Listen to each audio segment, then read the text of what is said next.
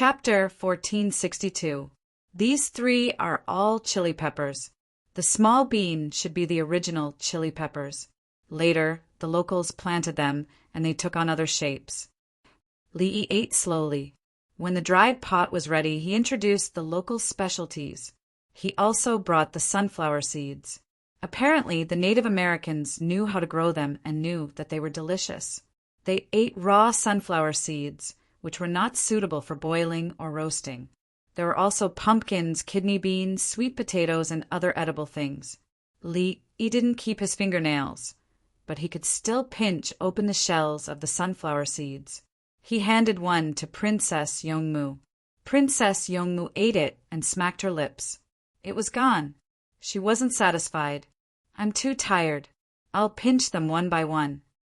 Princess Yongmu, who had never eaten sunflower seeds, thought that it was inconvenient to eat this dried fruit. Li grabbed a handful and began to chew skillfully. Crunch, crunch, crunch. He was very fast. He didn't chew the sunflower seeds after he finished them. He held them in his mouth. When there were more than 30 of them, he put his mouth next to Princess Yongmu's face. "Open your mouth. I'll help you chew them." "How can you do that?" Princess Yongmu blushed and dodged to the side. Xiao Lan leaned forward and opened her mouth slightly. Slap. Princess Yongmu slapped Xiao Lan's head. "Eat your roasted corn." Li had no choice but to chew it himself. It was delicious. He hadn't eaten it in a long time. It was full of memories. He grabbed a handful, chomped, and bit open. He held it in his hand with the shell and the kernel. When his hands couldn't hold it anymore, he tossed it with his hands and blew. The shell flew away, leaving only the kernel. He divided it into 3 portions and gave Princess Yongmu, Xiaolan, and the eldest disciple a small portion each. The 3 of them ate it in one bite. This time they were very satisfied. "Actually, I can make a simple shelling tool. But unless I make sunflower oil, it's better to eat it with the shell on. You guys eat pine nuts and hazelnuts, but don't you chew them yourself? It's not delicious if someone else peels them." Li stopped chewing and controlled himself. Otherwise, he wouldn't be able to stop. If he stir-fried a part of it and made it into 5 spices, he would be able to eat it for a whole day. It would be addictive. Even in the end, his head was buzzing. He kept thinking that he shouldn't eat it, but he still continued to chew. If it were to be replaced with Australian nuts in the future, their shells would be very thick and they would need to be peeled with tools. They would not be able to be eaten for a day. They would taste like wax, and one would get sick of eating too much of them. "Kaba!" Xiao Lan imitated Li Yi's actions and grabbed a handful. She picked one up and ate it. The first one was wasted. "It's not easy, is it? You need to practice. If you eat too much, there will always be gaps in your teeth." Li had already forgotten how old he was when he first ate sunflower seeds.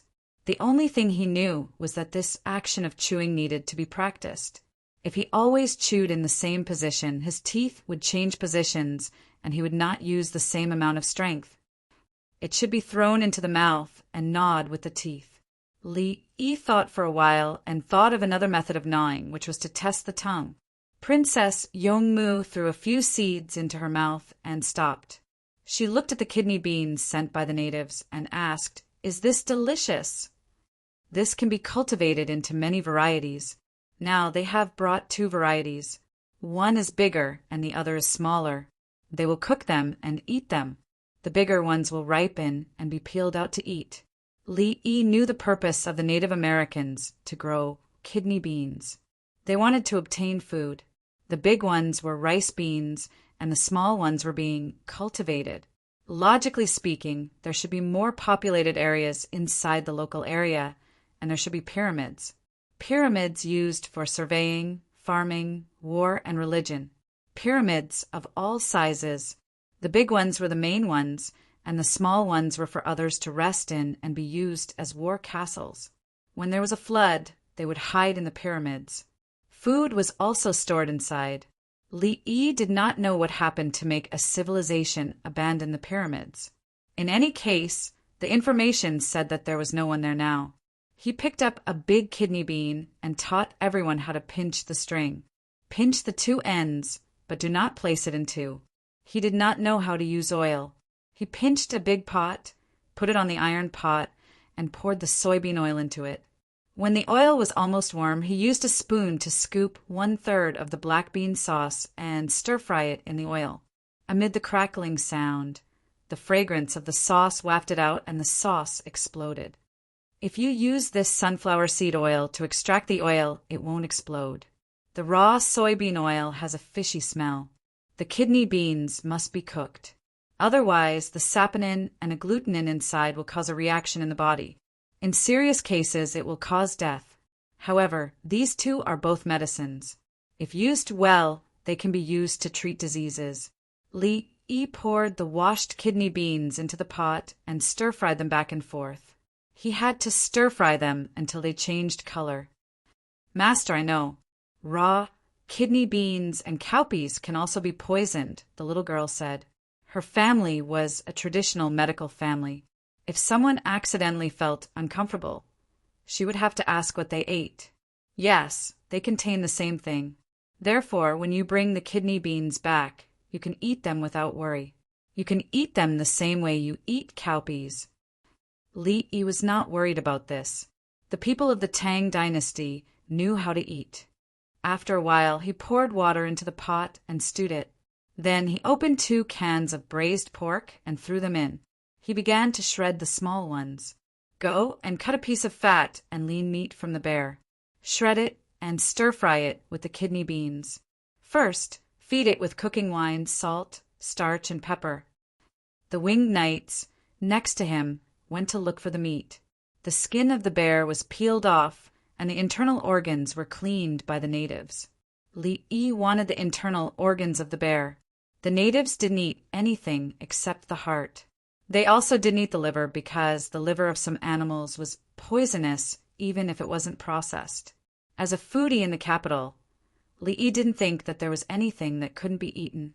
So what if it was poisonous? Puffer fish was also poisonous. It could be eaten with Artemisia granulosa and loose sprouts. The natives were cutting the meat and roasting it. They didn't sprinkle the seasoning Li Yi brought on the roasted meat, but they just carefully brushed the sauce on it. They also knew how to cherish it and dipped it in the seasoning. Although they weren't very tall, they might have eaten it. They also lacked oil on a daily basis. Li Yi expressed his understanding. The slaves bought by the Li family Zhuangzi in the beginning. Oh my God! They could eat 2 caddies of pastries scooped out of noodles in a meal. And that didn't even count the dishes they ate. Now, they were still the same people. Not to mention 2 caddies of noodles. Even 2 caddies of noodles made of noodles and dishes would be enough to fill their stomachs.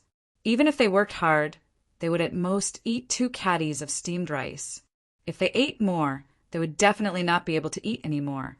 On a daily basis, they ate red meat, white meat, fish, eggs, vegetables, fruits, and dried fruits every day. Digestion, absorption, nutritional supplement, and calorie conversion. There had to be a certain amount, right? The natives' nutrition was not balanced. The more food they ate, the higher their requirements. The main reason was that their absorption ability was poor. Li Lang, how will we get along with them in the future? Princess Yongmu asked a very important question. Li Yi's hands didn't stop moving. My purpose is to turn them into people of the Tang dynasty. The people here are okay. They look similar to us.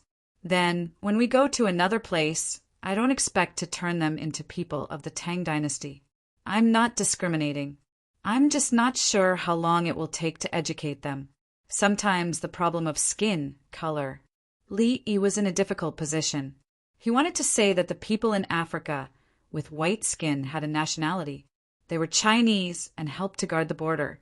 How should he describe the black people? It felt too difficult. Perhaps a change of environment and not being affected by the original place would work. Chapter 1463.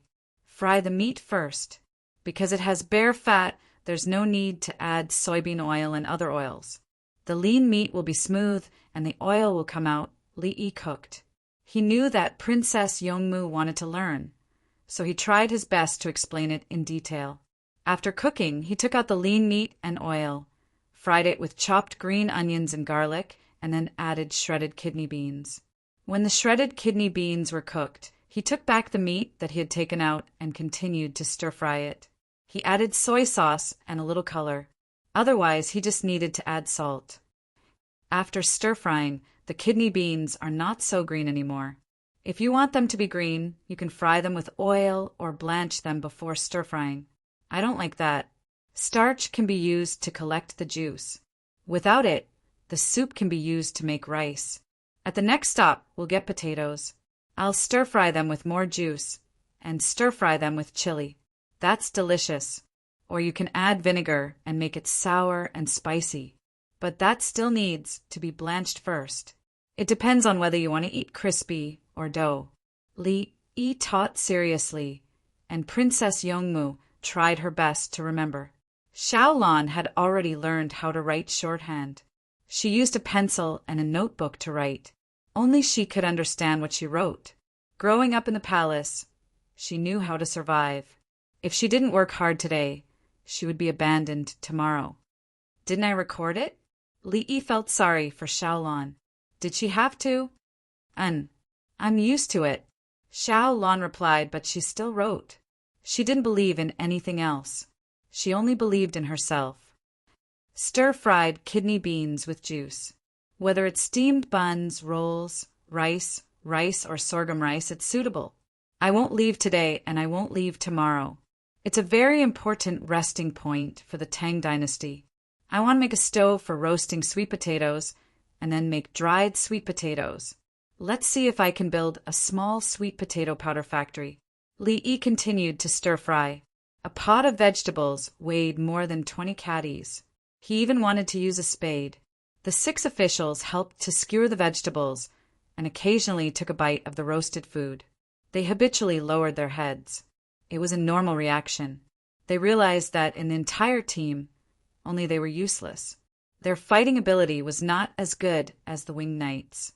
Their work was not as good as the craftsmen, servants, and eunuchs. How could they compare with the nurses? The nurse's physique was also quite good. She was a 9-year-old girl who had just passed the Lunar New Year. The speed at which she learned foreign languages was shocking, and the most important thing was that she was sensible. Xiaolan looked harmless to humans and animals. She had fought her way up from the palace and survived until now. Furthermore, she was assigned by the princess's side. Was she strong or not? The only ones left were Princess Yongmu and Li Dongzhu. There was no need to mention Li Dongzhu. He was the backbone of the team, and the team was happy and peaceful. What about Princess Yongmu? She knew a lot of things, but the key was that she didn't rely on her abilities to make a living. She had reincarnated well. Even so, the princess still worked hard to learn how to cook. In the end, the 6 of them were the only ones who were trash. He and the others had passed the Jinshi Imperial exam. Since when did the Jinshi Imperial exam become so worthless? How could the indigenous people understand the grievances of the officials of the Tang dynasty? It was as if they were celebrating a festival. They ate as much meat as they liked and did not even eat the staple food. They didn't make any staple food at all.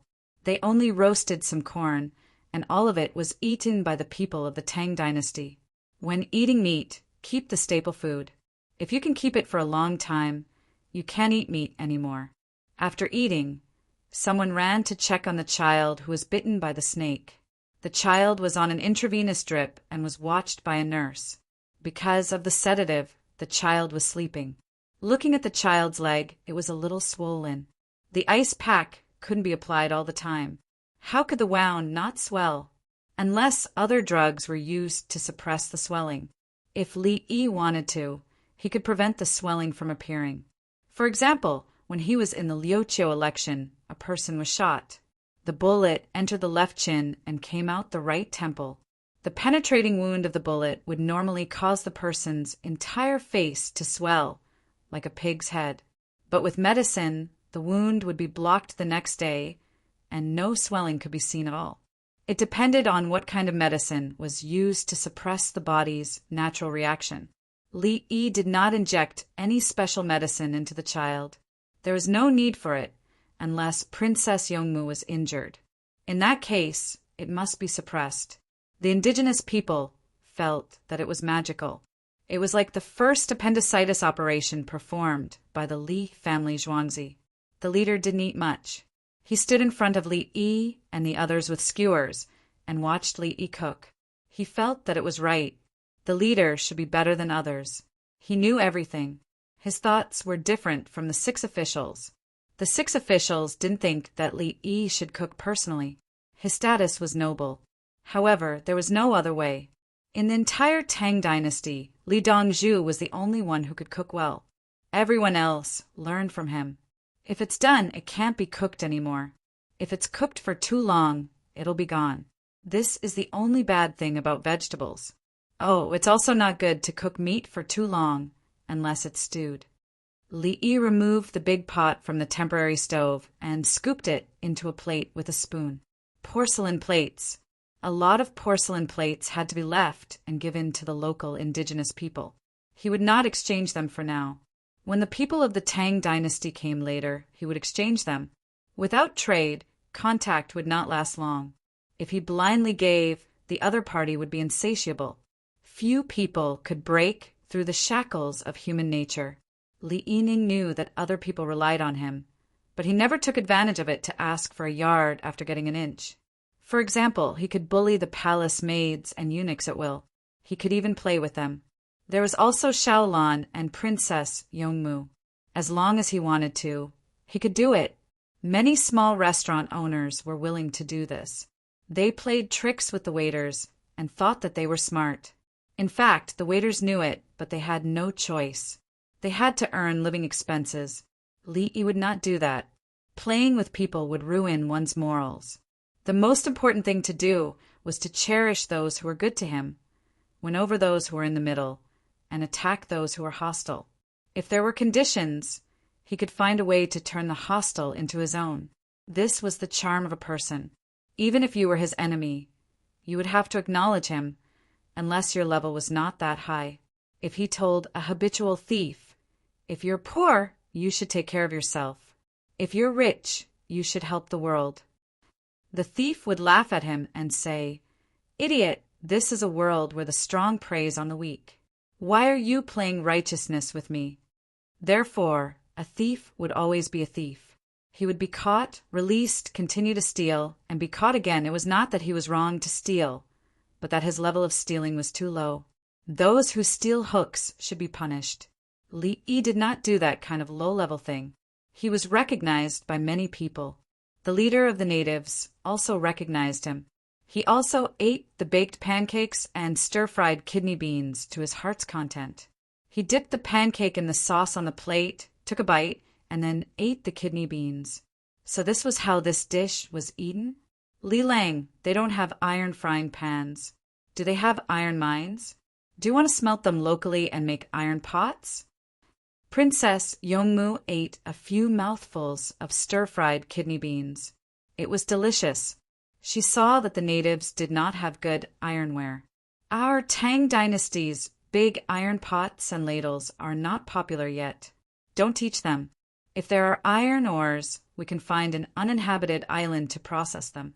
Don't think that their relationship with us will always be good, unless they become people of the Tang dynasty and fear the imperial power of the Tang dynasty. Li Yi was definitely not a good person. He calculated from a different angle and had a bigger plan. Some of the leaders of the natives in America were also ambitious. As long as there was a society, there would be people obsessed with power. If there was no desire, how could there be peace talks? Chapter 1464. The sea breeze, with a hint of bitterness, saltiness, and coolness, made a soft sound when it blew through the swaying shadows of the trees. Looking up, there was no moonlight, only stars shining brightly. On the beach, next to the reef, the swaying bonfires seemed to be shaking hope, bidding farewell to the melancholy of the past and no longer hesitating. The natives also had dreams. The colorful yacht was not wandering. It represented the will and strength of a civilization. Gently swaying under the wash of the waves, the beat was singing with the quiet chorus, singing the prosperity of China, who was Su Chanwan in her hometown. The sound of reading did not necessarily sound the paper window, but it was all to explore the confusion in the heart. It was not to prove that they were different, but the totem that was habitually called the dragon had a long history, like the Yellow River. The fragrance of stewed kidney beans transcended the present and the past. When mixed with rice, unthickened soup could be added. The delicious taste of sweet potatoes never depended on the dark wounds on the surface after roasting. Only by breaking it open could one see the yellow inside. Holding the roasted sweet potato in his hand, he was also holding flowing honey.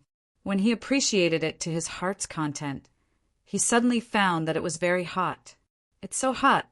Hurry up and bring the corn leaves over to cushion it." I found that roasted sweet potatoes are really not as good as roasted corn. Roasted corn always has the outer leaves. But who would bring the leaves and vines for sweet potatoes? Li finally roasted a sweet potato which weighed 4 caddies. When he broke it open, it was yellow inside, but he could not stand it. It was too hot. Ching Song, who had been paying attention to this side, changed his steps and held the outer leaves of the corn in less than 3 seconds. He then took the roasted sweet potato that Li was tossing back and forth. The cub, who was half a step slower, looked helplessly at the corn leaves in its hands in a daze. It analyzed that its reaction speed and explosive power were not good. If it was a long-distance race, it was estimated that it was the strongest. Eat it, yellow inside. In fact, there is a kind of red inside, but I guess it hasn't been cultivated yet. Li endured the heat and pinched the sweet potato with his hands. There were chopsticks next to him, but he did not take it. Using the chopsticks to pick up the roasted sweet potato lacked a sense of ceremony. It was like eating fried, stinky tofu, which must be wrapped in fringe paper and then eaten bite by bite. Who would steal beans from their neighbor's soybean field and cook them with tableware? Didn't they all use their mouths after roasting them? Did they have to use a kitchen knife to cut potatoes in the earthen stove? Didn't he have a black face after peeling off her lips with his hands? It was the same for the roasted sweet potatoes. There should have been a piece of paper, but he forgot to take it off. He couldn't possibly fly back to get it, right? Is it sweet? Li blew and fed Princess Yongmu a sweet potato. Princess Yongmu would even say that the roasted skin of a sweet potato was sweet. Xiao Lan blinked her large eyes and opened her mouth slightly. Li blew on it and pinched another one off to feed her. "Master, I'll do it myself. I'm not afraid of the heat." When the little girl saw her master touching the hot sweet potato with his hand, she quickly pulled out her hairpin. She used the hairpin to pick it and just followed the direction. It was very simple. She picked a piece and put it in her mouth. It was delicious. When the other palace maids and eunuchs saw this, they all reached out and wanted to pull out the hairpin. "Don't move. You can't control it at all. This is because you've practiced acupuncture too much. Do you think you can choose? I cut it open with just a flick." Li hurriedly stopped them. "Don't try to show off." His eldest disciple came from a medical family. Before she knew how to use chopsticks, she had already learned acupuncture. Muscles formed memories. In other words, it was called using the heart to move the needle. You can't eat too much. Too much sugar will have a big impact on the heart. It will also stimulate the stomach and affect the heart. After you go back and perform surgery and recover, you can eat whatever you want. I'm here. Li controlled his eldest disciple's eating situation. Some people felt uncomfortable in their stomachs, but it was actually the heart. It could also be the liver and lungs that could suppress and affect the stomach at the same time. Some people coughed and spat as soon as they finished eating. It was because their stomachs were stuffed and it was pressing on their lungs. "I know, Master. I'll just try it." The little girl was obedient and sensible. She also didn't want to die. "In the future, I'll make dried sweet potatoes for you. Dry them normally. People with bad stomachs will feel uncomfortable eating them. However, after it's made with honey, it'll be fine to eat a few more mouthfuls. The more the little girl was like this, the more Li Yi's heart ached. The stir-fried kidney beans had already been prepared. The winged knights and the others ate it. Each of them took a little bit. As soon as the lid of the pot of stewed kidney beans was removed, the unique smell of the sauce also spread out. The leader of the Aborigines scooped a bowl of rice, put his chopsticks together, and ate with great effort. The stir-fried kidney beans and stewed kidney beans were both placed in the bowl. He was basically eating them. It was delicious. The leader had never eaten such dishes before.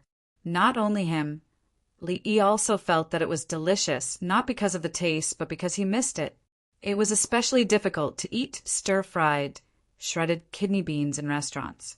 Many restaurants didn't provide stir-fried shredded kidney beans because it was difficult to cut them. Moreover, stir-fried shredded kidney beans couldn't be overoiled. It was relatively long and had to be stir-fried. A stir-fried kidney bean dish cost between 16 to 30 renminbi. After the stir-fry, the auxiliary ingredients, and the stir-fry twice, the dish was ready. It took less than 5 minutes. The pots for the stir-frying were ready-made. The auxiliary ingredients had already been cut and placed there along with the dish. The stir-frying shredded kidney beans took at least 10 minutes. Moreover, the shredded meat had to be slid first. It was harder to control than the stir-frying. If the heat was too high, the stir-frying shredded kidney beans would wilt. If the heat was too low, the stir-frying shredded kidney beans would not be fully cooked. To make it perfect, it was equivalent to someone ordering stir-fried tofu and telling you not to blanch the tofu. It couldn't be blanched, it couldn't be crushed, it had to be smooth and tender, it couldn't be hung with starch, and there had to be a thick soup. Li Yi had encountered this before. He ate stir-fried noodles that cost 7 renminbi, and a side dish that cost 1 renminbi. Yet it could be stuffed with tofu. Someone drove a car out of nowhere and stopped at the entrance. The woman got off the car and made such a request. She was almost beaten up because the stir-fried tofu only cost 6 renminbi. It was originally a roadside stall, but she insisted on the service of a state banquet and didn't want to pay the corresponding amount. Who would be beaten up if not you? That piece of tofu cost 1 renminbi and 70 renminbi. She made a series of requests and ended up paying 6 renminbi. The most important thing was that the roadside stall could really make it. She had made it for her mother's birthday. She didn't want to make it for 6 renminbi. Li Yi saw it. After she bought the tofu, she controlled the water and turned the top layer of the soft tofu into old tofu. After mixing the seasonings, she added bone broth and boiled the tofu. She kept the tofu in the wok and didn't stir the ladle at all. She just used the bone broth to collect the juices. The outside was old, and the middle was tender and flavorful. She didn't blanch it. Lu Yuan couldn't eat tofu like this. The natives also couldn't eat the kidney beans that Li Yi was making. Especially when stir-fried, water would come out if they weren't blanched. This was the case for all vegetables. When the water didn't explode, the shredded kidney beans were yellow and not green. Li Lang, why is there so much garlic? Princess Yongmu saw the problem. Li Yi had added a lot of minced garlic when stir-frying the shredded kidney beans. Suppressing the flavor of the beans is like eating eggplant. Is it okay to have too little garlic and eggplant? Governing a country is like cooking a small dish. Li Yi didn't eat it. He had lost his appetite because of the smoke from the stir-frying. Princess Yongmu frowned. Are you saying that one has to be meticulous in governing a country? What you said is a kind of understanding. There are also things like paying attention to the balance of the seasonings and not flipping them all the time. In fact, those people are all high and mighty. What I really mean is that when it comes to governing a country, it should start from the people at the grassroots level. If the people don't have tools for farming, they should research on good tools. If the people don't know how to read, they should be taught how to read. A small dish is an individual. It's a new kind of technology. What's called a dish is to let the people accept and understand it. It's when production technology is transformed into productivity that it's great. You can see the big from the small and know the big from the small. My opinion is actually a unity of opposites. In my opinion, this small dish should be called targeted poverty alleviation. Li Yi rejected all the arguments and put forward his own. Chapter 14, 65. Looking at Li Yi and the others eating, the natives actually felt hungry. Why did they find that the food they usually ate was so fragrant? The leader had already eaten and admitted that the same food was indeed different from the ones made by these people who said they were from the Tang dynasty. They were all spicy food, but they had other flavors. How did they make it? When they processed the meat, they added something. Why did they add it? The leader had 100,000 questions at this moment, but unfortunately, it was still difficult to communicate. The little girl was half full and took the tablet to learn from the leader. Both sides wanted to speak fluently. It was dark and a little cold, but the natives were still reluctant to leave. They took the straw mats they made and the fur they hunted to the bonfire. They arranged for people to add firewood to the fire before they fell asleep. Li Yi asked for a pile of dry corn and went back to the boat to rest. Before dawn, he got up, ground the corn into flour, and cooked it slowly in a few big pots. Then he mixed the corn flour with a little white flour and bean flour with a flour mixer. He put water in the other steamers and boiled it. When it was almost time, he woke up the palace maids and eunuchs to help make cornbread. Use your thumb to make a hole in the cornbread. Make it deeper or it won't be cooked. This hole can also be used to put pickled vegetables. You can eat it upside down. After teaching them how to make it, Li Yi cut the pickled vegetables into pieces and rinsed them in the water. The sun rose. Everyone took a bath and got off the boat. The natives also got up. They found a place to go to the toilet and prepared to cook. Seeing that the boat was still there, they were relieved. They hadn't finished their discussion yet. Li Yi came down with porridge, spoons, and cold dishes with seaweed and shredded onions. The natives were happy. They didn't have to cook by themselves. Take the cornbread like this. Put the pickled vegetables at the back. Eat the porridge. Li Yi picked up a cornbread and demonstrated. Everyone looked at it and knew it. It was simple. Li Lang, corn is really delicious. Take it back and let the people of the Tang dynasty grow it. Princess Yongmu fell in love with the taste and texture of the cornbread. The equipment I use can grind the flour very fine, but the people of the Tang dynasty can't do that. Besides, the flour is mixed with white flour and bean flour. Otherwise, it'll end up as dregs. Li Yi did not think that the cornmeal was delicious. He drank the cornmeal directly because his stomach was sour. It's better than starving. Let's feed the people first. If there's more, we'll feed the animals and pigs. We'll eat braised pork in soy sauce. Princess Yongmu was concerned about the yield. The corn cultivated by the Native Americans had a high yield per mu, which was higher than wheat and rice. The Native Americans were the best at farming, but they were worse at domesticating animals, especially when it came to eating meat. There were no alpacas in this tribe. They did not domesticate wild boars, nor did they raise chickens, ducks, or geese. If they wanted to eat them, they would go hunting. Li Yi guessed that it had something to do with the food production. The alpacas ate grass, pigs and poultry ate corn. The Aboriginals themselves didn't even have enough to eat. Although the Native Americans grew corn and sweet potatoes, they still had a shortage of food, similar to the people in many places of the Tang dynasty. The level of civilization of the Tang dynasty was obviously higher than that of the Native Americans. If they encountered a natural disaster, wouldn't they still have to flee? Starving people were everywhere, and they would trade their seeds for food. However, if the same corn and potatoes were brought to the Tang dynasty, the people of the Tang dynasty would have a better life. Wah wah wah wah. The leader struggled to use chopsticks to pick up the shredded scallion and seaweed and stuff it into his mouth. After swallowing it, he said to Li Yi, "Scallion, right?" Li Yi easily picked out a shredded scallion from the pile of shredded scallion. The leader nodded. Yes, this is it. Where did you get it? Tablet. Li Yi stretched out his hand, and the little girl passed him the tablet on the table in front of her. Li Yi showed the leader how to plant and harvest the scallion seeds. In the first year, there were no seeds.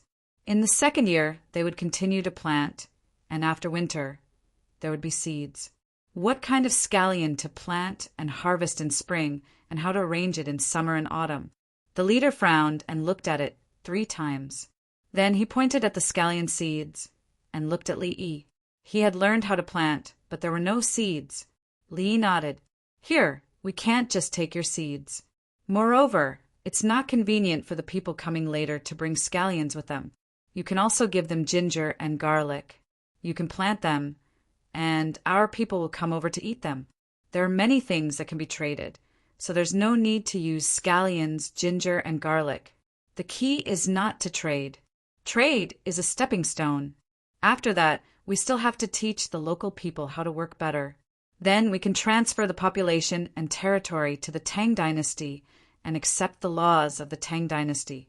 If we do it well, there will be no need for war.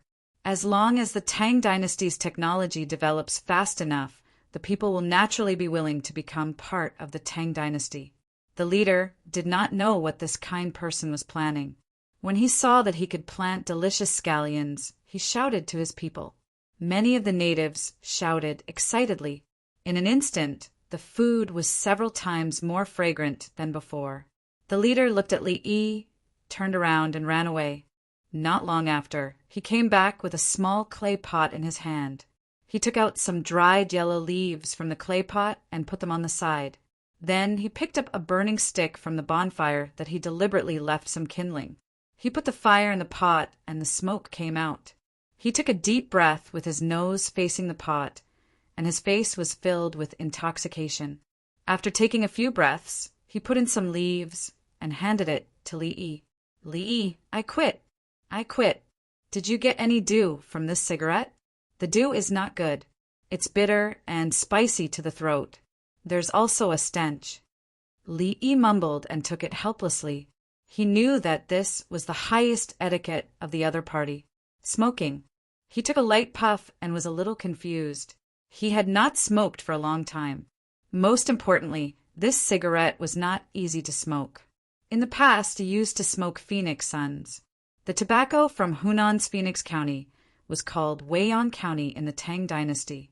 However, when he smoked, he could not get the Phoenix Suns from Phoenix County. He could only smoke the Phoenix Suns from other counties. It was the same. The tobacco from Phoenix County was provided to the tobacco factory. The management was very strict. Occasionally, there would be tobacco sold secretly, but it would not reach his hands.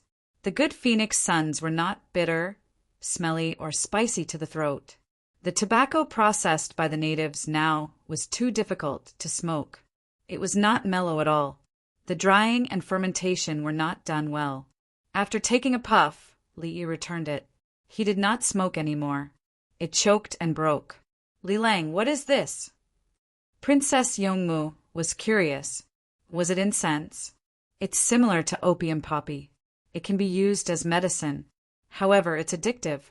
Therefore, it is not allowed to appear in the Tang dynasty. Li Yi had already decided not to let the people of the Tang dynasty come into contact with it. The people who came over were not allowed to smoke anymore. He only told the natives, "What about the medicine?" When the little girl heard that it could be used as medicine, she was more concerned. The medicine is basically applied externally. I'm worried that if someone smokes it, more people will smoke it. In the future, everyone will smoke. Li Yi thought about the contents of the medical book and said a prescription. I know. It's in Master's medical book. So this is what it is. Master, let's not let others plant it. We plant it ourselves and sell it to pharmacies everywhere. You also don't allow people to eat opium poppy, right? Arsenic is still medicine. Most people don't eat it for fun. The little girl persuaded. Take it back and restrict its use. If you don't say that smoking is good, who will smoke it?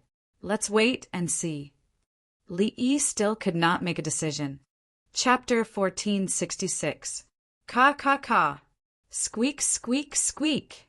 The machinery started to operate, and the equipment Li exchanged for came into play again.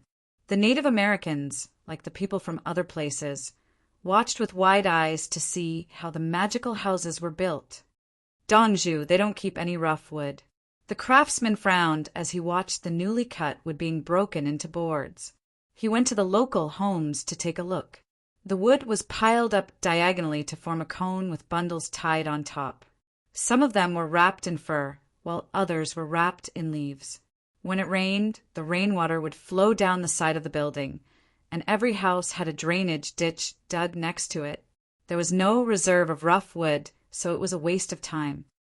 Make do with it first. Put charcoal fire in the wooden house. If there are cracks, use nails to repair the boards. There's no need to use mortise and tenon construction. Li didn't have any good ideas. If he wanted to find good wood, he had to go into the rainforest. There was Sioux wood or Brazilian mahogany. It could be used as dye, but it was protected by a group of people who didn't care about whether it would destroy a species. The hunters of the Tang dynasty knew when not to go into the mountains, and the woodcutters knew how to raise a forest. Some people only knew how to destroy and plunder. Sigh. Li sighed. This stronghold is very important. It's related to the mental state of our people when they come over. Li was referring to the long voyage from Hawaii to here. Sailboats and steamboats could move as fast as yachts. When they finally reached the shore, it was the most tiring time. Both the mind and body were exhausted.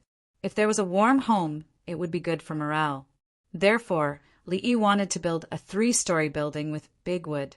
He didn't expect people to live in it.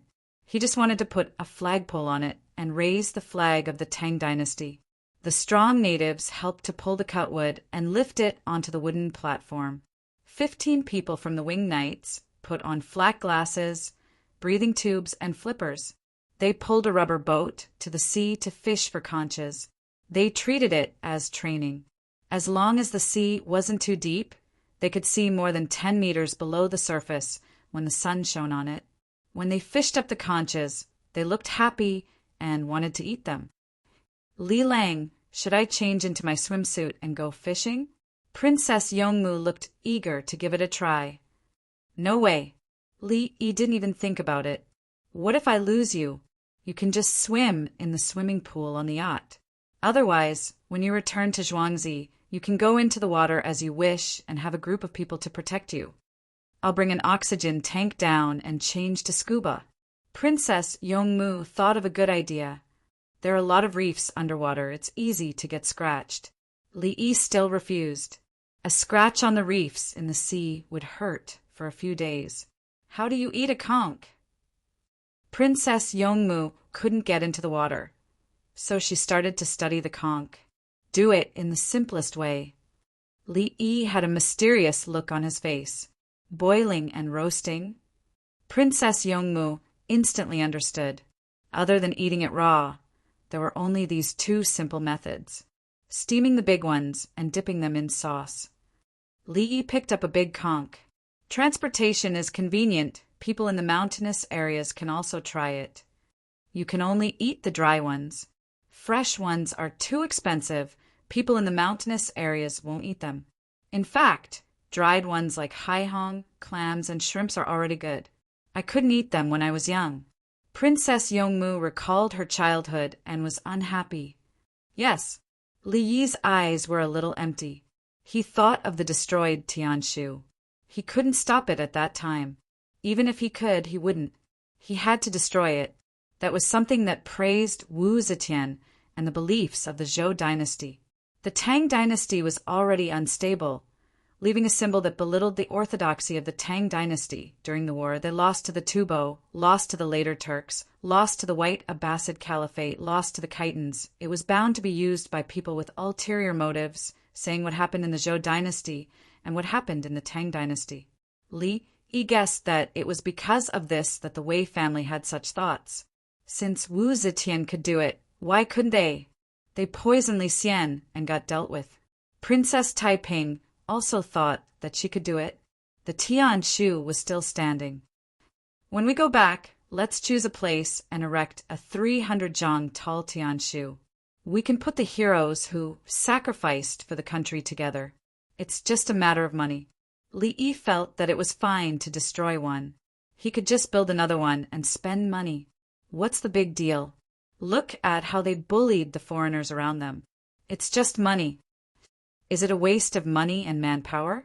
Princess Yongmu raised her eyebrows when she thought of the project. Those who work will be paid. It's a waste of money. Money will circulate in the hands of the people.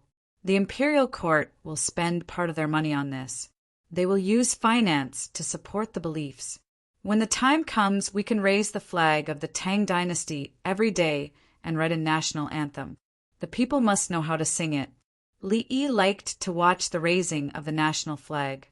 No matter where it was, even if a primary school raised the national flag on Monday, he would still stand and wait for it to finish. Tiananmen Square was the best. There were honor guards. The only drawback was that it was crowded. Yes. Princess Yongmu smiled sweetly. Yes, it's just a matter of spending money. The imperial court has enough money. Let's find people from other places to compete. Archery, polo, football, badminton, swimming, rowing, running, javelin throwing. Li Yi introduced the competition. It was not called the Olympic Games. It was called the Tang Dynasty Games. They would take a mirror from Mount Taibai to start a fire and pass the torch. Princess Yongmu narrowed her eyes. Yes, football has already made a lot of money. The Beijing governor's football team is very hardworking. Some prefectures even want to let them participate. When the time comes, we can find people from other countries to play. I believe that the Tang Dynasty's football team is the best. If they dare to lose the game, they will be beheaded. Li Yi, that's not necessary, right? Li Yi felt that victory and defeat should not be linked to life. Last summer, the left back of Liang County took the money of a gambler and deliberately let a few balls go. His leg was broken and he is now limping. The gambler was taken away by King Song. I don't know where he went. King Song wanted to make a fortune from the gambler. If he didn't pay, he would beat him to death. Princess Yongmu played it down. His leg was broken, and he was gone because he participated in football. Li Yi swallowed his saliva and moved his leg. That's a good idea. Let's go and take a look at Qingdai. As he spoke, he walked towards the house of the child who was bitten by the viper yesterday. When he walked, his leg was a little unnatural. The little lass was observing the patient. She personally changed the medicine for the child. The area around the child's leg that was bitten was swollen. The cold compress couldn't be applied continuously. Frostbite should have occurred. Fortunately, the swelling wasn't too big. The child didn't get out of bed. He ate by himself. The little lass handled the matter for him. The little boy was obviously a little shy. The way he looked at the little lass was different. This beautiful girl who was about the same age as him treated him well. Was it because wah wah wah wah? The little boy didn't care about the people around him. He stared at the little lass with anticipation in his eyes. The little lass listened and thought for a while. Don't think about it. Why should you marry me? I will be burdened to death by you. You are so stupid. Last time, when the family who knew how to look for gold fell sick, did they want to look for a nurse? He didn't understand the little boy's words, but he understood what his eldest disciple meant. Thus he thought of a person. It was the younger brother of a cadaver that he used as practice. He had taken a fancy to the nurse. Chapter 14:67. Li Yi checked her body and found that there was no problem. She would be fine after 2 days.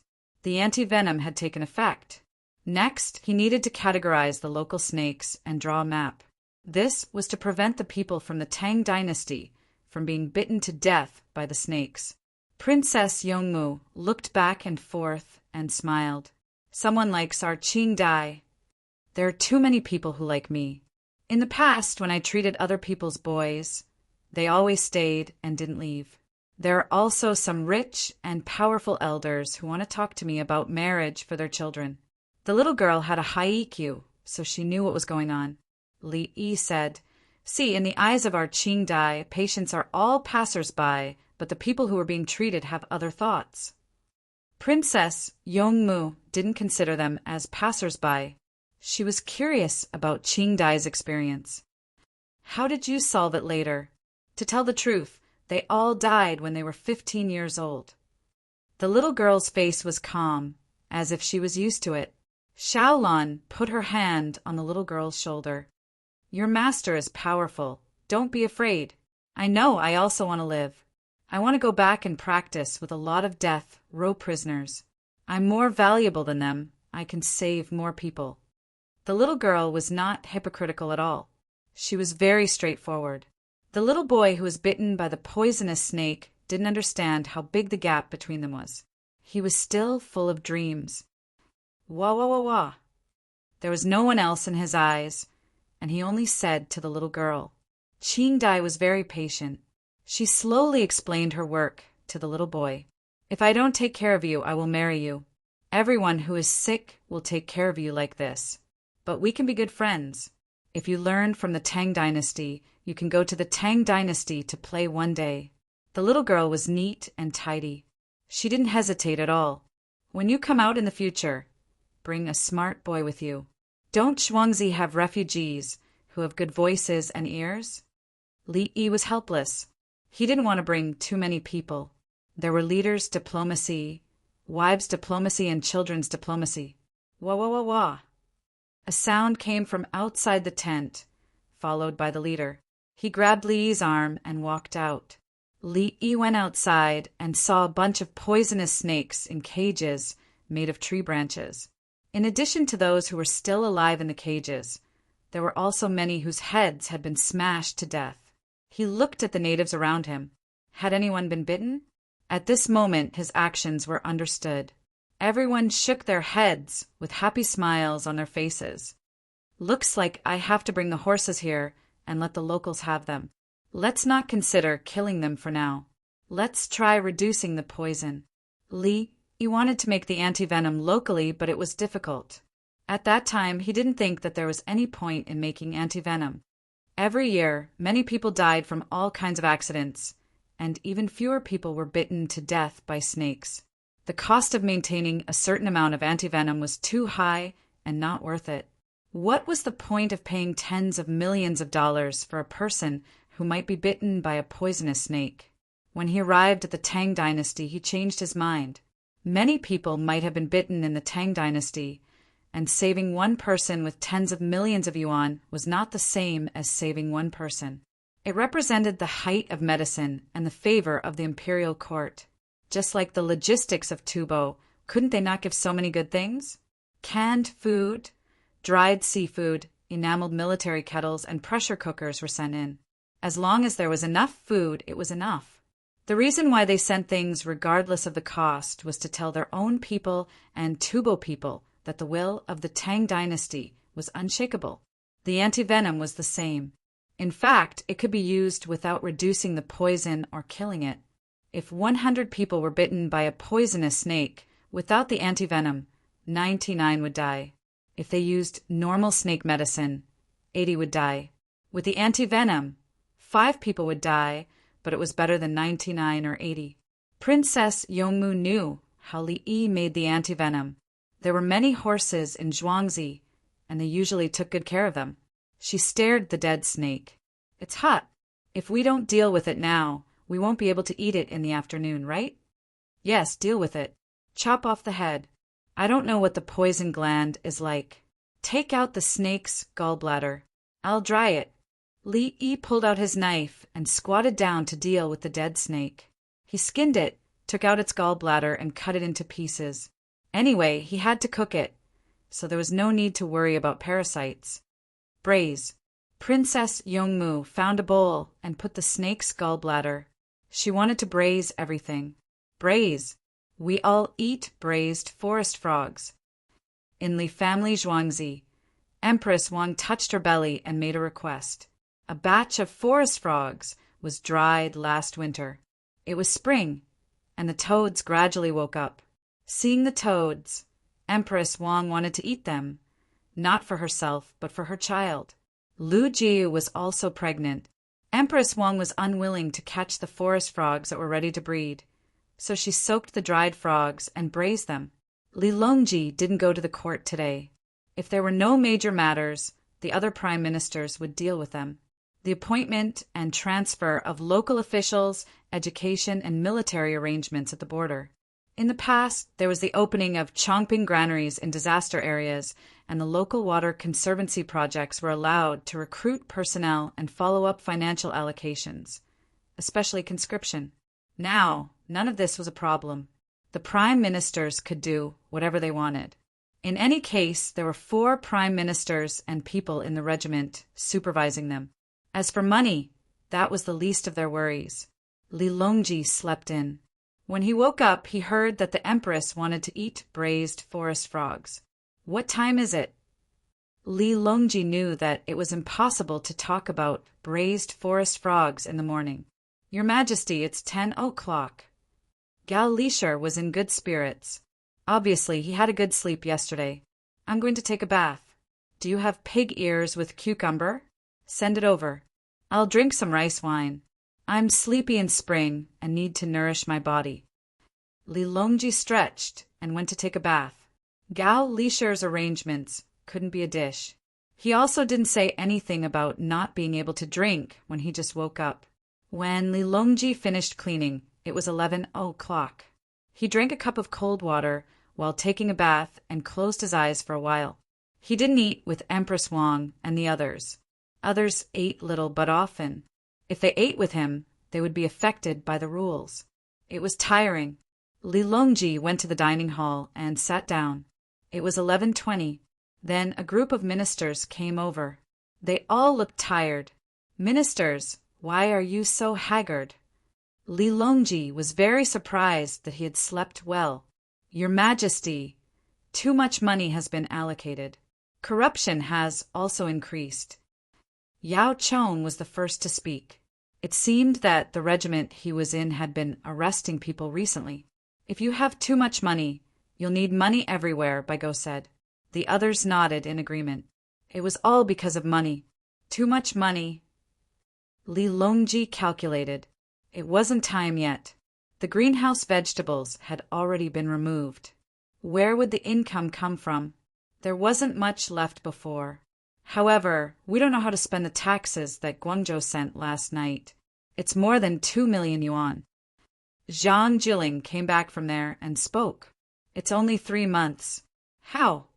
Li Longji couldn't understand based on what he had learned.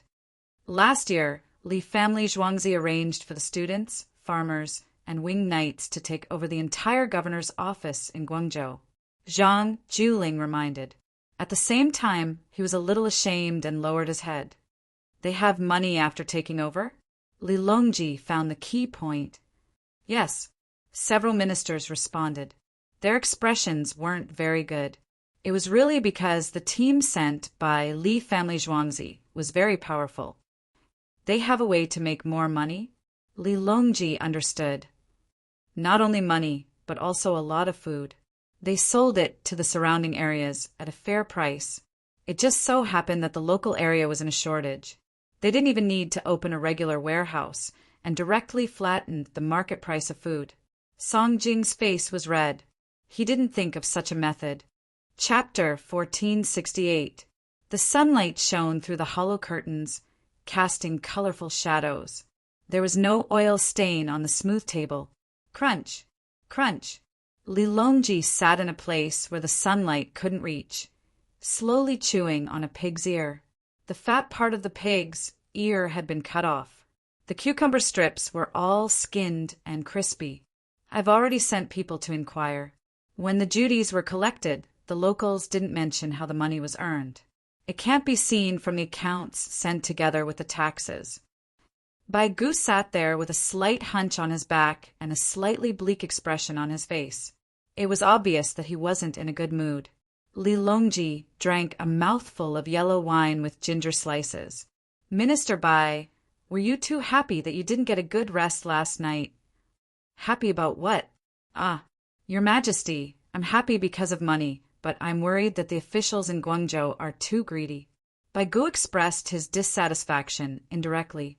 When was the local government so powerful that they didn't tell the imperial court how the money was earned? Li Longji smiled slightly.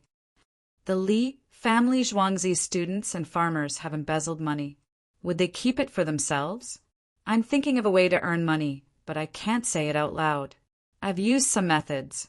I'm worried that this method will harm the people's hearts. Song Jing followed. He was vexed. He couldn't control Li Yi, and he couldn't control the Li family Zhuangzi's people. The Li family Zhuangzi wants to be independent? Want to establish a country? Ministers, please eat. Li Longji didn't want to be entangled in this matter. He knew that the Li family Zhuangzi's people were afraid that the imperial court didn't have enough money, so they took some measures to get a lot of money and food. In 2 months, there would be a shortage of food in the north, and now there was a shortage of food in the south. Once the food was in their hands and thrown into the market, the commoners wouldn't have to bear the higher price of food, and the grain merchants would earn less. Presumably, the part of the taxes collected by the local governments wouldn't be left and would be used for infrastructure. How could the farmers be greedy for money? The students were also honest because the cost of committing crimes was too high and they couldn't escape. The consequences were quite serious. The ministers were in a bad mood because they had no right to speak. A group of people stood up, washed their hands, and served the dishes. Everyone also served their favorite soup. Spring replenished water, mainly due to the heat. When Bai Gu and the others came back, Li Longji finished a small plate of pig ears and cucumber and started to deal with the seafood on the other plates. Now that he only ate small plates, he could eat a few more dishes without wasting anything. Oysters were raw. The Li family, Zhuangzi, specialized in raising oysters. There were no parasites, but the cost was high. There was only a little salt in the oyster. Li Longji chewed slowly, savoring the fresh taste. Let's eat grilled oysters. It's too dangerous to eat raw oysters here. It's easy to eat parasites. Cold water is better. A group of people were eating barbecue in the Guangzhou Department of Shipping. It was newly built by the Department of Shipping, and it took up an even larger area, making it look very imposing. The fifth steward of the Li family Zhuangzi, Li Feng, ate with the students and the winged knights. Tan Shui and Mei, who had just returned home, were also there. In addition, the leader of the local aborigines was also there. Their lives were better now, and they had more food and money. Everyone in the stronghold had entered the Tang dynasty. Li Feng made the decision to exempt them from rent for 3 years, and then there were 2 years of half price. The 3 years of free rent and the 2 years of half price were Li Yi's policies to attract investors. Now, Li Feng was helping the local people to build roads, water supply and drainage, as well as leveling the ground of the settlement. The roads were already paved, and funds were being invested in water supply and drainage. The Aborigines contributed to the work, and they were paid for it. There were no water pipes or sewers. They just drew the spring water from the mountain and then discharged it. They didn't discharge it when they went to the toilet, so they left it as compost. They mixed it with leaves and grass, fermented it, and then transported it down the mountain to exchange for soybean oil and rapeseed oil. The children were studying in the school at the foot of the mountain, and the adults also had classes to learn simple Tang dynasty words and speak the Tang dynasty's Mandarin. The entire Guangzhou prefecture and its surrounding areas were governed by the people from the Li family's farmstead. In the past, it was chaotic, and the lives of the people were not good. Villages fought against villages, big surnames fought against big surnames, Aborigines fought against other Aborigines, and Aborigines fought against other Aborigines. Now, they stopped fighting and worked to earn money. If they had the time to fight, they could have earned dozens of taels. Were they not worried when they saw other people building new houses? The winged knights had performed a few armed exercises, and they were in charge of teaching the local people. Ever since the Yan family was dealt with, all the other families behaved themselves. In less than a month, the 2 main roads connecting Luzhou and the other provinces to this place will be paved. Lu Zhou can build a dock to trade goods. Send people quickly. There are trades happening now, but I don't care. Qin Shui was talking about her family. She was too powerful. Even Huang and Huang family did not dare to provoke her. They had to follow her whims. The only person who could keep the Tan family in check was the Li family Zhuangzi. Li Feng was not afraid at all. How many people do you have in Luzhou? Do you dare to rebel? Do you believe that my family's Dongzhu can destroy you all on his own? Spend the money on the people. Don't always pursue luxury, Li Feng said to Qin Shui. He was worried that if the Tan family had too much money, they would only seek pleasure and exploit the others. The Tan family acted in the name of the imperial court. If they exploited the people too harshly, the people would think that the imperial court treated them badly. You should eat good food, wear good clothes, and live well. Don't spend a lot of gold and jewels. You should focus on comfort. My family doesn't want to be a local tyrant. I'm afraid of being beaten up. My family is now like the Li family Zhuangzi. We'll provide food 24 hours a day. Oh, we'll provide food 24 hours a day. We'll give preferential treatment to craftsmen, build schools, increase employment, hire doctors, collect medicinal herbs, and provide free medical treatment to the people. Qin Shui explained. She was learning from the Li family Zhuangzi. They had coal, mines, money, and manpower. A few years ago, the strongholds that were slightly more powerful all listened to her family now. Under such circumstances, the imperial court should reward her father and give him a high official salary and honor. However, Li Yi did not agree. They were all his people. Why should he give them extra titles? When the time came, who would have the final say in the administration? They were going to reform and return to the mainstream, but the imperial court wanted to give them another title. Were they trying to cause trouble? The Tan family was also unwilling to give them titles.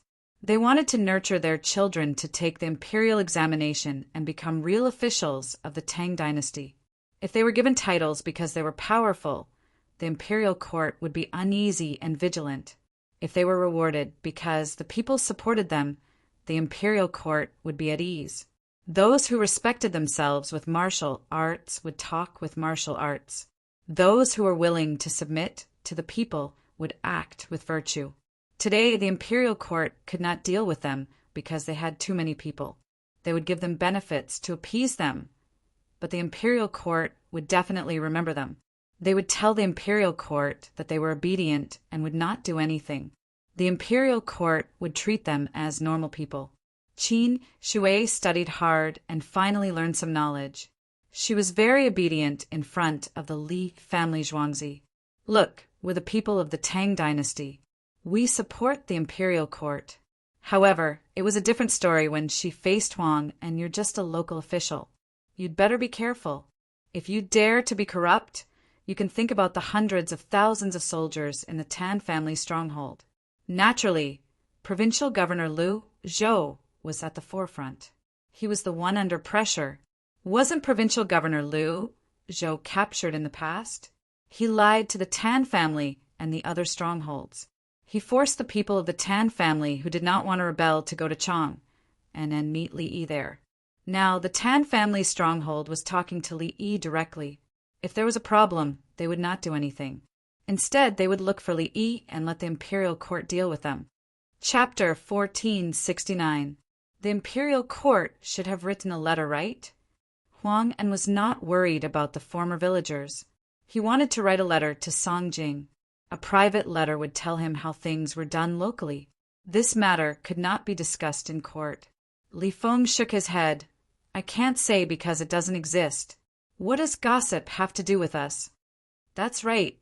Huang felt helpless. He was convinced. The fifth steward of the Li family Zhuangzi was so good at scheming. Of course, the steward was trained by Dongzhu. One could imagine how good Li Yi and Li Dongzhu were at scheming. The matter was not complicated. After Zhang Jiling left, the Li family Zhuangzi immediately took over the entire Guangzhou government's affairs. First, they dealt with the problem of the villagers. Then there was gossip. It was said that the Tang dynasty's imperial court felt that there were too many merchant ships, and it was inconvenient to manage them. After the new year, only 5 slots were opened. The other merchant ships were included in these 5 slots. How were the slots calculated? Points were given based on the volume of trade. Those with higher points would get the slots. In addition to the volume of trade, additional points were given for food. As long as there was enough food, the points would be higher. When the news spread, barbarian merchants and local merchants asked around. The attitude of the people in the Department of Shipping was ambiguous. They did not say yes or no. Then there was gossip that the people in the Department of Shipping were ordered to keep their mouths shut.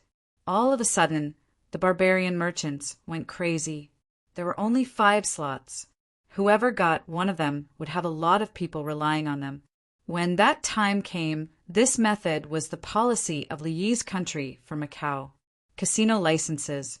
If you want to gamble legally, you have to get a license. I don't care how many people you have under your legal license. You have to deal with the legal license yourself. Therefore, Macau was very stable. The casino had the final say in the local society. The chips from the casino could be spent like money. Liyi's license was real. The one in Guangzhou was fake and did not exist. Li Feng knew that barbarian merchants hoarded good things and slowly sold them. This would create the illusion that there was a shortage of goods and increase the price. This was because the Li family Zhuangzi did this. The soy sauce, fermented bean curd, tea eggs, and so on were in stock. In other words, the production had reached its limit. He extorted a sum of money, including food. The barbarian merchants saw the local situation and couldn't find any other opportunities. The Wing Knights and the Li family Zhuangzi were deeply rooted in their hearts. They robbed for the license. He ran back as fast as he could to get the food. Food was more important. The volume of trade suddenly increased, and the supply exceeded the demand, so the prices of the barbarian merchants' goods dropped. Li Feng cooperated with other Tang dynasty businessmen to lower the price, and he also received the goods himself. The price of the barbarian was the same as the original price, and there was a profit margin in between. There was also a lot of food, and these were only the first 2 batches. There would be more barbarian merchants rushing over with goods and food in the future. Could this kind of thing be officially announced? What kind of joke was this? We didn't talk about it. It's just a rumor. Huang and was scared out of his wits. Firstly, the barbarian merchants would be able to lower the price of their goods and increase the amount of food. Secondly, the barbarian merchants would not be able to raise the price of their goods even if they wanted to, unless all the barbarian merchants worked together. However, he reckoned that if the barbarians dared to form an alliance, the Li family Zhuangzi's methods would be even more formidable. He had heard that the merchants of Chang and had formed an alliance when they were buying soy sauce, but in the end, all of them were defeated. What if someone from the inside leaked the information? Dongguan County Magistrate Huang Luin asked while looking at the local leaders. Huang, why are you looking at me? What benefits will I get from this? Angering Li Dongzhu? My village is still counting on Li Dongzhu to live a good life. If this matter is exposed, I will be skinned alive and lit on fire. A village leader glared at Huang Luin. I'm worried about you. I don't trust any of you officials. I'm not looking at anyone. I'm drunk. Huang Luin quickly dodged. He had not even touched a sip of wine yet. There's no harm in spreading the news, because this matter can come true. Li Feng said, Don't fight among yourselves. It's not harvest season yet. The barbarian merchants should take out their stored goods and food. Won't it be cheaper in the future? Huang changed the topic. He was thinking about the purchase price. We sell fishing nets made of cotton and linen. They're stronger than those made of pure linen, and they can last longer. Li Feng brought up another matter. What's the use of it? Tan Shui did not drink. She ate roasted beef. There's more fish, and there's less demand for food. Due to the tropical climate outside, the production of food is high, and it's suitable for us to purchase. We'll use new fishing nets to increase the number of fish caught by the seaside. They'll be processed into dry goods and transported inland. When the production of food and seafood in Guangzhou and Luzhou increases, we can still help the inland after deducting the transportation costs. Li Feng explained the impact of the lack of restrictions on the circulation of goods in the area. As long as there was no place to protect them, even after deducting the transportation costs, the price of similar goods in other places would still decrease. This was the unification of macro control and market economy. The common knowledge in political economy was not high-end at all. Huang and the other local officials lowered their heads. They felt uncomfortable. They had to think for a long time before they could understand the logic behind a village leader's words. They were a person with scholarly achievements. They had taken the imperial examinations. Was scholarly achievements so worthless now? My family will fish more in the future. Tan Shui did not care how uncomfortable the officials were. She did not take them seriously. How could the officials be compared to the Li family, Zhuangzi's village leader? What kind of joke was this? We need craftsmen to build big ships. Instead of taking the land route to Chang and from Luzhou, it's better to go along the sea and take the water route. In the future, there will be trains in High Province. They can unload the goods when they reach the destination. It's convenient for transportation. Also, big ships can go out to sea and cast nets further away from the shore. The land is the foundation of our survival. However, who said that we must use small ships on land for economic activities? Investing in big ships, catching bigger fish in deeper waters, and casting nets to catch shellfish and corals. Isn't that an economic activity? Li Feng told Tan Shui not to limit herself. The imperial court did not say that she could not build big ships. Do you have to use small ships to cast nets at the seaside? Go out to sea further away. More fish are waiting for you. No. Hurry up and find craftsmen and blueprints. I'll hire them. Many of us are still diving.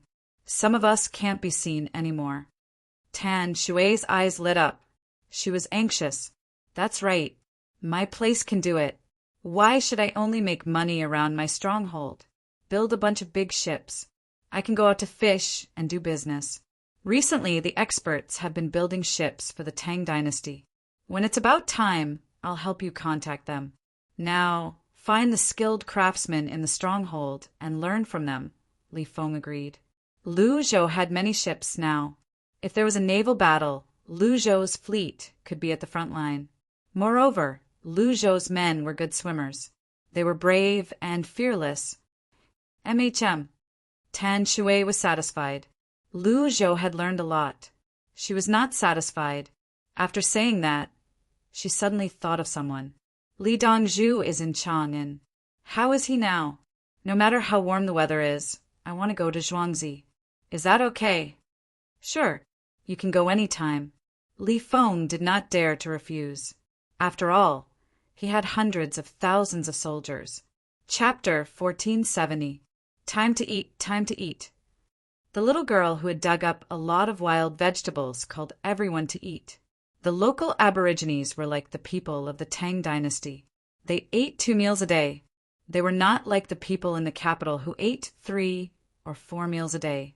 A large group of Aboriginal children ran over with the little girl as the center. They were all smiling. The children's happiness was very simple. Sometimes a candy could make them happy for a long time. Sometimes they would be inexplicably excited when they saw the rain outside. When we wake up tomorrow morning, we will eat sour cornmeal soup. It will ferment today. Li Yi and his men made cornmeal pancakes and salted fish for everyone. They were all steamed. The salted fish was made from the small yellow croakers he caught in the sea. It had been many days since he came out, and there were very little nitrites. Li Yi felt that the nitrites in the salted vegetables were not a problem in the development of Chinese cuisine. Whether it was pickled vegetables, dried vegetables, sausages, etc., the Chinese people knew that they could only eat them when the time was right. Who would eat the pickled vegetables in the Northeast after being pickled for 10 days? Also, the pickled vegetables were only allowed to be eaten after 20 days. Yunnan's raw pork and salt were kept in jars. Who would eat them within a month? They were kept for a few months and only eaten after fermenting. Some people were stupid and said that the salted vegetables were not good to eat because of the nitrites. The Chinese people knew about this long ago. Why would they need to talk about it? Why were they pretending to be scientific? Also, they said that alkaline and acidic foods were not good for the body. Didn't they know that the Chinese people knew about the neutralization of acids and bases? Cornmeal pancakes were salted fish. Naturally, there were also people who said that salted fish were not healthy. Salted fish had been steamed for more than a month. How could they criticize it based on their so-called knowledge? Li did not care. Many so-called public knowledge accounts were shameless in order to earn royalties. You can't eat fried food, pickled vegetables, fried food, red meat, white meat, fish with too much protein and carbohydrates are harmful to your health. You can't eat it. You can't eat it. You can't eat it. It was easy to find such people. In order to earn royalties, some even helped to advertise. They did not care about right or wrong. If they could deceive people, they would think that they were smart. They lacked morals and only cared about money. Now, everyone was eating cornmeal pancakes, steamed salted fish, and small yellow flowers. There was also a wild vegetable soup with some pepper noodles and chopped green onions.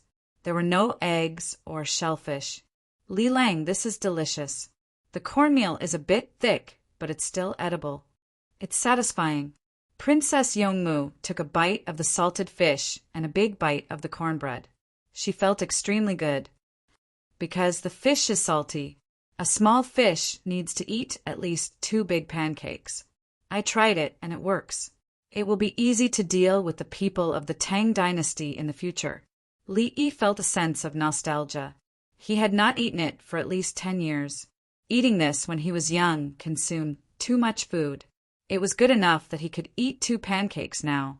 When he was young, he rarely saw adults eat more than 20 pancakes because there was no other oil. When he was young, he had seen a woman with a very good figure eat 16 big steamed buns. If it were him now, he would only need to eat 1 steamed bun. She had an S-shaped figure and worked in a coal mine. She might have eaten. There was also a man carrying a log. There were more than 20 big steamed buns. Some people tried to show off and ate 30 of them. Li Yi was still pondering. How could the stomach be so good at storing food? Li Lang, I think it's good to raise pigs. Raising pigs saves food. Princess Yongmu ate a pancake and stopped eating. She could still eat. Eating 2 more pancakes was not a problem. The fish was too salty. She was thinking about the fat conversion. When people ate food, the more they ate, the more they would feel hungry. Then they would feel uncomfortable going to the toilet. They would not be able to poop, and there would be less oil. If they fed food to the pigs and ate meat, they would not be so hungry. They would eat less food, and it would be easier to go to the toilet. Yes, 100 caddies of food. If you dig wild vegetables and eat them together, 3 caddies a day might not be enough. Take out half of it to feed the pigs. Spend a little more time cutting pigweed and eating pork. 1 caddy of food a day would be enough. Therefore, farming is always accompanied by planting. Protein, fat, carbohydrates, trace elements, and so on. Whoever can coordinate the relationship better will be the one who maximizes the use of resources. Li Yi agreed. It involved the conversion rate of protein and fat. The conversion rate of carbohydrates of pigs was higher than that of humans. They could eat pigweed and other things. That was why they raised pigs. Otherwise, why would they raise them? In the Tang dynasty, many people raised dogs to kill them for meat. Other than guard dogs and hunting dogs, the rest were raised and then strangled to death. As for cute rabbits and stupid bamboo rats, they were all food. The natives did not know that Li Yi had to consider a lot when he ate something. He was affected by the rules of his era. He was bound and then broke free from them. The natives' thoughts were simpler. They did not have too many moral constraints. The most correct thing for them to do was to stay alive. Everything else should get lost. I can't live anymore. I can even eat humans.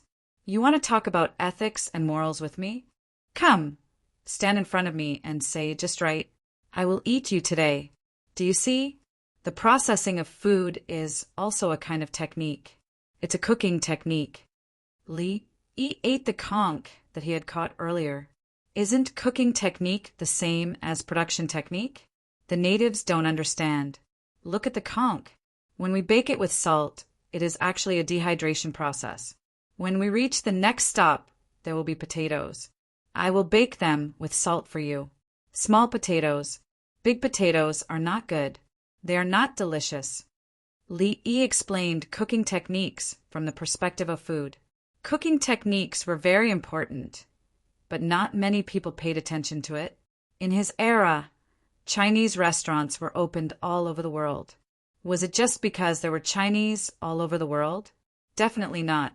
There were some places where not many Chinese went to, but there were still Chinese restaurants. Since it was owned by the Chinese, they had to eat their own meals too. At the same time, they could adjust it according to the local tastes.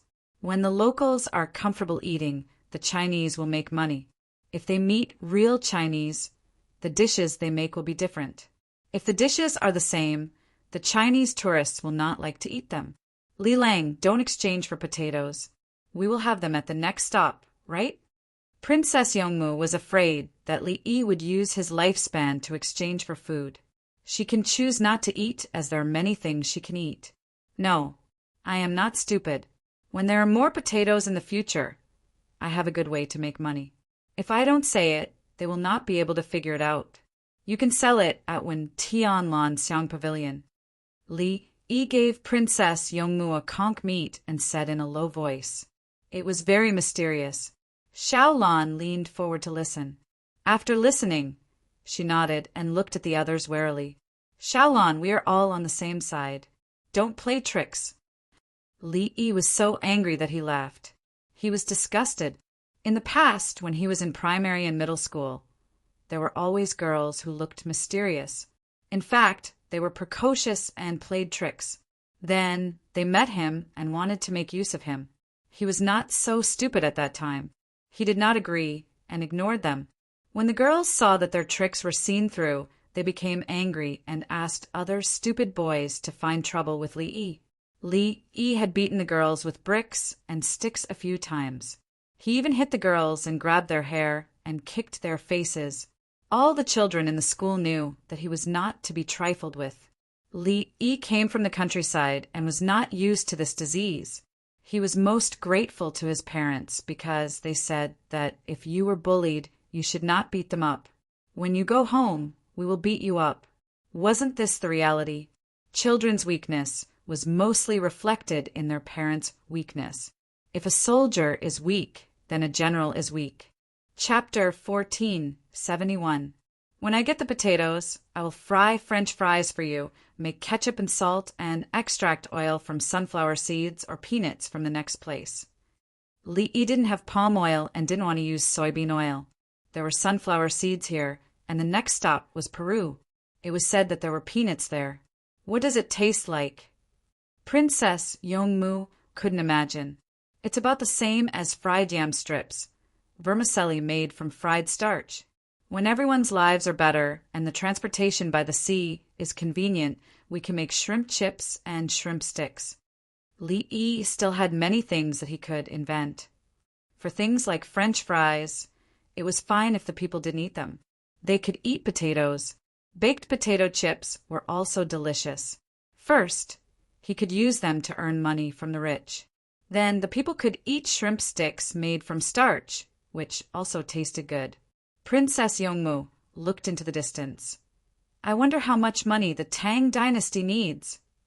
In the past, she thought that the people had 2 meals a day and occasionally a meal of meat, which was already considered a prosperous era. There was no rebellion and the famine was normal. Now, she imagined that the people of the Tang dynasty lived like the Li family Zhuangzi.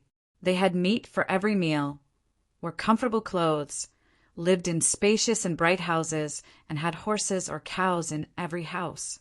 Everyone was literate, and there was someone to treat them when they were sick. It's not about the amount of money. It's important to control the gap between the rich and the poor. For example, land acquisition. Some people earn money through their own hard work and intelligence. Others are not smart enough and are lazy, so they don't have much money. There are also some who become poor due to disasters and diseases and can't eat. According to the law of the jungle, those who can't do should be eliminated.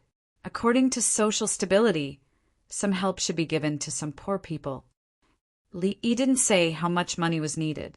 No matter how much money it was not enough. The key was the distribution. Money was the medium, and in the end, it was the distribution of resources. From survival resources to living resources, people's desires were endless.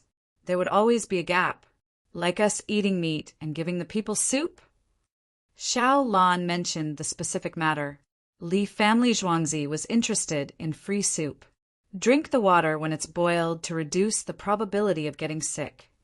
Li always advocated that the people should try not to drink cold water from the river. Most of the well water was relatively clean. Li was unable to count the number of people in other places, but at the very least, there were very few people who were sick in the capital. There were very few cases of diarrhea and basically no cases of heat stroke in the summer. There were also not many cases of inflammation caused by bacteria entering the gastrointestinal tract. Li knew the history of drinking water in his country. It had only been a few decades.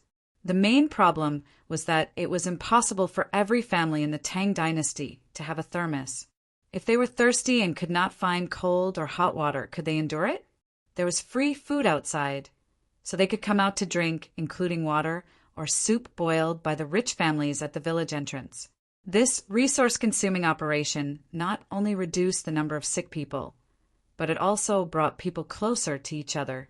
The common people were more supportive of the imperial power of the Tang dynasty, and the people of the capital government had a sense of superiority over people from other places. They don't drink boiled water. Princess Yongmu looked at the natives, especially the children. She was sure that many of them were sick. The little girl had become the leader of the children. She took out the rock candy and distributed it to her friends. In fact, she had the lollipop specially made by Li. She was reluctant to give it to others, so she used the rock candy to fool them. Seeing the little girl giving out the rock candy, Princess Yongmu thought of something delicious. Lilang, I saw that you brought a boiler for popcorn and soybeans on our yacht. Give them some popcorn to eat. Li patted his forehead. I forgot. I didn't bring the boiler for popcorn. Hurry up, I want corn. Don't let it get too wet. Bring the boiler. A quarter of an hour later, Li moved a small stool and sat there to shake the boiler. The matching things had already been arranged. No one was allowed to stay in front of the boiler to avoid their heads flying out. They did not use lead or iron to seal the boiler. They used the copper gasket of the steam engine, but it was relatively easy to break and the cost was high. Li had eaten a lot of popcorn high in lead when he was a child. He didn't think there was any problem, but he still thought that the people of the Tang dynasty should eat as little as possible. While shaking the boiler, Li looked at the pressure gauge. Different things had different pressures. This thing could also be used to make chicken, but it was not popped and the air was slowly released. The natives had never seen a popcorn machine. They watched from the side. Some of them even washed their noses, wanting to smell the roasted corn. The first pot had not popped yet. How could there be any smell? Master, why don't you add rock candy? The little girl sat next to him, holding her chin with both hands. It's too expensive. Sugar is cheaper, and the process is less. In fact, brown sugar is also fine. It's slightly burnt. Li said, his heart full of memories. When he was a child, Other people popped corn because there was little sugar. Saccharin was a good thing at that time. The country was really poor, and the productivity could not keep up. The Tang dynasty at this time was not as good as it was at that time. Thinking about it, he looked at the pressure gauge. It was almost there. The pressure usually depended on the humidity of the corn. Many people did not want to pop corn that was too wet. One reason was that it took a long time and it would waste coal. Another reason was that there was too much water and the pressure was too high. When the time came, the pot would not be able to withstand the pressure before the corn was ready. He took the boiler down and placed it on the tube where the corn was popped. He put the iron pipe over the opening of the rod. Li looked around, picked up the whistle from his neck, and put it in his mouth. Toot, toot, toot, toot, toot set off. After that he kicked down. Boom, along with the hot air. A pile of things fell into the fishing net behind him. The natives around were shocked. A child was so scared that he sat on the ground, opened his mouth, and cried. Tears fell down his face. Li shook the boiler and put it aside. He quickly took out a handful of corn and handed it to the crying child. He picked up a corn and stuffed it into the child's mouth. The child stopped crying immediately. He blinked his eyes and squeezed out the last of his tears. He smiled. The smell of popcorn wafted out. The 6 officials who saw how to make popcorn for the first time were also shocked. They did not dare to cry. They panted with all their might. Everyone eat it. Share it with others. Everyone eat a little first, then explode. Don't eat the skin. If it's hard, it will cut your throat and esophagus. Li asked the child to hold it with his small hands. The drill penetrated the inner wall of the boiler and filled the corn kernels again. Princess Yongmu picked up a corn, wiped off the skin on it, and fed it to Li. Xiao Lan fed it to Princess Yongmu and then ate it herself. Everyone shared it with the natives first. The natives' children wanted to eat it the most. The blacksmith took out a sieve and a dustpan. First, he shook the popcorn on the sieve to remove the skin. Then he shook it on the dustpan. Basically, it was all clean. Popcorn is delicious. It tastes better than rice. Princess Yongmu fed Li another corn. See if there are other varieties of corn. Some can be stir-fried in a pot, like glutinous rice and millet, but don't need to be steamed. There are also some that have a smooth surface and a spherical shape. The texture is different from the current ones. This one is more fragrant. Li ate the popcorn. His pursuit of taste was already very small. He was savoring the memories and felt a little regretful about his ignorance when he was young. The past could not be repeated. He could only firmly believe and look forward. Li Lang, find something good for my parents to eat. Also, grandfather and that person. Princess Yongmu thought of her family. Okay, those who go and cannot be chased are young. Those who go and cannot be seen are relatives. Li nodded. Yes, the tree wants to be quiet, but the wind does not stop. The child wants to be raised, but the relatives can't wait. Princess Yongmu nodded. Chapter 1472. Set off the firecrackers. Many native children shouted together. Boom! The 5th pot of popcorn appeared, and the children cheered and helped. It was hard for them to learn other Tang dynasty words, but they could learn these 3 words after hearing them twice. The leader stood aside and ate the popcorn, his face full of shock.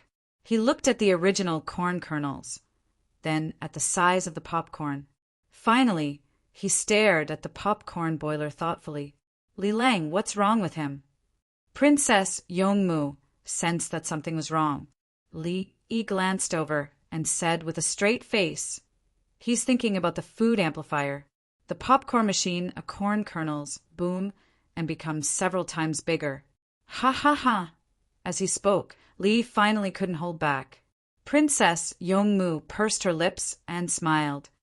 Buns, steamed buns, fried dough sticks, and bread have also become bigger. He wants them. Should we give them to him? It's not easy to give them to him. It's easy to cause trouble. No, it's guaranteed to cause trouble. The reason why copper seals are not as good as lead seals is because of the serious wear and tear. If it explodes too much, every time it's forced to open, the seals will be worn down and air will leak. They don't know how to read the humidity and pressure gauges. If they play a little trick and let it burn for a while longer, who will be responsible for the explosion? Li Yi didn't believe that the natives would be as obedient as his farmers. Is it this big belly? Princess Yongmu pointed at the biggest part of the boiler. It won't explode here. It's sealed in front. Sometimes the head will fly out, so no one is allowed to stand in front. Li Yi was thinking about how to refuse. He guessed that the other party would want to snatch it. A few handfuls of corn kernels were put in the pot, boom, and dozens of handfuls came out. It was a big pile. How many people could it feed? Divine weapon. Princess Yongmu also thought of it. She turned around and saw that the winged knight's finger was next to the trigger of the assault rifle. Li Lang, why don't we make some steamers for them and teach them how to make flour bigger? Princess Yongmu held back her laughter. Good idea. We have to leave something behind. That's why we have to educate them. We have to let them know the principle of expansion. The increase in volume is a change in density, but not in mass. Li Yi was worried. It was already difficult to communicate with the natives.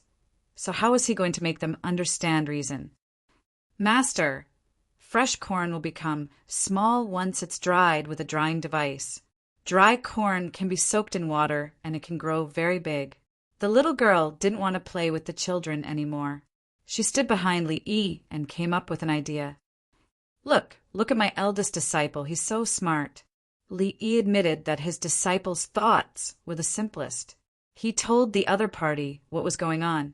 Go! Break up the popcorn and stir it in water until it becomes a paste. Then dry it, Li Yi instructed. The craftsman walked over and began to work on it. The native leader revealed a regretful expression. He understood what was going on, so it was still those things. But he still cared about the popcorn machine because it was delicious. Give me the tablet. I'll show him how it explodes. Li Yi was helpless. He didn't dare to give it to them. There would be casualties if the explosion happened, and the natives would think that the Tang dynasty was trying to harm them. With the tablet in hand, the craftsman shook the boiler. Li Yi demonstrated to the leader that there were all kinds of explosions, and the seals had to be changed all the time. It was very troublesome to make seals. See, it's not that I don't want to give it to you, but you can't use it well. This software is too easy to use. Who made it? It's foolproof. Li Yi first gestured to the leader and then praised the software. System. The leader understood and sighed regretfully. He thought for a while and gestured again. Li Yi continued to operate the tablet. He told the other party that the popcorn would not be easy to store if there were too many of them. They would become moist and moldy, just like corn. The leader meant to let him have a lot of popcorn and leave it for the tribe to eat slowly. Unfortunately, the popcorn was too moist and would not be crispy anymore. It would also grow hair because there was a lot of rain in the area. Li Yi saw the leader's sad expression. He thought for a while and then continued to demonstrate. He told the other party to leave the boiler and a batch of seals behind and wait for the people from the Tang dynasty to come. Some of them knew how to operate it and helped the locals to pop the popcorn. Don't touch it yourselves. The popcorn could be stored in a dry place for a longer period of time. When the sun was good, it could be taken out to dry. The leader smiled and hugged Li Yi. That was it. The 6 of you, draw this process and add a description. Put it on the ground for the people who come after us to see. Li Yi reached an agreement with the leader. When he turned his head, he saw the 6 officials eating popcorn. He ordered, "Don't be idle. My team doesn't keep idle people." The wooden house continued to be built. Li Yi collected all kinds of seeds from the local area, including tobacco. This thing was like cabbage after it was planted. It needed a fermentation process. It was relatively simple to roast, but the taste was not mellow enough. Before it was made into tobacco, it had to go through a fermentation process, but the taste was lighter than that of sun-dried tobacco. He decided to go back and plant it. It would be used as a topical medicine. He would not let the tobacco be too dry and sell it to pharmacies everywhere. If the tobacco was too dry, the fruit peel, orange peel, and so on would be added. Generally, it would be left for 12 hours. After a long time, the peel would rot. It was an orthodox operation. It was not spraying wine and honey. Tobacco leaves with wine and honey could not be sold in a short time, and the taste would get worse. Another unorthodox operation method was to put the tobacco stalk on a bundle of straw, stand it against the wall, and spray water on the straw. The middle of the tobacco stalk was open. It would slowly absorb moisture, and the tobacco leaves would be wet. The disadvantage was that the tobacco stalk would become moldy. The moldy part of the tobacco leaves would spread, and the smoke would be bitter. There was also a type of spice. Because of the cost of spices, the price was also high. It was good to smoke. That was the taste of spices. Li Yi did not want people to eat and smoke, so he had to strictly control it. For example, arsenic. Whoever wanted to buy it had to register. 3 days later, Li Yi's team set sail again and headed south. To the south was a series of small countries such as Guatemala, El Salvador, Nicaragua, Costa Rica, Panama, Colombia, Ecuador. The key was that there were no canals. Nicaragua and Panama did not have canals. Li Yi was in a hurry to go back, so he did not stay for long. He had to go around to Brazil and back. He did not go through the Atlantic Ocean, but went to Africa. After we get the things, we have to go back to the previous place and give the drawings to the people who come later, especially the situation of the reefs in the two straits. Li Yi felt that he could meet the Tang dynasty's team on the return journey, unless the fleet deviated too far from the route. After listening to Li Yi, the 6 officials continued to study with their heads down. They were very obedient. They felt fear. If they did not work hard, they would definitely be eliminated. They could not offend Li Yi. Li Yi might not care, but when the palace maids and eunuchs went back and talked about it, they would be beheaded. If he were the emperor, he would also value Li Yi. There should be countless dangers in the ocean, but Li Yi looked like he was going for a vacation. Along the way, he just ate. He ate by himself, ate with the locals, then gave things, exchanged things, sent flags, and built houses. If there was no danger, would others dare to think about it? Who didn't plan to die when they came out? They followed Li Yi. Life and death? They were clearly experiencing the customs of other places. Li Lang, the peanuts are delicious. Princess Yongmu ate the peanuts that were boiled and then dried. Her eyes narrowed. Delicious. Chapter 1473. Everyone in the team tasted the peanuts. The local natives gave all the peanuts to Li. Li Yi's team helped the natives make a lot of dried salted fish, which was more than 10 times more than the peanuts. There were also dried shrimps, dried scallops, wolf skin, smoked wolf meat. The winged knights went into the jungle and helped to clean up a large number of wild animals. They also collected plant seeds and seedlings in the jungle. They built a lot of big houses for the natives and cut wood. Li Yi made hanging peanuts, boiled peanuts, salted peanuts, fried peanuts, and boiled peanuts with shells. The boiled peanuts were divided into 5 spices and sauces. He also squeezed some peanut oil and added some sugar to make peanut crisps. Princess Yongmu tasted a little of each. She didn't want to eat anymore. She knew that delicious things should be taken back as seeds, and the people in the team were even more so. Eat. There are a lot more at the next place. If you eat too much peanuts, you can grind them to make peanut juice. There are a lot of saltpeter in the desert, next to us. When there are more ships in the Tang dynasty, we can purify the saltpeter locally and ship it back. The cherry seedlings are ready. When we reach a suitable place, we can talk to the natives and ask them to help us plant them. The cost of our out-of-season cherries is too high. We can plant them here. When the technology is good, we can ship them to the Tang dynasty. Li Yi deliberately brought the big cherries from the Tang dynasty. He also planted them in Zhuangzi. They were big and sweet. This was chili. The translated name of the big cherries in Chile almost made people fight. Many people actually knew what the name meant. It was the same thing. The reason why they were stubborn was that they didn't want to admit their mistakes. There were no cherries in the local area. Different groups of Indians lived there. They were still in the stage of matriarchal society. They were relatively friendly to outsiders and were willing to trade and contact. Of course, they wouldn't agree if they wanted to take over the land and order them to work. Oh, then I'll eat more. Besides saltpeter, what good things are there in this place? When Princess Yongmu heard that she could add on, she pinched another grain between her fingers. Copper ores, lots and lots of copper ores.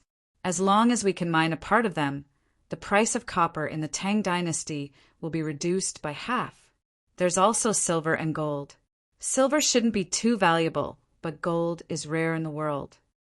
Li Yi checked the information, casually. Even if he didn't, he still knew the local copper reserves and the high level of production. In the future, we don't expect to exchange them for money. Our industry needs them. Princess Yongmu was very thoughtful.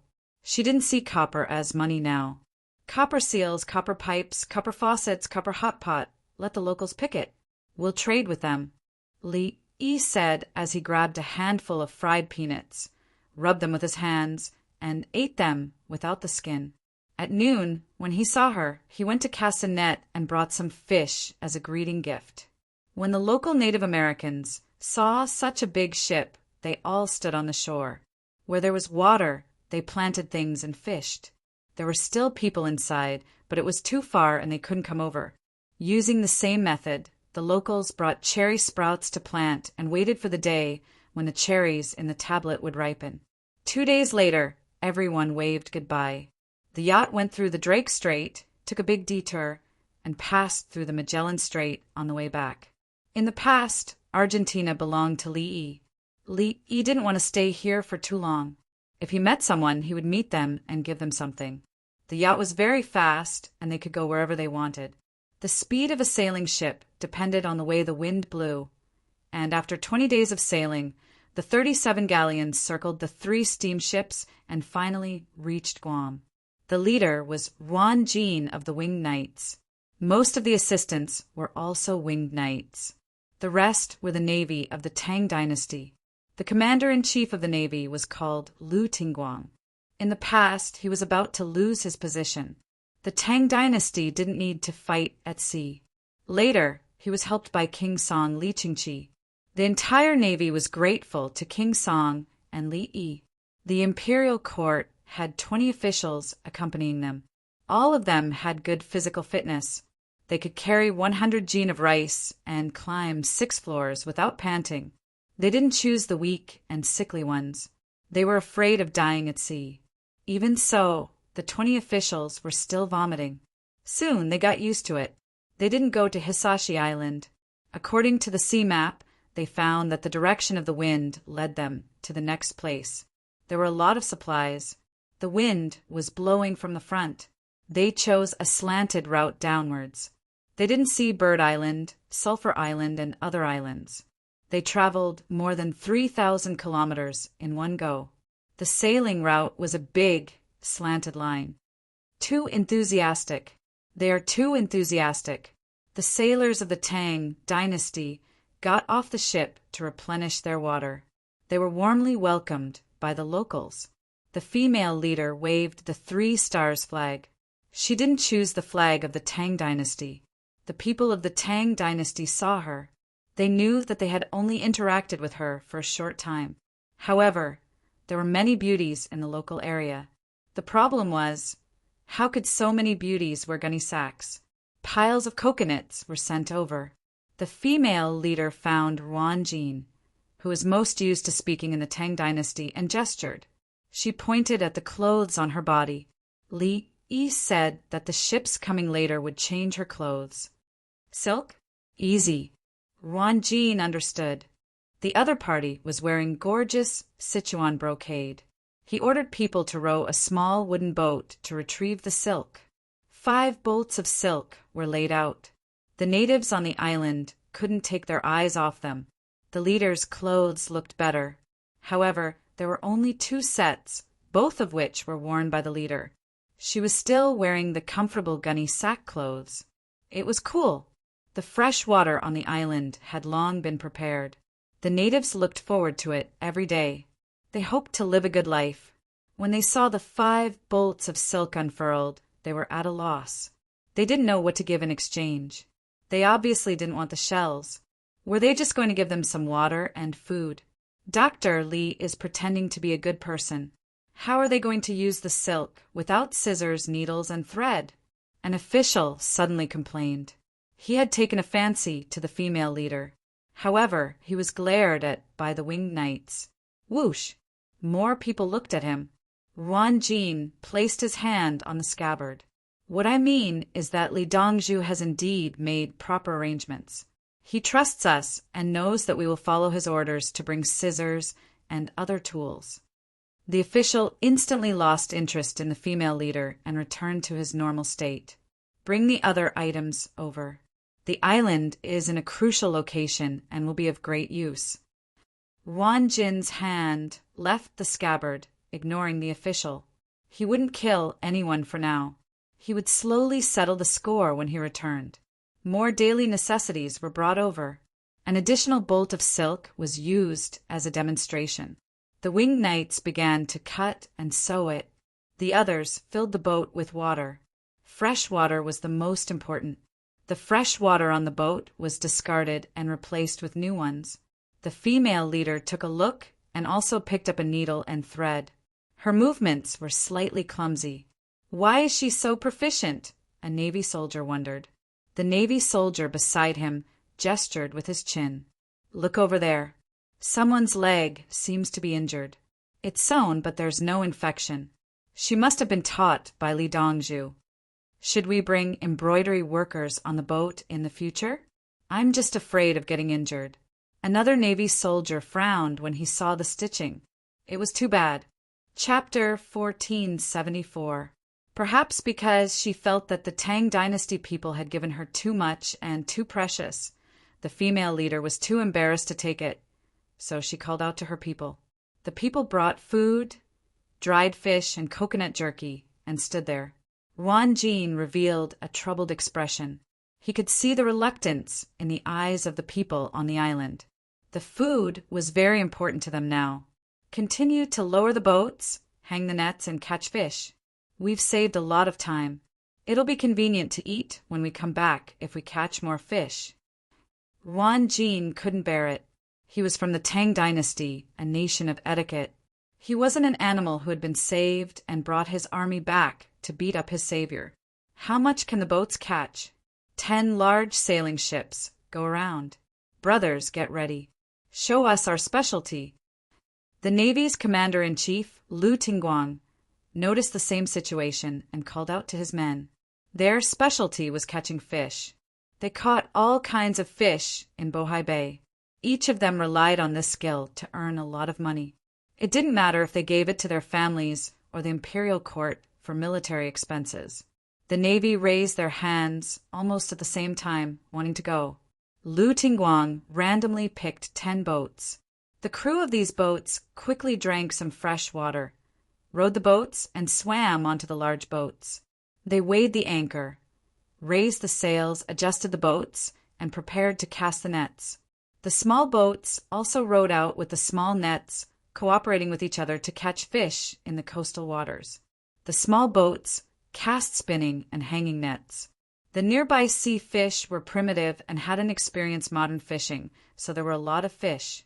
When the nets were thrown out and retrieved, there would be dozens of fish. Not a single person could catch them. After a few nets were cast, a small boat was full. It docked and tossed the fish out. The Aboriginals saw a familiar scene. They ran nearby and continued to toss the fish. Others used stones to scale the fish, remove the gills and internal organs. Those who didn't go into the water took axes and saws and went into the forest to chop down trees. This scene was very familiar to the Aboriginals. The craftsmen in the Tang dynasty team looked at the straw catamaran boats on the island.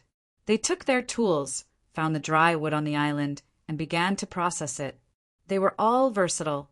They were brought along to repair steam engines, wooden boats, sails, Masts they wanted to make bigger boats for the island. Small boats were prone to capsizing. The catamarans were the same, but they could carry more goods. The barrels of Tang oil were removed from the ship. After the ship was built, the Tang oil had to be brushed several times, which took a long time. Now he could only refresh it twice.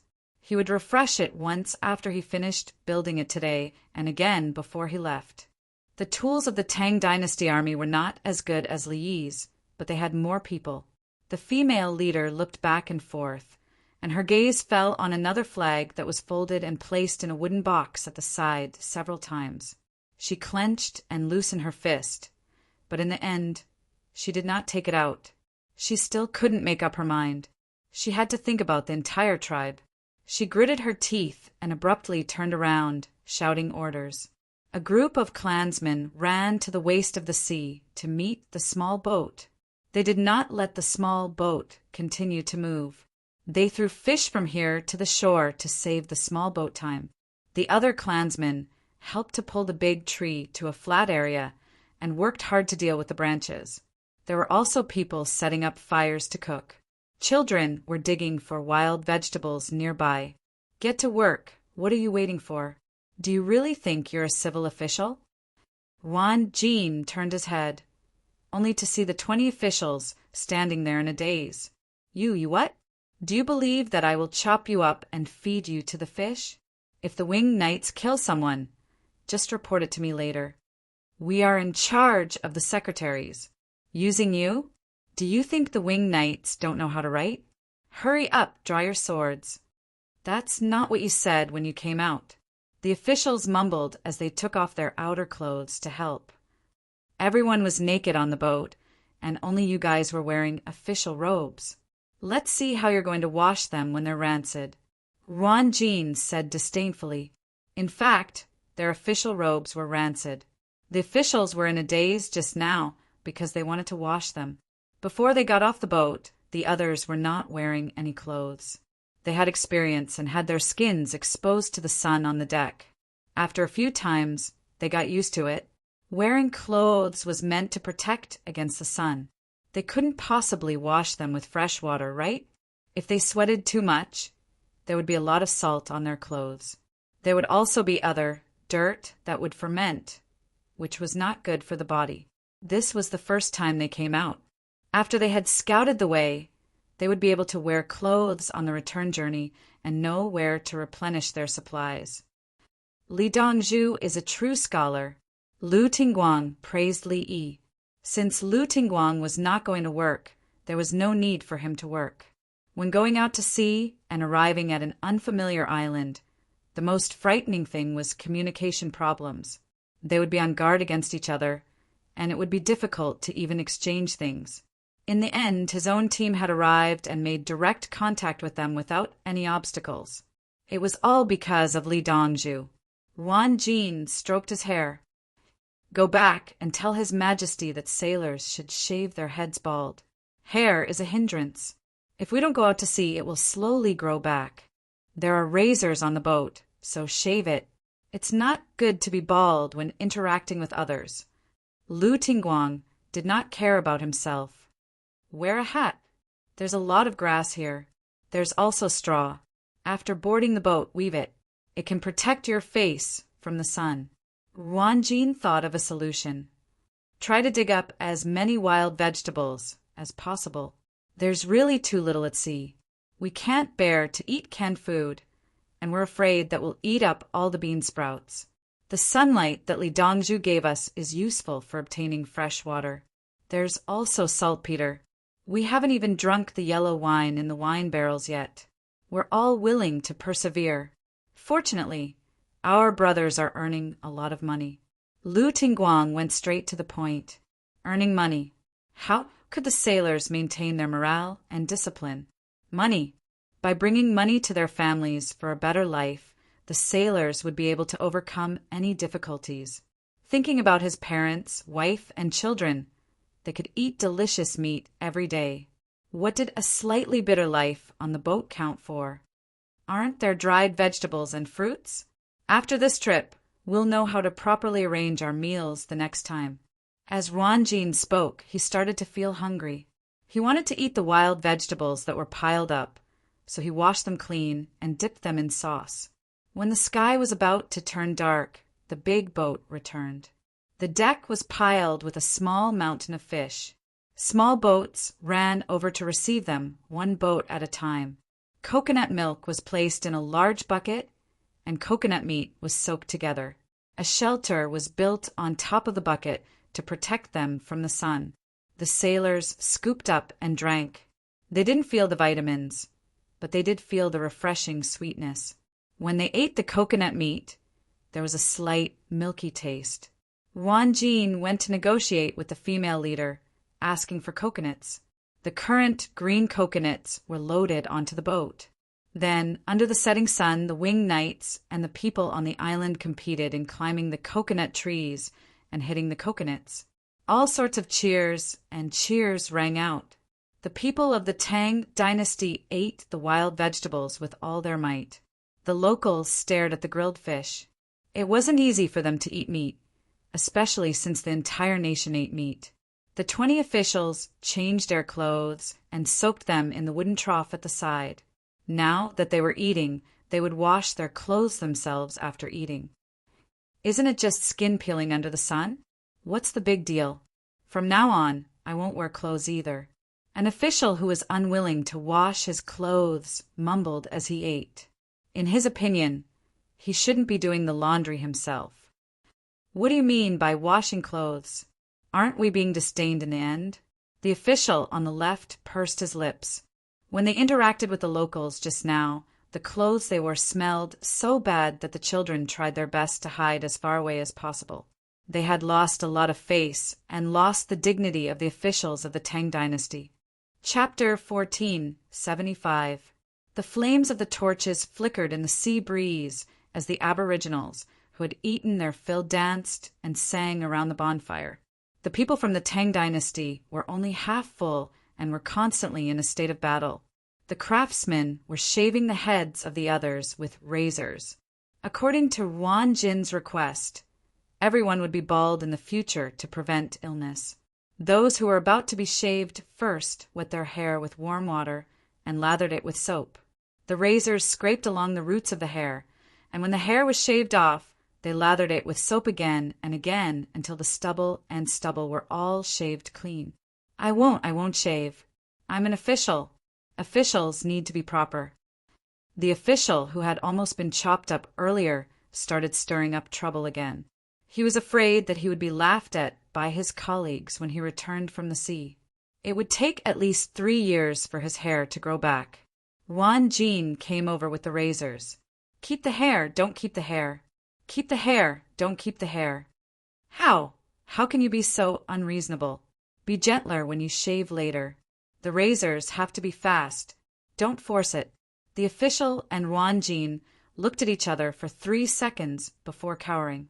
When he came out, he had received training. The captain of a ship had the highest authority and could throw anyone off without a reason. The commander of a fleet had the highest authority. He could give up any ship he wanted without any excuses. If you dare to cause trouble again, you'll be saving food for the team. Wanjin glared at the official before turning to look elsewhere. When Wanjin was far away, the official muttered, I can still work. You don't want to bring me along and leave me here. When you guys come back, you'll bring your will back to the Tang dynasty. Lu Tingguang had appeared behind the official at some point. Where's the space? My scalp is itchy. I want to shave first. The official ran off, shouting as he ran. After shaving his head, he took a cold shower and put on his cropped pants before continuing to use his axe and saw to deal with the trees that he had dragged back under the light of the fire. When the female leader saw that the people from the Tang dynasty were working again, she hurriedly told her men to stop jumping and go back to work. The aboriginals looked at each other before rushing back to work. They were actually unwilling to work on the wood as it was tiring. Singing and dancing were much better. They couldn't understand why the people from the Tang dynasty, who had come twice, were so willing to work. When he was tired, he slept. When he was hungry, he ate. The rest of the time was to work, work, and work. Only when they were tired from working would they take a short break and continue working. In the middle of the night, some of the sailors of the Tang dynasty swam back to the ship to rest. The others were sleeping on the island, smearing some toilet water. There were mosquitoes on the island. They were not afraid of being stung, but they were worried about getting sick. Under the same night sky, the people on the yacht were still awake. Everyone was so shaken that they threw up. The waves in the Drake Strait came one after another, just like riding a roller coaster. Li Yi's stomach was churning. The only fortunate thing was that he had told everyone not to eat too much in advance. Li Lang, can we still take the boat? Princess Yongmu's face was pale. Li Yi wanted to give her a seasickness injection, but she refused. She insisted that she would get used to it. Don't take this route. Go back and take another route. That route is slightly better. There's actually another route in the middle, but it's too narrow. Li Yi was worried that the boat would capsize. There were strong winds above and turbulence below. The boat bobbed up and down, and the waves hit the deck again and again. He wanted to change to a bigger boat, but now the tonnage was too small. No wonder they had to dig the Panama Canal. It was simply not a place for people to pass. Suez, Panama, and Carrot Canal must be dug out. Li Yi squeezed out the words from between his teeth. The Carrot Canal was built in Thailand at that time. If it was dug out, it could bypass Malacca. Thailand wanted to open it, but they were worried that the area on the other side of the canal would be filled with Buddhists. They were afraid of independence. At the same time, many countries in the international community stopped him. For example, Singapore was counting on the survival of the Malacca Strait. As for Malaysia and Indonesia, their interests would be affected. Other countries did not want Li Yi's country to have a smoother trade, so they also stopped the Carrot Canal from being dug. Li Yi wanted to dig out the Panama Canal and Suez Canal as soon as possible. It would be more convenient to travel to America and the Mediterranean. The main reason was that the Tang dynasty had steam-powered boats. He wanted to take advantage of the fact that other people's technology could not catch up. When we go back, we will find a way to dig the canal here. Give us money, send people, and hire the local people to work with us.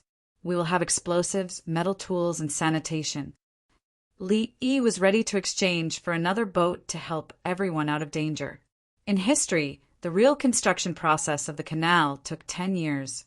Before that, someone had dug out 1/3 of the places that were easier to dig. It took a few more years for the canal to be repaired and navigable. Sigh. Li Yi sighed again. He knew it was impossible to do it in a short time. The Panama Canal needed to store water, which was to build a big dam. When building the canal, cranes, chainsaws, and trains were used. If the Tang dynasty had such capital, why didn't they use it within the Tang dynasty first? Why did they go to America? Even building railways on land in Panama or Ecuador to connect the two sides was not cost-effective. The investment was too big. The Tang dynasty needed a bridge between the Yellow River and the Yangtze River, as well as other better roads and railways. For the time being, they did not need America's resources. They could just use America's ships. At most, they could get resources from the west coast of Cape Horn. South of Cape Horn was the South Pole. It was cold there. Li Yi felt regretful for a while. The yacht began to change course. Slow down, don't get hit by the waves. When dawn came, Li Yi collapsed in the captain's room. Everyone was like him. After we get the things, don't let the ships behind us come over. Something bad will happen. Li Yi was not willing to let the Tang dynasty take the risk. When the Tang dynasty's navy got used to the long distance on the ocean and was better at steering, they would consider passing through here. The resources on the west coast were enough. At worst, the army could disembark and go deep into the jungle on land. The sea is too fierce. Xiaolan was doing eye exercises. Seasickness made her eyes and head hurt. It was like a hangover in the morning. She felt uncomfortable all over. It was best if she fainted and woke up fully recovered. Li Yi stood up and walked to the kitchen. He got a lot of lard and put it in a big jar. He poured salt, chopped green onions, poured water and boiled it. He sprinkled pepper noodles, ginger powder, and pepper powder. Come on, everyone drink a bowl. If you don't feel well, spit it out. Li scooped 7 bowls and carried them to Princess Yongmu, Xiaolan, the maid, and the 4 maids on a tray. He then scooped more for the eunuchs and craftsmen. Dong Zhu, we'll do it ourselves. The winged knights had never swayed like this before.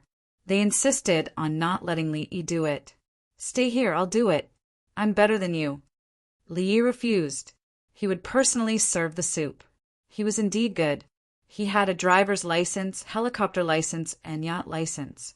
He even knew how to fly solo aircraft. He had received training before, especially the simulation pod rotation. The simplest training was moving wheels and fixed wheels. It was awesome. Sorry, it was my mistake. When we get back, I'll take you to play with the moving wheels. Li Yi apologized to the winged knights. The winged knights, who had just recovered a little, instantly turned pale. Chapter 1476. After drinking it, massage each other's heads. I won't give you any painkillers. If you still feel uncomfortable, take a few breaths of oxygen. Li Yi scooped the last bowl for himself. There was still some left in the pot. He knew how to relieve discomfort. Drinking the soup was to replenish salt, synthesize stomach acid, and replenish water. After vomiting, the stomach would have a cramping reaction. Eating cold things could also cause stomach cramps, so he drank warm water. Blowing on it and drinking it, the movement of the lungs corrected the discomfort of the stomach. At the same time, it increased oxygen intake, and the soup was not hot anymore. Lard could relieve hunger. Onions and other spices were stimulating things. If you were willing to eat sour things, add 2 drops of vinegar. As for adding chili oil, it was absolutely impossible. Chili oil was burning. The winged knights drank a few mouthfuls and immediately massaged each other. Li Yi massaged his eldest disciple's head. Xiao Lan ignored Princess Yongmu's refusal and endured her discomfort to massage Princess Yongmu. Li Yi took a look and exchanged for a simple head massager to put on Xiao Lan's head. In an instant, Xiao Lan felt no discomfort anywhere. Tears welled up in her eyes. The 6 officials waited for others to help, but no one paid them any attention. Then they suddenly realized that they were very stupid. The palace maids and eunuchs were the smartest. They massaged each other, who said that one person had to lie down or sit while the other person stood up. The craftsmen also helped in pairs. Their fingers still had strength. Xiaolan, I'm done. I'll massage you. Princess Yongmu felt much better after a while. No need. Xiaolan shook her head. I want to try that. Quickly put on. Princess Yongmu put the thing on Xiaolan's head on her own head and massaged it for Xiaolan. Xiaolan lay down, tears flowing uncontrollably from the corners of her eyes. The most professional were the nurses. They had massages. Master, why don't I do acupuncture? It's faster. The little girl suddenly wanted to do acupuncture. No need. There are so many holes, and it's also waterproof. Li Yi rejected. Acupuncture was not done after the insertion. There were still needle holes to deal with. It was usually combined with moxibustion. After the skin was pierced, the mouth was sealed with moxa ash, especially on the shoulders and neck. There was nothing he could do if he poked his head, but he couldn't bathe immediately. Master, shall I rub it for you? The little girl was about to get up. Your master is very powerful. Lie down properly. Li pressed him back down. Yes, master is a real man. If it were any other Dong Zhu, they would be enjoying themselves right now. With master around, there's nothing to be afraid of. The little girl felt very happy at this moment. She was so uncomfortable that she almost couldn't take it anymore. But her master was still willing to cook soup for her. Because your master, am a male chauvinist. I call the shots at home, and when I encounter danger, I rush to the front. This is the reason why the matriarchal society is changing to a patriarchal society. The princess had a high status in the family because she had political resources. It was the same for the children of large clans. Whoever had more resources would have a higher status in the family. The betrothal gift and dowry were equal. The betrothal gift was given to the bride to buy the woman's childbirth and labor, as well as additional filial piety to the groom's parents. The dowry was controlled by the woman herself. If the dowry was small, the woman would have no status in the family. When a woman started to subsidize her dowry for the family, the man had no status. However, what I'm talking about is a marriage based on economics and politics. True love doesn't involve these things. Li Yi analyzed the various factors related to the status of the family for his eldest disciple. He didn't mention the domestic violence of men beating women and women beating men. It was too complicated. Moreover, domestic violence didn't only involve physical violence, but also emotional violence. Master, I've seen my father wash my mother's feet. He was kneeling there to wash. What's going on? The little girl suddenly revealed a big secret. The movements of the surrounding people almost stopped at the same time, but they hurriedly continued. When we reach the destination, there will be potatoes to eat. Potatoes stewed with eggplant. It's delicious when you add egg sauce. For small potatoes, I'll bake them with salt. After it's done, there's a layer of salt frost on the outside. Peel off the skin and eat it. The pineapples here are different from ours. They're sweeter and bigger. Because the variety hasn't been improved, you need to soak them in salt water when eating. Li Yi very naturally talked about eating, as if he hadn't heard his eldest disciple talk about her family's problems. He couldn't say it. In fact, he wanted to tell his eldest disciple that it was because her mother satisfied her father in other aspects. If he said it, his eldest disciple would go home and ask, "Mother, Master said that father kneeled and washed your feet. What other aspects did you satisfy father? Isn't that the end? Or rather, your father did something wrong in some aspects, so he had to give an extra attitude to make your mother happy." The eldest disciple would then ask her father, "Master said that you..." This was still the end. The little girl was very quick-witted. She rolled her eyes and giggled. Li coughed. The little girl hurriedly changed the topic. "Master, I know that potatoes are steamed and peeled before mixing with steamed eggplant, right? You can also not mix it with eggplant. First, peel it raw, then put it in a pot and steam it. After steaming, it will lose the fishy smell of potato skin. Moreover, you can tell which is the soybean and pick it out. Put it in a big box, sprinkle a lot of green onion on it, and pour a layer of egg and meat sauce over it. The students in the cafeteria can use a spoon to smash the potatoes and mix the sauce into them." Li Yi began to swallow his saliva as he spoke. When he was in school, the food in the canteen was too delicious. There were many canteens in a school, and they competed with each other. The prices were also cheap. Unlike some universities, there was only one canteen, and it was contracted by someone's brother-in-law. No one was allowed to go out to eat. In his school, students were not allowed to go out to eat. How expensive was the food outside? It was not delicious. He recalled that he had done some wicked things. At noon, he ate a big plate of beef fried noodles that cost 4 yuan. There was a lot of beef in it.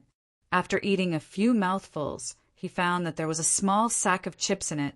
It should be on some packaging, and the kitchen did not handle it well. He continued to eat. When there was only one mouthful left, he took the plate to the window and showed it to the other party. After seeing it, the other party did not say anything and fried another serving with more beef for him. He took the bag and packed it. Dinner was ready. Now that he thought about it, he did not feel sorry for anyone. It was just a pity that he could not eat it anymore, even if the beef fried noodles in Zhuangzi's canteen were better. "Do you want to add chili oil?"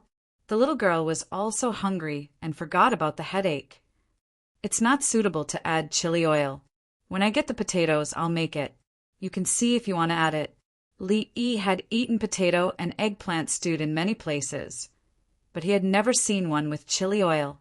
However, there were some with chili and chili sauce. The garlic chili sauce dipped in potatoes was actually quite delicious. "The wind and waves are too strong. It's still swaying now.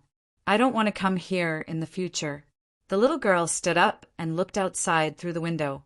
Seabirds landed on the deck, and dolphins appeared on the sea surface. They swam together on the other side of the boat and let the boat help to block the waves. Chapter 1477. Later in the day in Guam, the Navy made porridge with wild vegetables and rice. The winged knights continued to row boats to fish, and the craftsmen brushed the tung oil on the 650 stone boats for the second time. In the craftsmen's eyes, the 50 stone boats were only suitable for inland places where the water flow was not very rapid. In the sea, a single wave could capsize the boat. They had seen the local catamaran boats, not to mention 50 stone. Even a 5-stone one could support it. After 2 people, the rest of the boat could be used to carry goods and fresh water. 50 stone was not a lot. It was equivalent to 10 goose boats, with 4 people on each boat. The natives were content.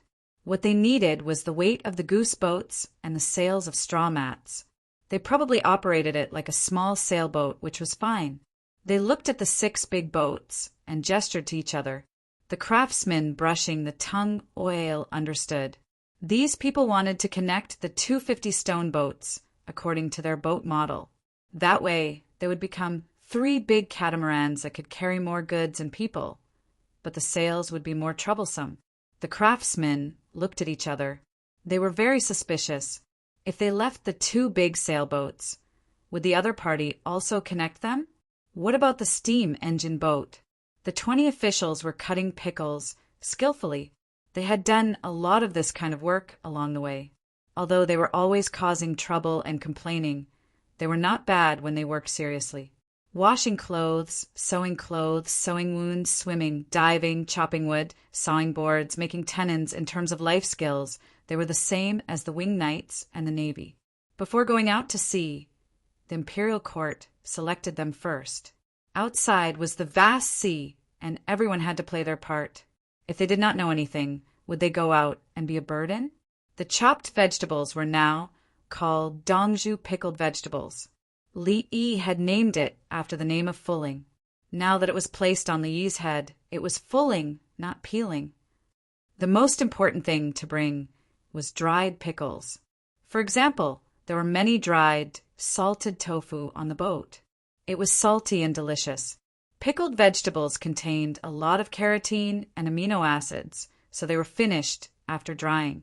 They were placed in jars for everyone to eat. There were also large jars of pickled vegetables. The fish at sea could be stewed with pickled vegetables. The more fish oil there was, the more fragrant it would be when stewed. However, they didn't take it out for the aboriginals to eat. A jar of spicy cabbage made from chili was opened. Everyone wanted to eat something spicy. The spicy cabbage was prepared according to the traditional method. There were shredded cucumber and pear shredded inside, and each cabbage was stuffed with some. Then, the Li family Zhuangzi's garlic chili sauce was added. Using the sugar in the fruit to sterilize, spicy cabbage without shredded apple, shredded pear, shredded garlic, shredded ginger, and glutinous rice powder was not authentic. For example, Li Yi sold it for a few yuan per caddy. It was made with blended, chili-colored, paddle-shaped things mixed with cabbage. It was inedible at all. That sauce even had platycodon mixed with it. Eating a few mouthfuls would make one feel disgusted. Li Yi was not trying to cheat money. The Korean spicy cabbage he served in Zhuangzi was authentic. The 20 officials changed their clothes and went to work bare-chested, wearing only trousers and no robes. The natives took out the extra fish they had roasted last night, and more people went to dig for wild vegetables. They knew that the people of the Tang dynasty needed to eat such vegetables and coconuts. The children dug for the wild vegetables and were all very sad. They sensed that these people would be leaving today. It was different from when they followed the adults to other places to exchange things. The process of exchanging things was based on the harvest. When they interacted with the people of the Tang dynasty, they were happy to obtain things and hoped that the people of the Tang dynasty would stay for a few more days. With the people of the Tang dynasty around, they felt at ease and happy. They even slept more soundly than before. Wild vegetable rice porridge, roasted dried fish, and pickled vegetables became the breakfast of the island today. The people on the island used seashells as spoons and tree branches as chopsticks to eat. They were very familiar with using chopsticks. Clearly, they had practiced a lot after Li left. The female leader changed her clothes. Yesterday, she saw the ships of the Tang dynasty and wore Sichuan brocade. Today, she wore Sioux embroidery. One was graceful, one was beautiful, one was full of flowers, one was green with willows and warblers singing, one was passionate and one was graceful. Her 2 sets of clothes could be exchanged for a small city in the Mediterranean Sea. Buying 1,000 slaves was a piece of cake. This was because this embroidery was used for tribute and was not an ordinary technique. She came in front of Ruan Jean and sat on the bench, looking at him with her big eyes. Ruan Jean replied calmly, "What? If you have something to say, say it. It's serious. If you can't do that, I'll die. Dongzhu has given orders." The proprietor always told us stories about someone who became a general, and then someone under him provoked him and disobeyed his orders. At times like this, the person who violated military orders was very important. However, in order to protect that person had no choice but to execute that person. He told us that if we violated military orders, Dongzhu would execute us all the same. It doesn't matter if I'm executed, but what about my family? The winged knights who died in battle should be treated differently from the family members of those who committed a mistake, right? The female leader stretched out a palm. After thinking for a moment, she retracted 2 fingers, leaving only 3 fingers. She pointed to the ship that had been painted with Tang oil again, then pointed to the sun in the sky and drew an arc.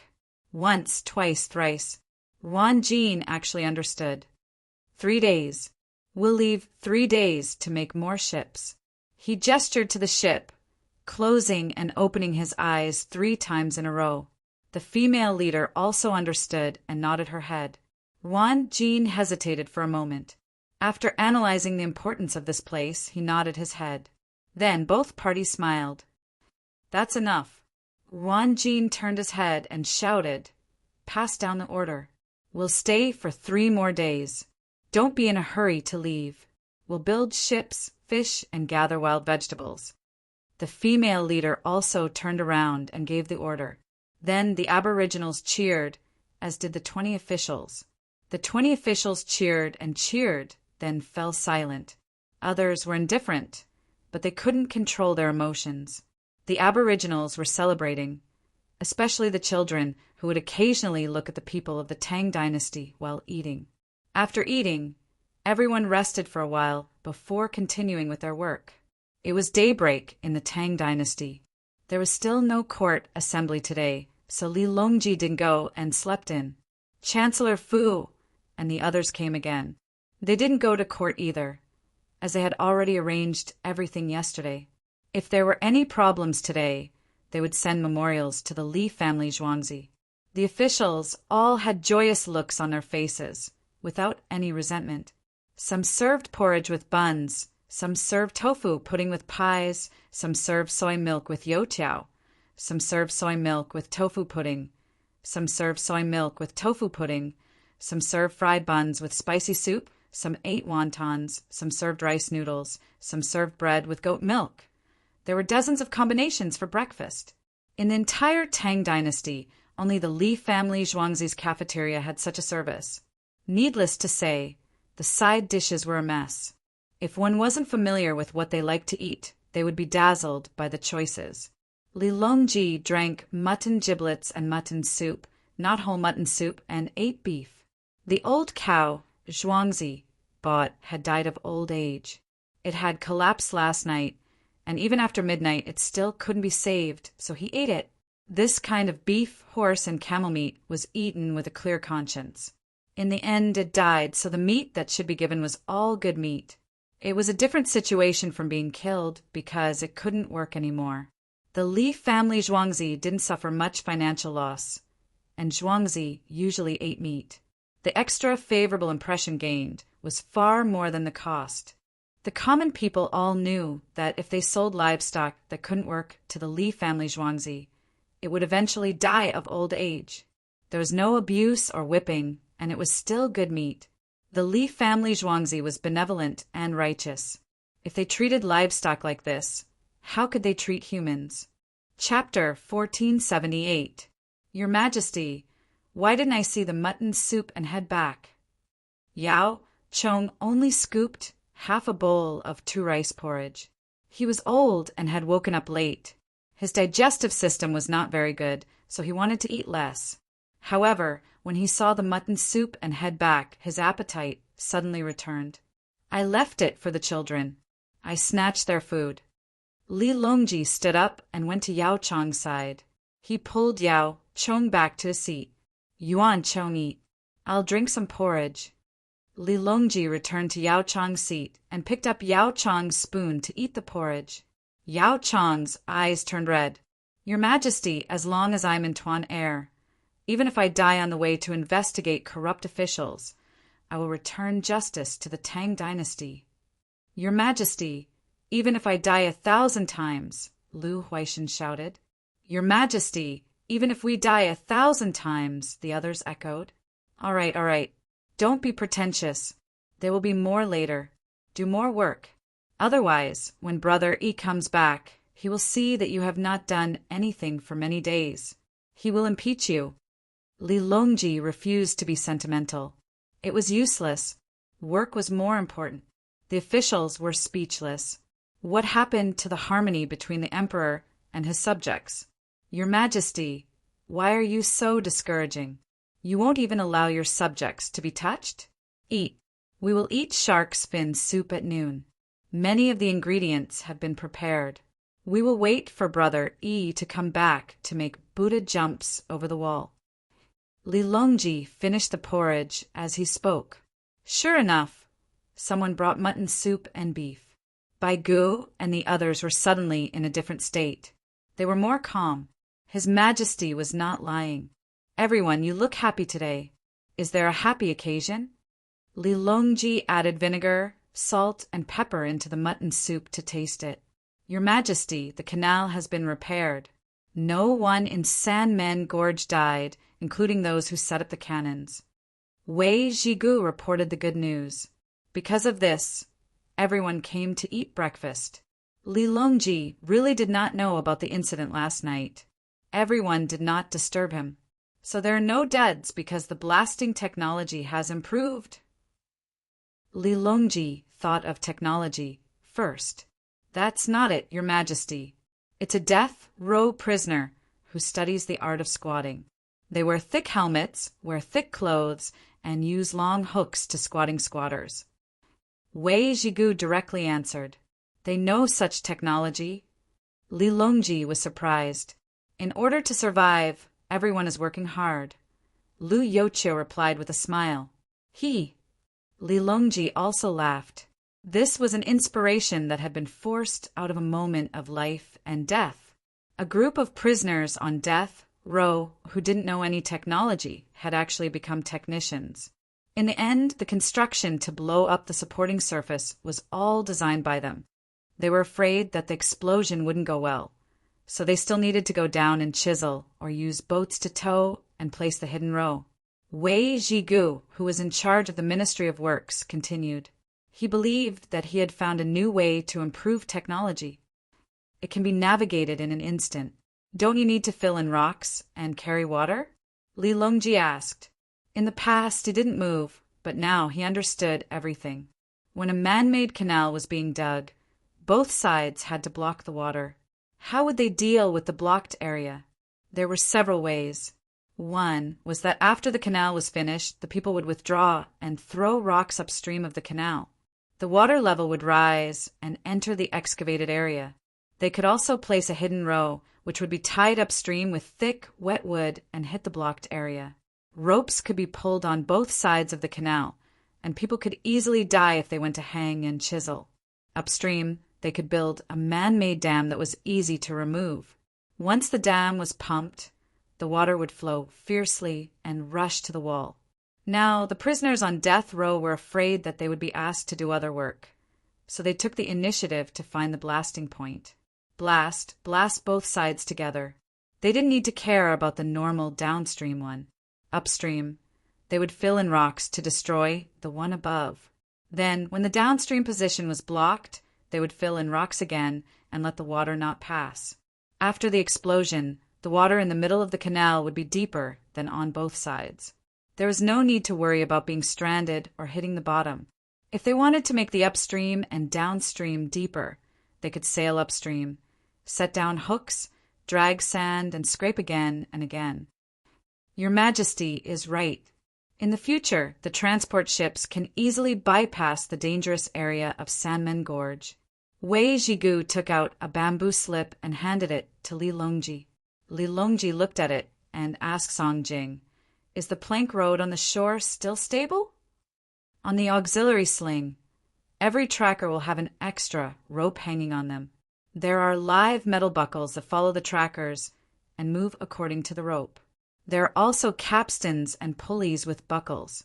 Others will help to ensure that the boat won't go backwards. Even if the plank road collapses, the boat won't be washed away by the water. The trackers will be suspended in midair.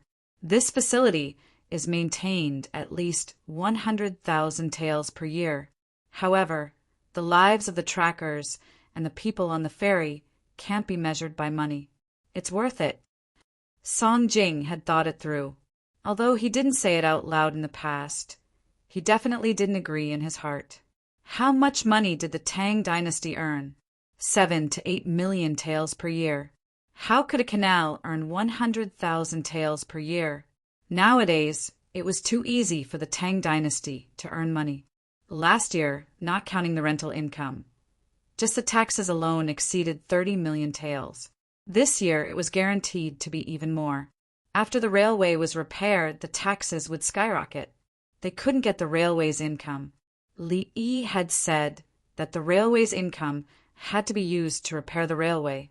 They couldn't expect to have a surplus.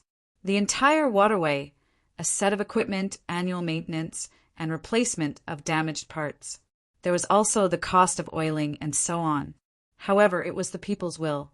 The people would say that this canal was specially built by His Majesty and that it was spent on one person's life. "Your Majesty, there are already rumors in the area." Lu Chong, who was supposed to die, came to the Li family Zhuangzi for the first time. He had just arrived in Chang, and for less than 3 days. Now that he had spoken, he was in awe of the Li family Zhuangzi's canteen. He knew the aristocratic families too well. When he closed his eyes, he could see the family tree of many people. In order to help Li Longji suppress the aristocratic families, he had done bad things before. Therefore, he ran away early, thinking that he could hide from them. In the end, he was still killed last year. When Li Yi saved his life, he went to save him at the right time. Every time he saved him, he would succeed. What black and white impermanence! Judge of hell and king of hell! He stood aside. Li Longji was familiar with Lu Chong and even rewarded him. He didn't expect to meet him again today and join the Tuan Tuan. Qingyan, which rumor? Li Longji asked Lu Chong's courtesy name. Lu Chong's name meant straight up with the family name as the root. He took the courtesy name Qingyan, which meant connecting the sky and the people below. It also meant that Qingyun, and Li Mu were trees. It could also be that Lu Chong's 5 elements were slightly deficient in water, so he used the water from 2 places to nourish it. Just like the nickname Li Yi gave to the little guy, Li Jianyao, Li Yi gave him the nickname Shirsanyazi according to Lao Mao's nickname. He wanted the little guy to be like Yao, with the grace of the world. Therefore, he added a stone to the 3 elements Sanshui Shir. When Li Yi gave him this name and nickname, it meant that Li Yi had chosen the next emperor. The little guy didn't have any physiological diseases that affected his intelligence. Li Yi could teach him slowly. The killing of gods and ghosts is mighty in the human world. The passing of 1,000 years shines in the sky. Life and death are ruled by fate. Li Tang leads the world to peace. Lu Chong replied with his eyes wide open. The people know about this rumor? Li Longji also stared. More or less. Lu Chong lowered his head. Sigh. I really don't want to be enemies with the three paths. How can I let the common people live? Forget it. If there is any responsibility, I will bear it. Li Longji was heroic. What rumor? It was just to flatter him. Good, very good. As for him bearing it alone, didn't he still have his good brother Yi and son-in-law? He was staying at his brother Yi and son-in-law's house. People didn't care, but gods and ghosts? Shouldn't they take a look at the situation first? What kind of place is this? Don't act recklessly. Otherwise, when brother E comes back, hee. Chapter 1479. The Yellow River had been flowing for more than 100,000 years, and had changed its course countless times. It had always been used and feared by humans. However much posterity may call it the Mother River, it has nothing to do with the Mother. The heavenly Tao was constant. It did not exist for Yao, and it did not perish for Jia. Many commoners gathered around Sanmen Gorge at the crack of dawn. A new canal was built, bypassing the three most dangerous gates. The river was still vast and mighty, but there were fewer rapids and hidden reefs. The fishing boats used long poles to explore the bottom of the canal again and again. The people carrying the poles shouted loudly to sell breakfast. Most of the onlookers chose to eat porridge and steamed buns.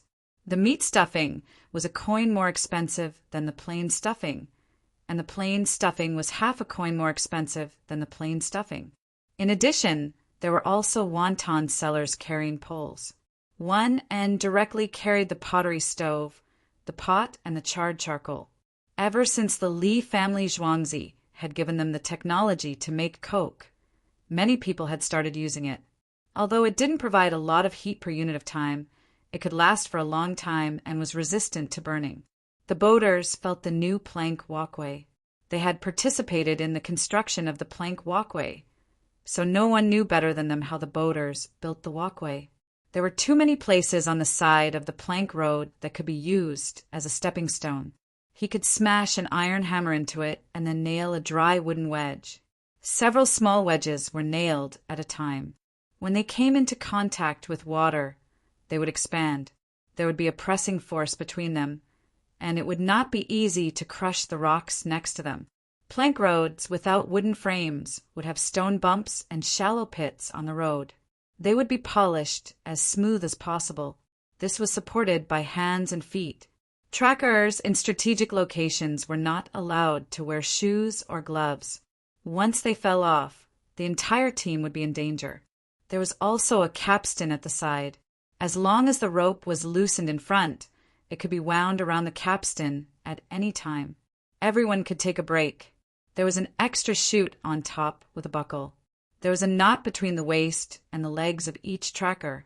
The front of the knot was a live buckle, which could be loosened with a tug. This was to prevent the knot from harming people under certain circumstances. Together with the dredging of the artificial canal, a set of equipment for 1 year of maintenance cost 100,000 yuan. The common people did not understand economics. They only thought that His Majesty was kind enough to dig the canal. Originally, there were many fewer people who walked through the Sanmen Gorge and died. There was also support for the boatmen. The boat moved faster and the water flow was stable. If anyone wanted to sell something, they could get someone to deliver it to them in a small boat. Good technology. Envoys from other countries had come to this place since the construction started. Today it was open to traffic. The envoys from the Japanese Empire praised. It's money. The envoy from Tubo only had eyes for money. A lot of steel and concrete were used to build the plank road. The ropes used by the boatmen were no longer hemp ropes. Instead, they were made from a mixture of cotton and hemp. The hemp was made from fine hemp, which was much sturdier. In the Tang dynasty, the cotton production process was many times better than the white cotton sold in other places. After the cotton was woven, it was dyed. If it was white, it would not be easy to wash. If it was slightly dirty, it would be obvious immediately. How do you wash cotton cloth? The Li family Zhuangzi invented the washboard. Linen garments are pounded with a stick Silk is washed in water. Cloth made of cotton was easy to be smashed, and it wasn't clean enough to be washed. Hence, washboards were invented. The washboard made his hands hurt when he rubbed something numb, and the yarn was broken. It seemed like it was only invented for cotton. Convenient shipping? Don't tell me it's because of money. The Japanese Empire refuted the Tubo people. Both sides were not close to each other, so they did not need to give face to the Tubo people. If you're so capable, then come and fight us, Tubo. Come, swim over here. What does it have to do with money?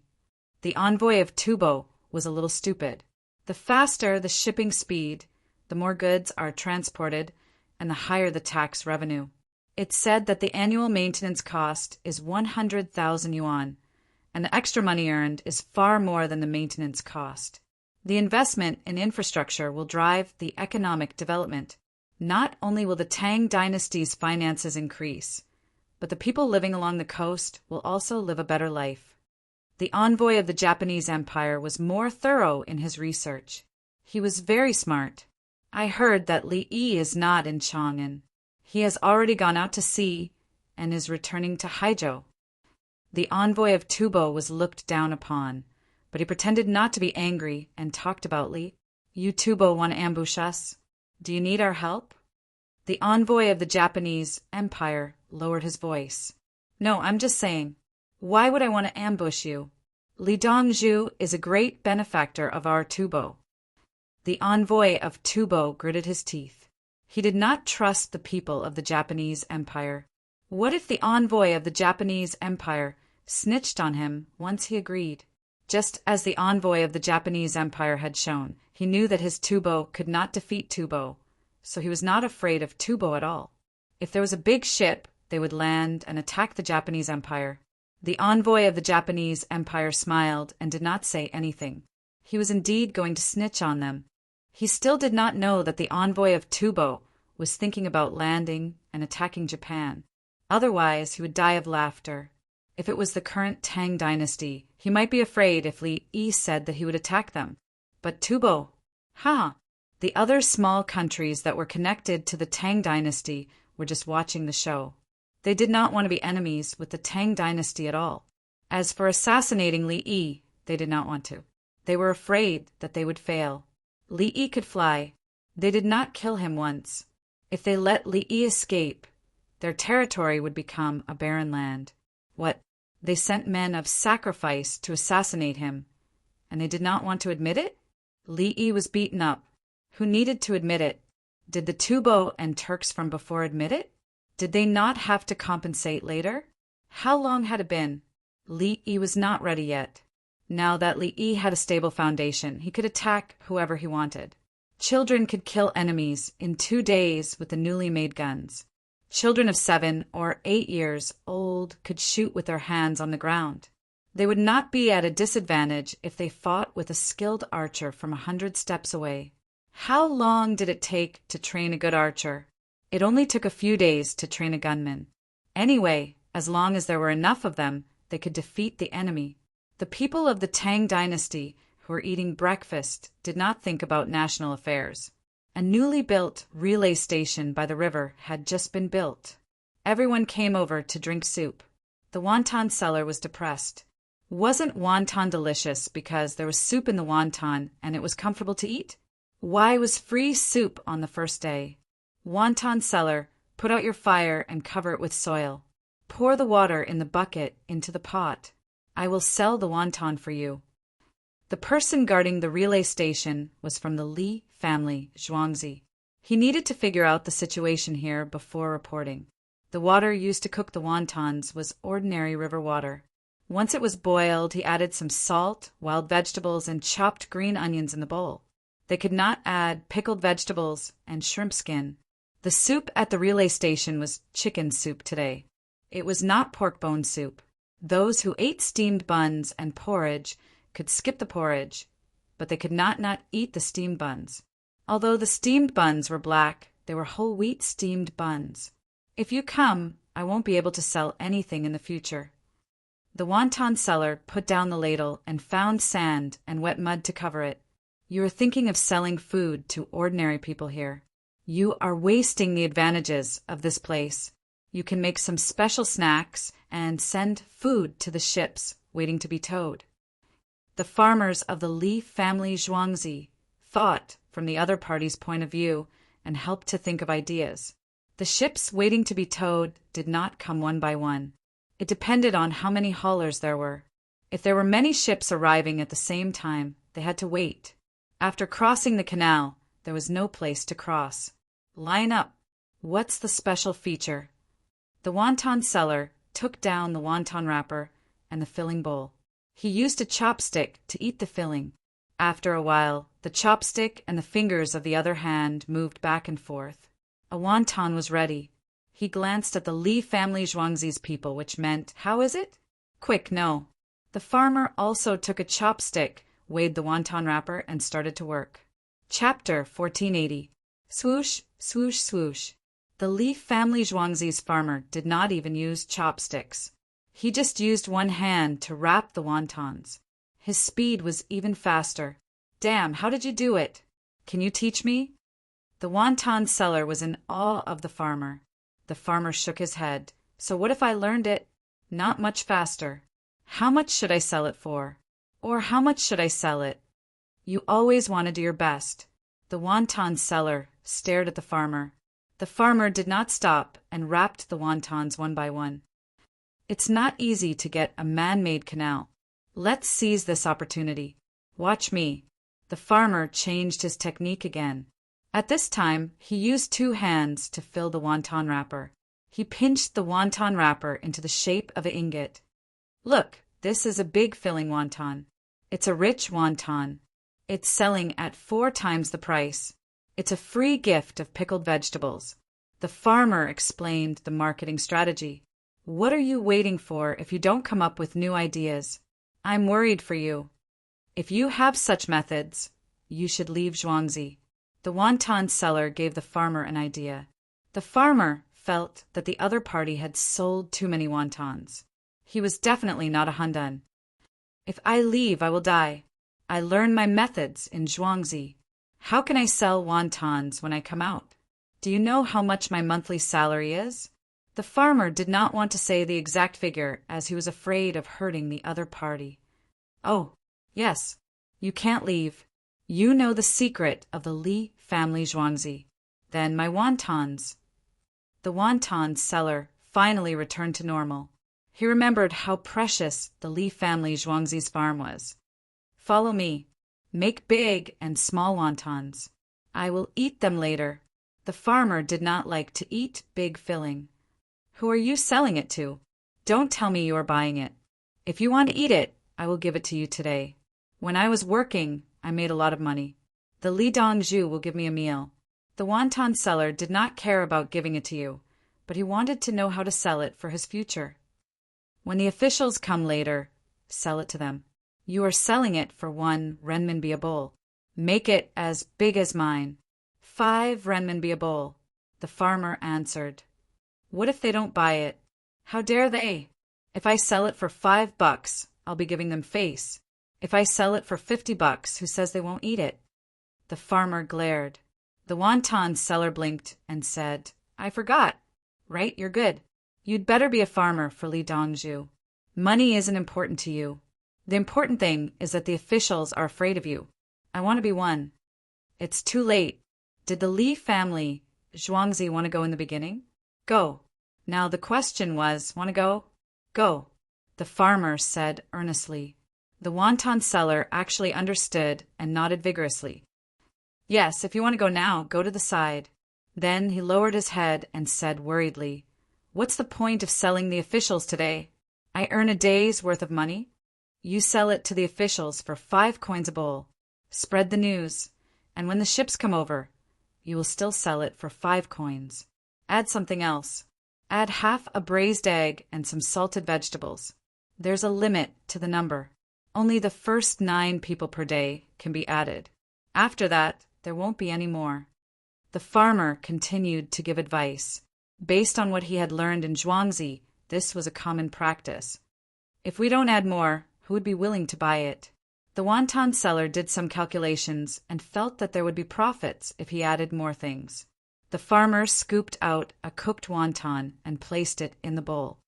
"Which one is this?" "The first one." The wonton seller replied with a look of disdain. The farmer scooped out another wonton. "Which one is this?" "The second one." The wonton seller was a little angry. "Wrong, this is the first one. If I scoop another one, it will still be the first one. 9 is the limit. Just like I said, give me 2 wontons." "Will you really give me 2? If I said, give me a mouthful of rice, will you use your mouth to measure a mouthful of rice? If I said, fill my ears with porridge, will you pour it into your ears?" The farmer had a look of disappointment on his face. "Why are you such an idiot?" Damn, can you do this?" The wonton seller was enlightened and wanted to kneel down. In this life, he still had a master to guide him. "Hurry up and do it. Don't count on me. I still have other things to do." The farmer placed down his chopsticks and stood up to look outside. Okay, I will do it. 5 coins a bowl. I will sell it to the officials. Li Dongzhu, wow. In the future, I will burn incense for you too." The wonton seller was touched. He had learned something. The commoners came over to scoop the soup. Many commoners who lived close to the relay brought their meals over. The whole family came over to drink the soup. It wasn't because they wanted to take advantage of the situation. They felt that the soup from the new relay station was good for their bodies and would increase their stats. They didn't drink it for free. They dug up some wild vegetables and piled them beside the relay station. They could then eat the salted vegetables from the relay station. There were also people who took their bowls and walked over. They were stopped by the local officials. "What are you doing?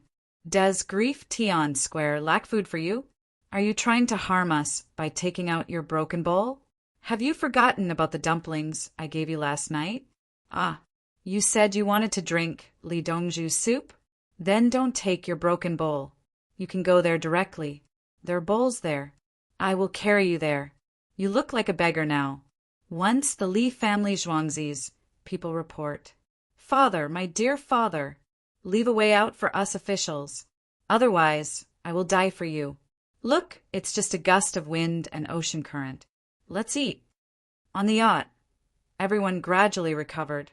Li Yi used the equipment to stir-fry ham, eggs, carrots, and cucumbers. It was salty, so he added extra soy sauce. At the same time, the oil was very big. It looked oily. There were also spicy cabbage side dishes and tomato egg drop soup. After vomiting from seasickness, other than replenishing salt, the most important thing was fat. There was no fat in the gastrointestinal tract, so the digestive system was guaranteed to have problems. Eating salty things together with carbohydrates, fat, protein, and vegetables could allow the body to quickly adjust itself. People with a hangover would first drink soup and then eat salty staples. If there was fatty meat, they would eat it. Saltiness could suppress the urge to vomit. What were the consequences of eating too much salt? Stomach acid. What were the consequences of not eating salt? Stomach acid. It looked the same, but the difference was huge. The latter not only had stomach acid, but also felt tired and weak. Dongzhu, a group of people were driven to the beach by a pack of wolves. Can wolves also go to the beach? The winged knights, who was in charge of observing, ran over and reported to Li Yi, who was eating. "Have you seen locusts crossing the sea? Nothing in this world is impossible. Set up a sniper, protect people, use an assault rifle, and stop shooting. Others are armed and swim, I'll fly." Li Yi threw his chopsticks aside and went to find his aircraft. "Li Lang, I've set up the docking." Princess Yongmu went to the control panel. In less than a minute, Li Yi stepped on the aircraft and rose into the air. The yacht slowed down and moved forward by inertia. There was indeed a group of people on the beach who were being forced by a pack of wolves. Being forced did not mean that the wolves could attack. The wolves' opponents were people, not other animals. There were more than 50 people and more than 200 wolves. Li Yi flew up to take a look and gave a rough estimate. The yacht was ready to anchor at any time. A total of 20 assault rifles and 4 sniper rifles were mounted on the first, second, and top decks. The other winged knights were armed and swimming. It was more than 50 meters, so it would be a waste of time to let the yacht go. Heavy machine guns fire at once. Make your position clear. Li Yi flew in the air and gave orders to the 2 heavy machine guns. Chapter 1481. Hiss! Hiss! The 2 heavy machine guns operated by the craftsmen fired, and 3 wolves fell. Swish! Countless wolves looked at the top of the yacht, where the sound came from. Swish! At least half of them turned their heads. Some looked at Li Yi in the sky, while others looked at the people swimming in the sea. Naturally, they had already seen the yacht.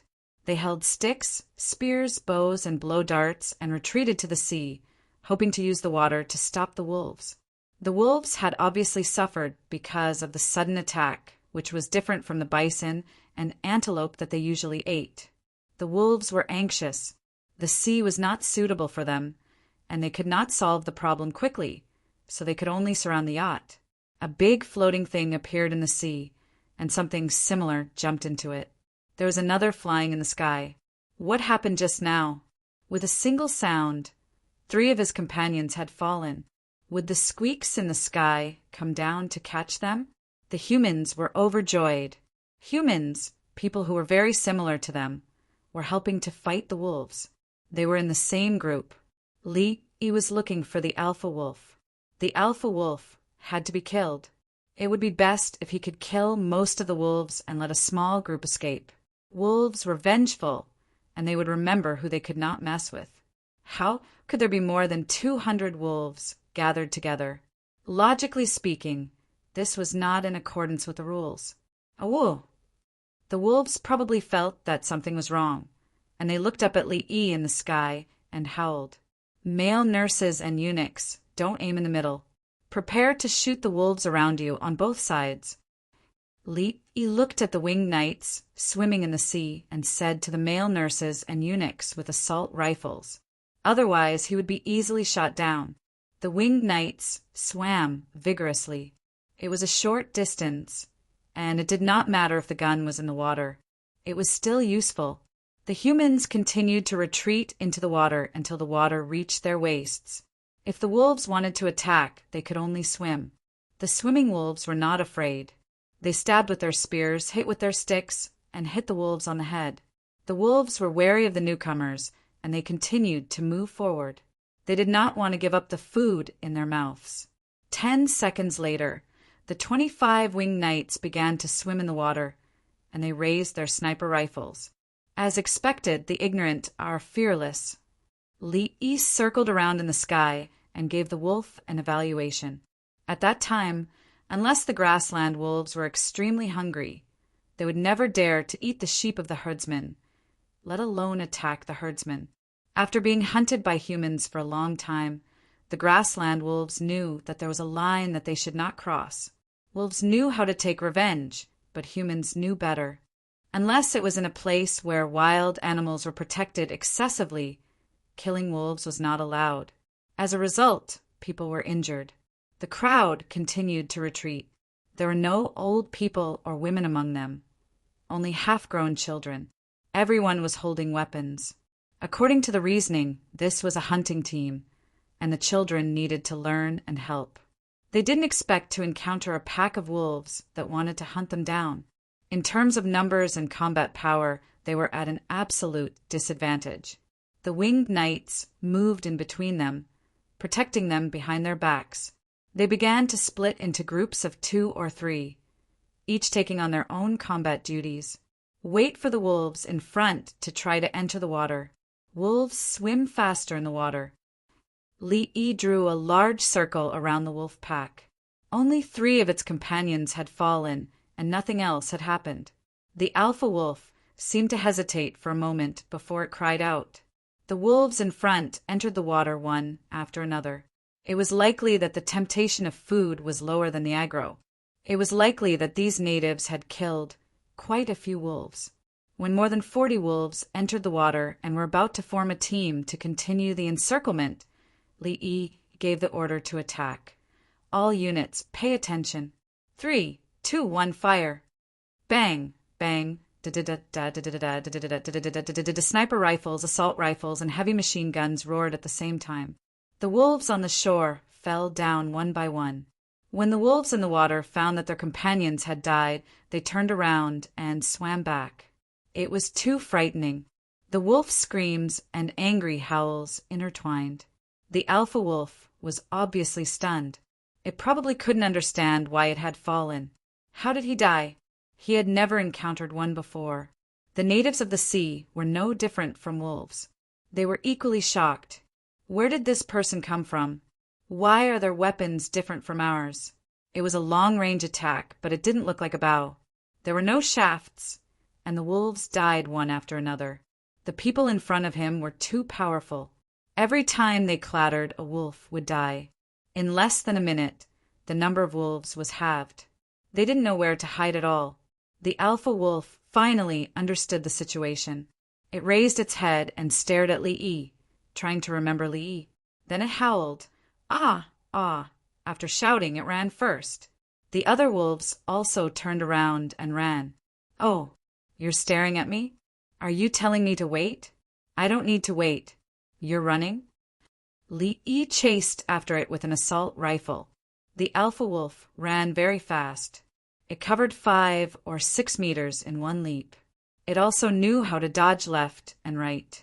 Obviously, it had used the method to deal with eagles. "I'm not an eagle. Go to hell. You're a trophy to show off to the natives." Li was very relaxed and opened fire. Da-da-da-da-da-da. It was finished. The heavy machine guns were connected. The sniper rifles were still firing shots one after another. The assault rifles sounded very messy. "Stop fighting, stop fighting. It's Li Lang's lifespan. There are no wolves left. Where are you going to shoot?" Princess Yongmu, who was looking through the binoculars, was anxious. She stopped the nurses and eunuchs. Li continued to chase after the wolves. He killed the ones that ran faster. Normally, those that could run were strong and would become the next alpha wolf. He felt that there were a few alpha wolves in this group. Different wolf packs mixed together to form a temporary team. The gunshots gradually died down. The corpses of the wolves were spread out on the ground. Only one person was still firing. It was Li. He was still chasing after the alpha wolf. There were too many wolves left. No, 10 of them were enough. They dropped the anchor and put down the kayaks. Everyone took their things and went ashore. The natives dragged the corpses of the wolves in the water with them. They couldn't bear to throw them away. If some of them were not completely dead, they would kill them with a stick. After going ashore, the natives continued to kill the wolves. They piled up the corpses of the wolves. They put down their weapons and lay on the ground, mumbling something. Since Li said he would leave 10 wolves, he left 10 wolves behind. Li completed his mission and flew back. He landed in the ear-piercing sound. Puff! The natives lay down in front of Li again. "You don't have to be so polite. It's just a small favor. Qingdai, pass the tablet to me." Li jumped down and discovered that the natives didn't understand what he was saying. He raised his hands. This time the natives understood. They stood up one after another. Their gazes were filled with reverence. This person could fly and was chasing after the wolves in the sky. Li took the tablet. One of the natives walked out and pointed at the pile of dead wolves. Everyone looked carefully and understood. The natives helped to gather the dead wolves and gave them to the natives. The natives didn't want them. They were considered spoils of war. Li found the natives.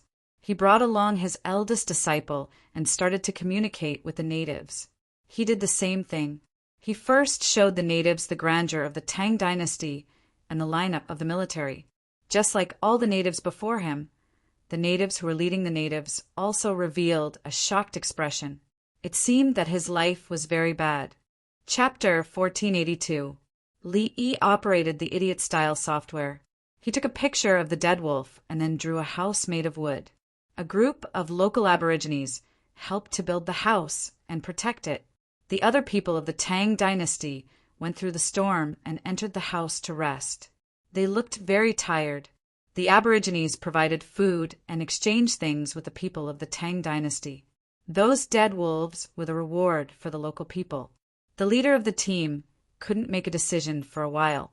He turned his head and looked at so many dead wolves and actually showed a shy look. It seemed that he thought the value of the wolves was too high. He waited to be rescued and took things, just to help the people of the Tang dynasty build a house later. At that time, he could exchange with the people of the Tang dynasty and take what he needed. In fact, he didn't know that the people of the Tang dynasty wouldn't come in a short time. It was too dangerous. Li Yi didn't need to find wolf skin, wolf meat, or wolf bones. For the future, he asked the local people to build it first. As for the next stop to get potatoes and the items to exchange in Brazil, they had to find the wolves here. If they hunted in the local area, they would have to deal with them. It was troublesome. Li Yi showed the small leader the bullets and asked him to help collect the bullets and shells. He also left the flags of the sun, the moon, and the stars. After the other party agreed one by one, Li Yi and his team left some seeds of the Tang dynasty, returned to the yacht, and continued to set off. They just wanted to save people and didn't plan to stay long. They quickly got the potatoes, rubber seedlings, and seeds and went back.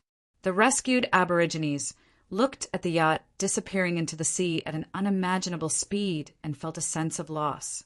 They also wanted to call more people to meet the people who saved them and take out the best food to thank them. The other party seemed to look down on a lot of prey. They rowed a big boat that they could never build, killed a pack of wolves easily, and could fly. The yacht didn't stop on the way. Since they didn't want the team behind them to come here, they didn't bother to communicate with the local people. Li Lang, the wolves we killed last time were not as many as today. The local wolves were small. Princess Yongmu talked about her flying with Li Yi and the eagle family. Different breeds. The local wolves are rampant, which means that the wolf packs are close to each other. The aboriginals are hunting everywhere, so that should be the case. Li Yi still couldn't figure out how such a large group of wolves could work together. He wasn't sure if the 10 wolves that he had released were from the same pack of wolves. He believed that the rescued aboriginals would frantically search for nearby wolves while the wolves were weakened.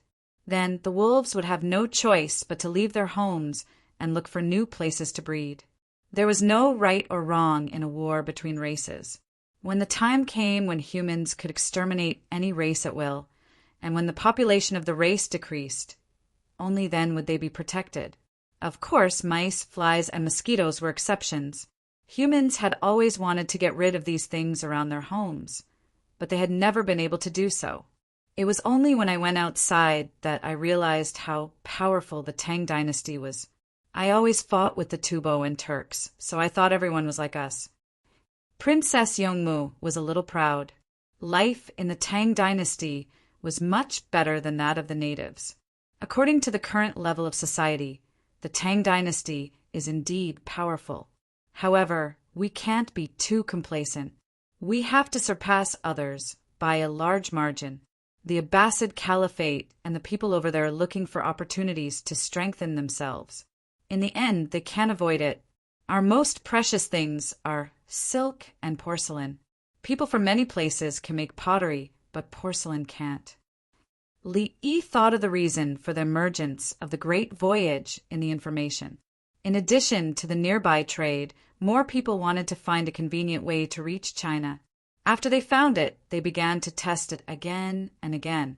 When they found that this country that could provide a lot of good things was weakening, they began to attack like wolves.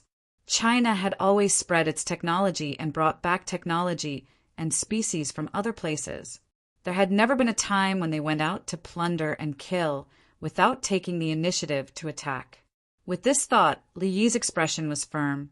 We have to teach the things from other places to understand rules and etiquette. We have to make them like humans. Yes, Princess Yongmu agreed.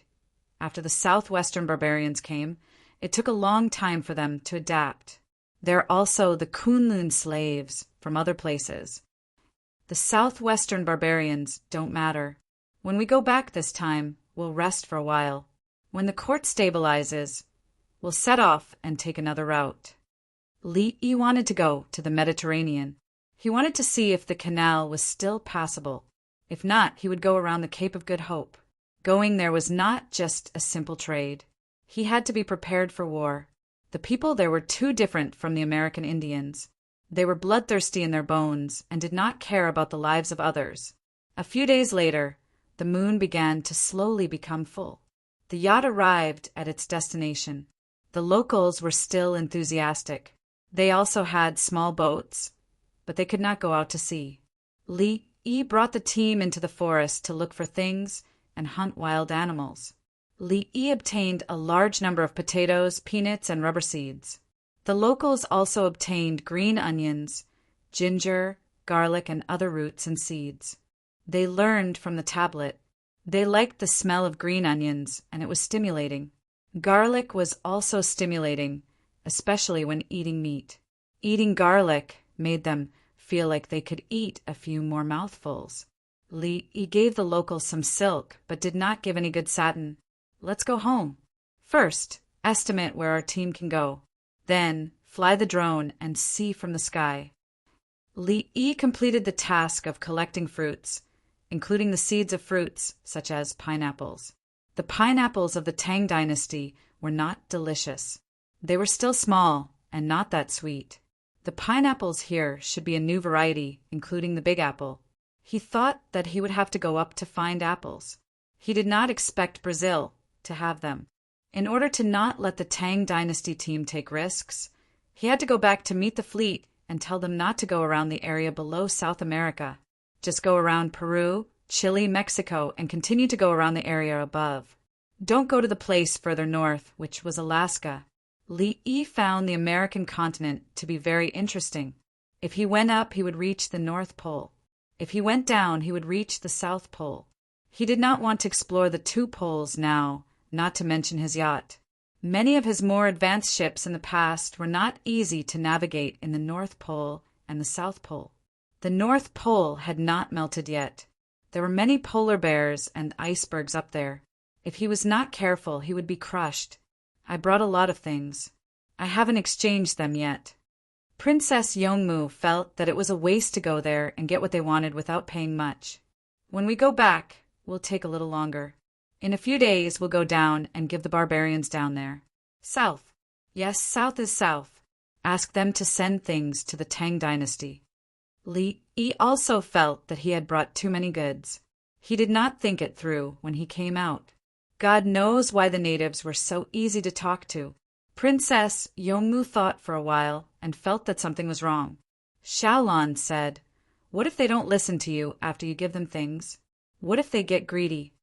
Put their handprints and record it. If they don't give us anything, it'll be easy."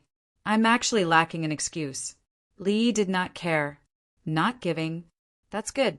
Chapter 1483. The yacht sailed at full speed.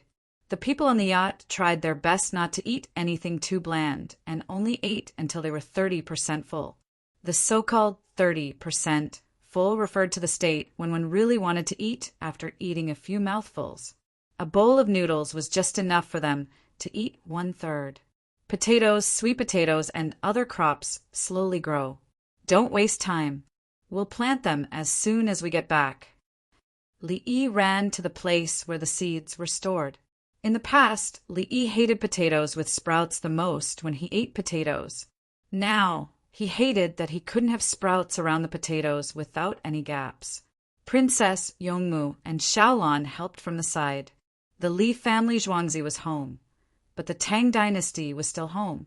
They knew that with or without the yacht and weapons, the Tang dynasty would eventually be able to plant new crops. Li Yi gave a death order. Without the steam engine ships, the Tang dynasty's sailing ships would sail across the ocean. If they were willing to sacrifice people, they would guarantee that the seeds would be brought back to the Tang dynasty. The two of them heard Li Yi talk in his sleep once. I'm a person with a system. Why shouldn't I use it? I can't change history. Why should I come to the Tang dynasty to be a spectator? Humph. In fact, I'm just as good without a system. Li Lang, If the newspaper didn't say that many seeds were soaked in lime water before planting, who would have known? It's really useful after soaking. Princess Yongmu listened to Li Yi's mutterings and waited for a moment before praising him. Xiao Lan followed. There are also mineral fertilizers and farm manure. The people are grateful to you. The government pavilion collected cow and horse manure and sent it to the government's wasteland where there isn't enough manure to plant soybeans and raise the land well. Right now, I'm afraid that the upper reaches of the Yellow River will be dry. Without water, it will be difficult to raise fish and irrigate the land. Using wells to irrigate the land will consume too much manpower. When Xiaolan considered a problem, she would start from the big picture and consider the details. Once, when the imperial court saw a drought, they wanted to dig wells.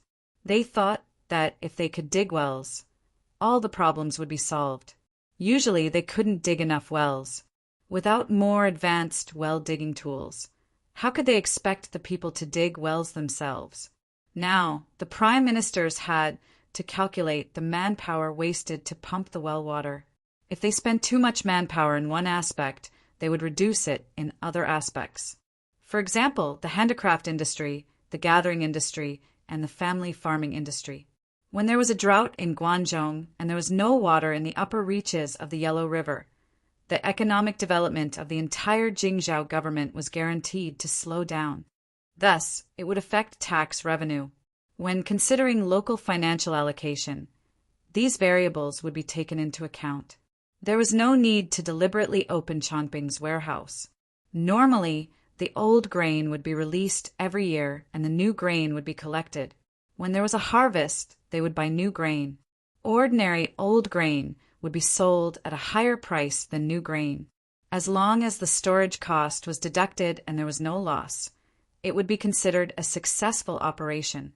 When it was really necessary to open Chongping warehouse, it would not only be for the sake of releasing old grain, but it would also limit the number of household registers that the people could purchase. This would prevent people from maliciously hoarding and raising the price of food. The matter looked simple, but Yao Chong was not the one who did it when he was in office. Looking at the bigger picture, Yao Chong wasn't wrong. He mainly controlled the overall situation and ordered the local governments to implement the policies. How could the higher-ups directly assign the task to the local government? What if they didn't understand the local situation and something happened? Trees need to be planted at the source of the Yellow River. Artificial intervention will be carried out according to the local plant situation. The water from the Yellow River, as well as from the glaciers and the northwest, you don't have to worry about it for the next few years.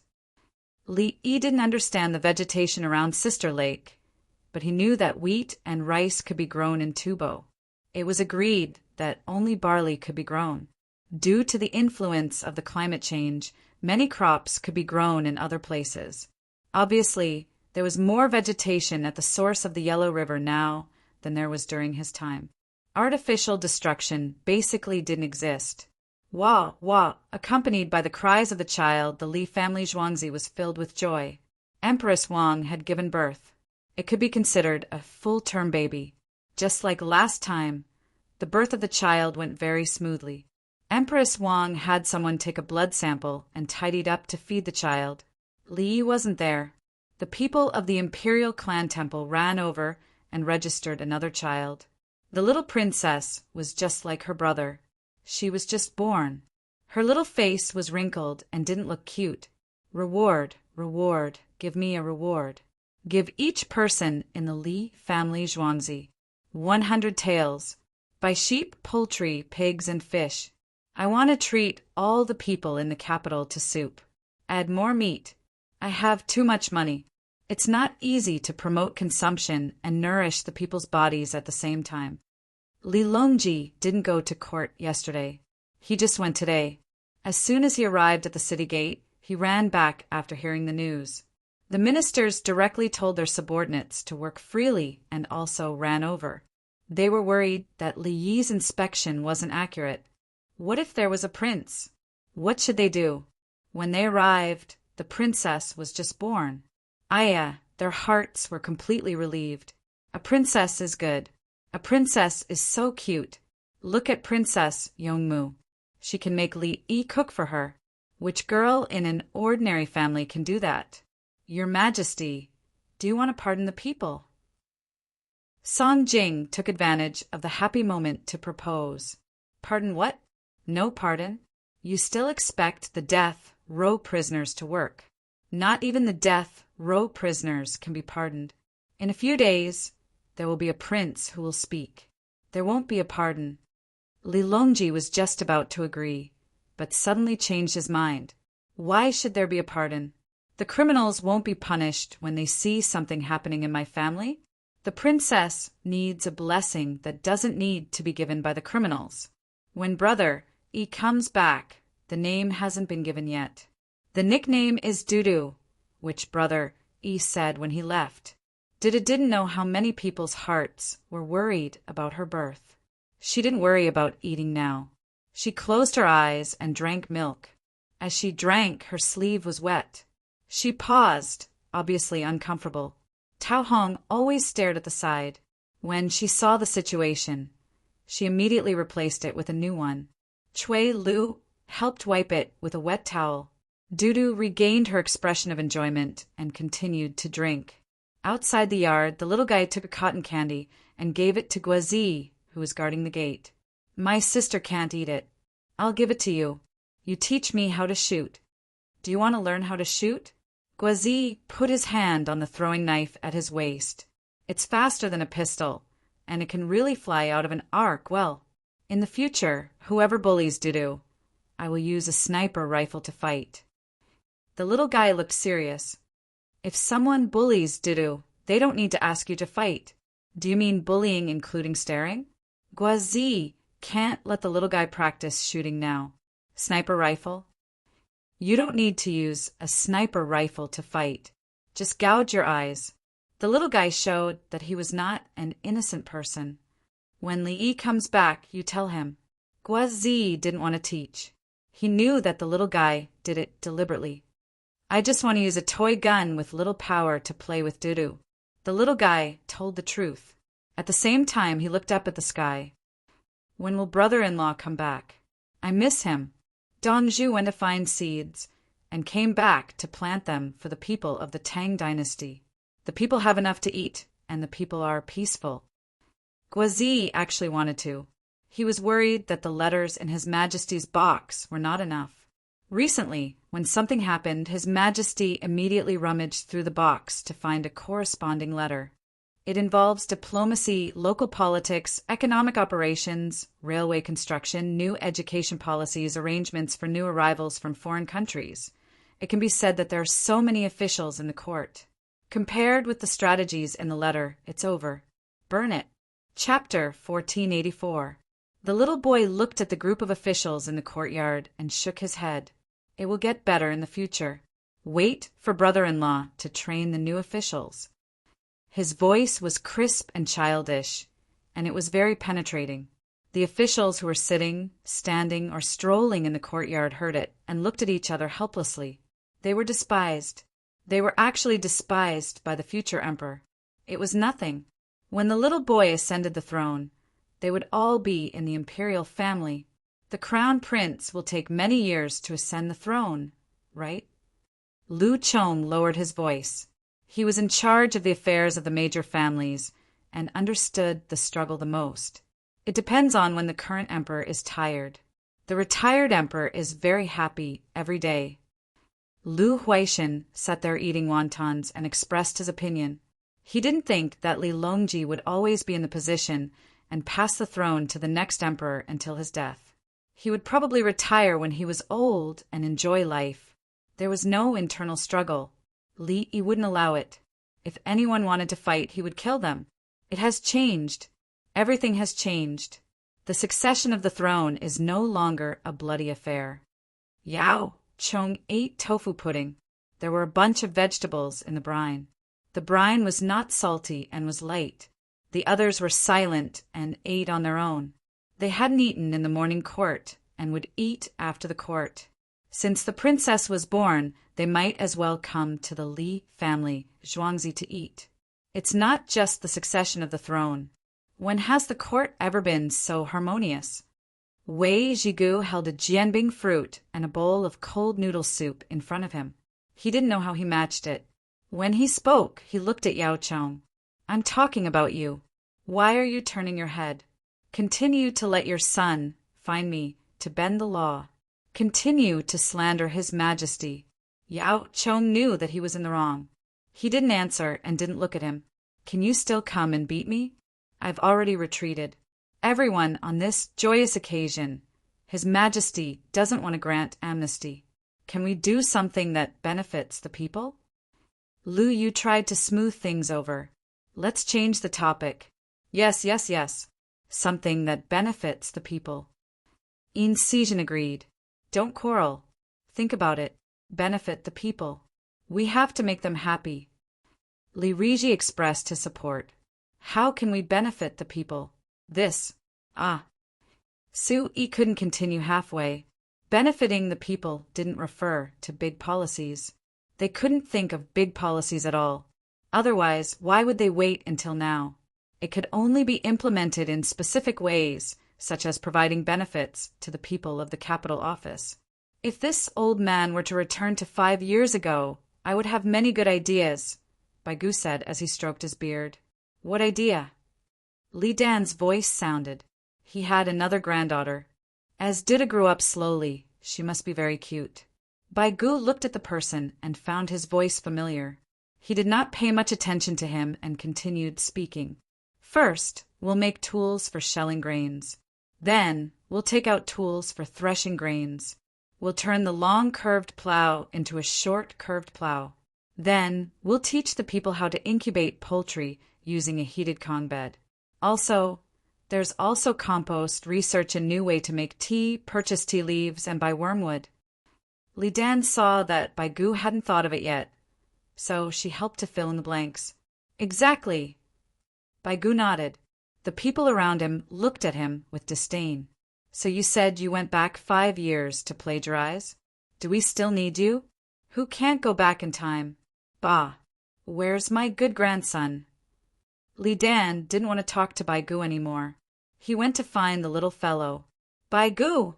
No wonder it sounded familiar. Why didn't you stand in front of me and talk? Li Longji and Song Jing finished speaking and came out. Seeing that everyone seemed to be targeting someone, he said in surprise, Everyone eat less. It was prepared at noon. You are. To celebrate Dudu, we are thinking of ways to benefit the people. Yao Chong was more than 10 steps away from Wei Jigu. He really didn't want to get too close. Is there a good plan? Li Longji said as he took out an envelope from his sleeve. Others looked at the familiar envelope.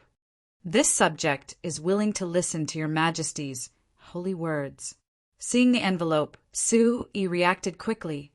This subject agrees. Everyone was familiar with it. There's no intention. It's just asking the people to collect things for money.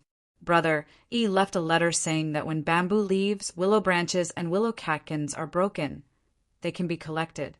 They are medicine. Li Longji waved the letter in his hand. Everyone was collecting tea leaves now. In a few days, they would be collecting wormwood. When everyone heard it, it was simple. It wasn't anything difficult to collect. Li Longji spoke again. Scorpions, centipedes, tideworms, if you need to catch them, use a small wooden clip. One at a time, it won't hurt your hands. Don't take centipedes. Although they are also medicine, they're not very useful. Kill them with a fly swatter. If you collect enough, sell them in a paper tube to the Li family Zhuangzi and feed them to the centipedes. Centipedes were seen a lot, but because they were too fast, they were not easy to catch or kill. The officials looked at each other. Was this a small matter? He specially wrote a letter? Your Majesty, if that's the case, the willow branches will suffer. Zhang Juling could think of it. Everyone pulled the willow branches together. He didn't care about the bamboo leaves. Bamboo grew too fast. Every bamboo shoot was a piece of bamboo. Bamboo shoots that didn't grow in suitable places shouldn't be allowed to become bamboo. They should be dug up and eaten. If the willow tree said that it needed willow branches and catkins, it would be gone. When everyone bid farewell, where would they go to pick willows? Since that's the case, we only need catkins. The limit is 5 days. Li Longji pondered for a moment. If he wrote it in the newspaper and didn't allow for too much discount, the effect wouldn't be great. As long as it was something that could make money, the people would rush forward and take as much as they could. The officials weren't interested in this. Li Mintz and the others continued to think. Li Longji ordered people to print a notice and send it to the capital office and the surrounding prefectures. The newspaper didn't have enough time. Before noon, the people nearby rushed over with their things and waited at the bridgehead. When they met the people from the Li family's farm, they congratulated them first, congratulating the emperor and Empress Wang for having another princess. The notice said that the princess had appeared, so the Li family Zhuangzi bought extra things. What the officials thought was a small matter was treated as a big matter by the people. They could earn dozens of yuan at a time. The people who lived next to the bamboo forest could earn a month's income if they worked hard for a few days. The people's livelihood is not a small matter. The weather was hot. At noon, Li Longji ate hot pot. When he heard the news, he said to everyone. Everyone was still thinking about what to do to benefit the people. Li Yi's method was helping the people of the capital office make money. At the same time, it could store medicine for the pharmacies. Li Longji continued, adapt to local conditions and the time. The people of the capital office get an extra 100 yuan per household and spend an extra 10 yuan per household. The taxes collected by the imperial court are enough to cover the expenses of the Grief Field Square and the school stationery. The railroad and the train are important, but it is also the harvest of the people by the roadside. As long as it benefits the people, how can we not do it because it is small? Li Longji educated the officials. Look, the people are so happy. What have you come up with now? Your Majesty, I have a good idea. Yao Chong suddenly had an idea. Oh, Yuan Chong, tell me. Li Longji was interested. Order the poultry farmers to drive the poultry to the river. They can eat the weeds on both sides of the river. Ducks and geese like the water, killing many birds with one stone. Yao Chong regained his confidence. Look, he had thought it through thoroughly. Li Longji stared at Yao Chong carefully, then looked at the door. What is your Majesty looking for? Qing Song asked after observing the situation. Nurse, imperial physician, take a look at Yao Qing. My inspection team cannot leave Yao Qing. Li Longji's face was full of worry and concern. Yao Chong. Chapter 1485. Wait. Yao Chong felt insulted. Your Majesty, I'm still healthy. Why do you say that? Yao Chong felt wronged. What did I say wrong? I have to check my body. What if the chickens fall into the water? The artificial water network has no shallows and has a steep slope. It's fine to raise geese. But if the ducks are raised in the water, they will eat up all the small fish. Everyone is still waiting to fish in the water. What about the boats? Li Longji still wanted to ask the imperial physician to come in. Unfortunately, Brother Yi had not returned from the sea. Otherwise, the equipment was too advanced for the nurses to understand. Li Yi said to raise ducks and geese in the water network. Yao Chong recalled and was certain. Brother Yi said to raise them in the water network, not in the water network. The water network is connected to the ditches are connected to the fields, and the water network is connected to the fields. The fields will be washed away. Li Longji said, and turned to look at the door again. Thank you, Your Majesty. I'm fine. Yao Chong was afraid that if he saw His Majesty looking at the door too much, he would suspect that he was sick. Yao Chong retreated. Song Jing rolled his eyes and said, Your Majesty, I don't think so. The ducks and geese will enter the ditches and enter the paddy fields to eat the rice seedlings. Paddy fields have existed since ancient times. Do you see ducks and geese entering? Li Longji did not believe that anyone would allow ducks and geese to enter the fields to eat. No, not even horses and cows. Song Jing forgot that there was someone watching over them. Sacrificing tadpoles can be used to raise ducks in the paddy fields. When the rice seedlings grow, the ducks will not be able to eat them. Brother, he mentioned this before. Li Longji remembered all of it. In his opinion, the common things of the people were all knowledge. He believed that no one in the world understood loneliness better than him. Your Majesty, I found that raising rabbits in cages is very profitable. Chickens should be raised in cages and kept closely together. Su Yi, Songjing, and Yao Chong had a common enemy. Brother, Yi said that he doesn't have any medicine. If he raises them intensively, the chickens will definitely fall sick. His family is rich, and the hairy ones don't count. Every one of them dies. Li Longji was not angry. It was good that his subjects were willing to use their brains. Do your best and surpass Brother Yi. I look forward to it. Your Majesty, has the Li family Zhuangzi's land been prepared? Just waiting for Li Yi to return? Zhang Jiling had no choice but to change the topic. Why were they competing with Li Yi? Everyone could fly. The imperial plantation has also plowed the soil and fertilizers. After 2 days of drying, we will add wet fertilizer again. Li Longji nodded. He was waiting. There could be leftovers, but there had to be enough.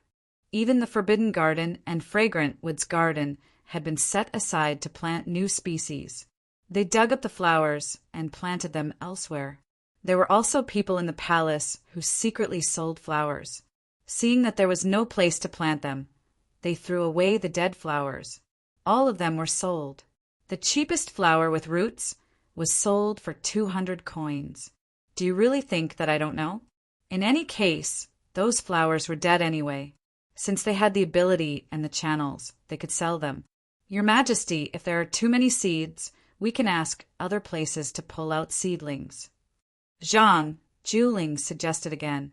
He meant to compensate the people who were requisitioned in other places. How can there be so many? Li Longji shook his head. If they could fill up the land, they could spread it to the capital and Hunan prefectures next year. Li Dongzhu definitely did not expect us to be so fast. We are the ones who are amazing. Lu Tingguang, who was on the fleet, felt a little sneaky when he saw everyone changing fresh water. They once again bypassed many islands, going directly from Guam to the Federated States of Micronesia's Polakir Island. The wind was good, so they ran diagonally. Wan Jin looked at the enthusiastic natives on the island and shook his head. The truly amazing one is Dongzhu. We just went to any island, and Dongzhu already helped us contact them. The new sea maps were handed over by the natives, just like how we opened the sea maps in the secret box. Wild vegetables, fresh water, dried salted fish, and straw mats were all sent over. I'll give you a year to be the vanguard. Can you do it? I'm not going to compare myself to Li Dongzhu.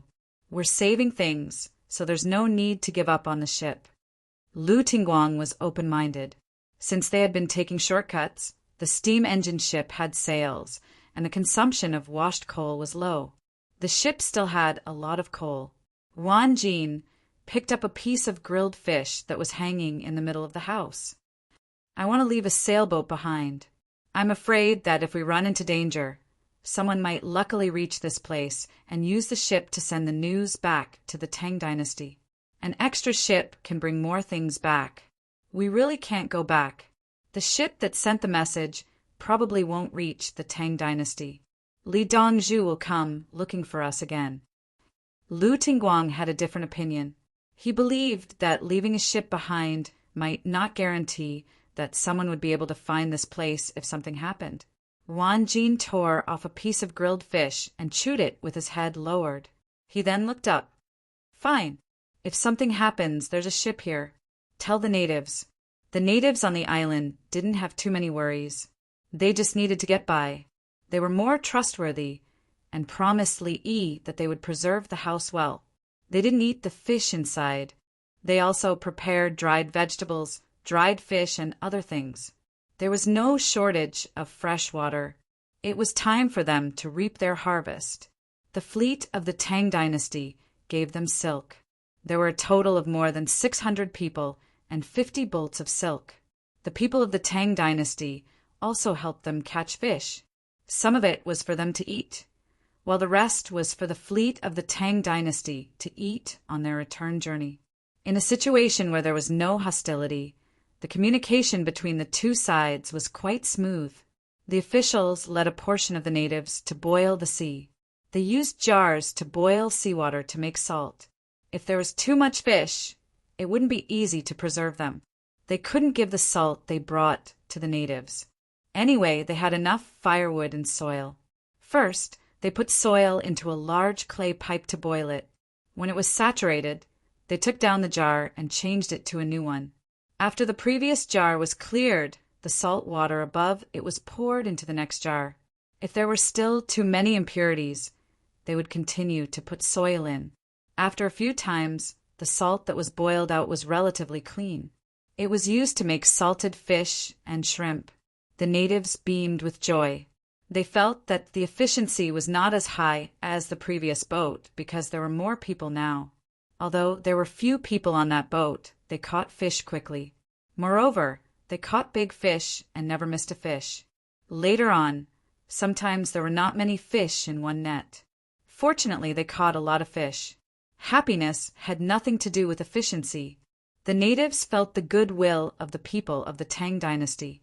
There were so many people. If they said that they would kill them all, none of them would be able to escape. They didn't kill, and they didn't even show a fierce expression. One of the natives was about to die while giving birth. Their people made something as fast as possible. The natives lay down on it, and there was a place for them to grab. There was also a pair of forceps to take out the baby. They were all alive, the woman, and the baby didn't die, and the baby was cleaned up. They also fed some kind of juice to make the baby vomit out the dirty things. In fact, it was a slanted obstetrical chair and forceps. The craftsmen made it in less than 5 minutes. Seeing that something went into the baby's mouth and nose, they hurriedly boiled the herbs they brought. They cleaned it and fed it to the baby to induce vomiting. As for the woman giving birth to the baby with the help of a bunch of men, neither side objected. The people of the Tang dynasty thought that they were saving their lives. The natives never thought that the people of the Tang dynasty could do anything about it. Li Dongzhu even thought about this. He's a meticulous plan. Lu Tingguang watched the craftsmen of the Li family Zhuangzi manually induce breast milk for the natives who had just given birth. After the baby drank the milk, he expressed his admiration. Chapter 1486. I know how to deliver babies and promote breast milk, Wan Jin said seriously to Lu Tingguang. Ah. Lu Tingguang was confused. Don't you understand why I'm learning? The Wing Knights learn everything. The Wing Knights are the soldiers of the Tang dynasty. Wan Jin puffed out his chest as he spoke, his expression solemn. If Li Yi saw this, he would definitely be happy. The brainwashing was a success. This brainwashing was not derogatory, as he had been brainwashed as well. He had told his friends that he knew how bad his own country was, but he still supported it. Who else would he support if not his own country? Supporting others? Did others see him as a human? Lu Tingguang's eyes were filled with envy. He also wanted to join the Wing Knights. When his navy was in Dengzhou and other places, the people were always suspicious. Even if they did business with each other, they would still benefit. When the Wing Knights went over, the people immediately gave them absolute trust. Just like how the Aboriginals trusted their own troops, they did not take any precautions. The Aboriginals were overjoyed when their newborn was a girl. They lived in a matriarchal society. The good thing about women was that they could go to other places to be with other men and come back to give birth. Or men from other places would come over and look for women here. Similarly, they would leave their children here. They did not feel that it was a loss for their women to go to other places and come back to give birth and raise their children. Women could go out again and again, or wait for their men to come back. Giving birth to a child would increase the population of their tribe. The more people there were, the stronger they would be. If a man accidentally floated over a group of women, Those who don't have money to find a wife should go out to sea. Lu Tingguang lamented. What's the use of going out to sea? The children won't go with you, and the women won't follow you. Isn't it the same if you go to a brothel? Wan Jin had thought it through. He still felt that his wife and children were better. If he could live with them and take care of his parents, he would earn a lot of money. His wife's family would also give him benefits. Belonging to a family would bring warmth. If he was with these women outside, the children would not even belong to him. Why bother? Shouldn't men be the indomitable pillars of the family? When did they become tools? Have you been to Chang'an's Pyongkong Square? Lu Tingguang was bored, so he asked about places he could not go. I stayed outside to protect the child. Wan Jin thought for a moment before giving an answer. Are the women there pretty? Lu Tingguang continued to ask. They look good, especially those from Nankou. Wan Jin nodded his head in acknowledgement. Are you afraid to look him in the eye? Lu Tingguang probed. No, when the big sisters of Nankou talk to you, they give you the feeling that they are very ordinary, so you don't have to avoid them. It was as if he was interacting with someone he was very familiar with. There was no pressure and he was very easygoing. When you don't know what to say, they actually know what you know and tell you what you know. Thinking back, Wan Jin realized that the big shots of Southern Melody who came to Zhuangzi were especially nice. Lu Tingguang said with admiration, I thought they were proud and aloof. All of them are like fairies in the heavens. One can only look up to them. No, they are very good. It's just that sometimes Dongzhu gets angry and warns them not to play tricks. I don't see any tricks. Wan Jin tried to recall, but couldn't find any fault with it. Don't you have any thoughts? Lu Tingguang finally found a topic to talk about. When had he come into contact with the big shots of Pyongkong Square? In the beginning, it was my first year. When I saw them, I would sometimes have dreams. They were all dreams. Let's not talk about it. Later on, when I looked at them again, they were like little sisters next door. When I interacted with them, I didn't have any other thoughts. They were all good little sisters. Any thoughts I shouldn't have would be blasphemous. Wan Jin recalled again and gave an answer. Enough.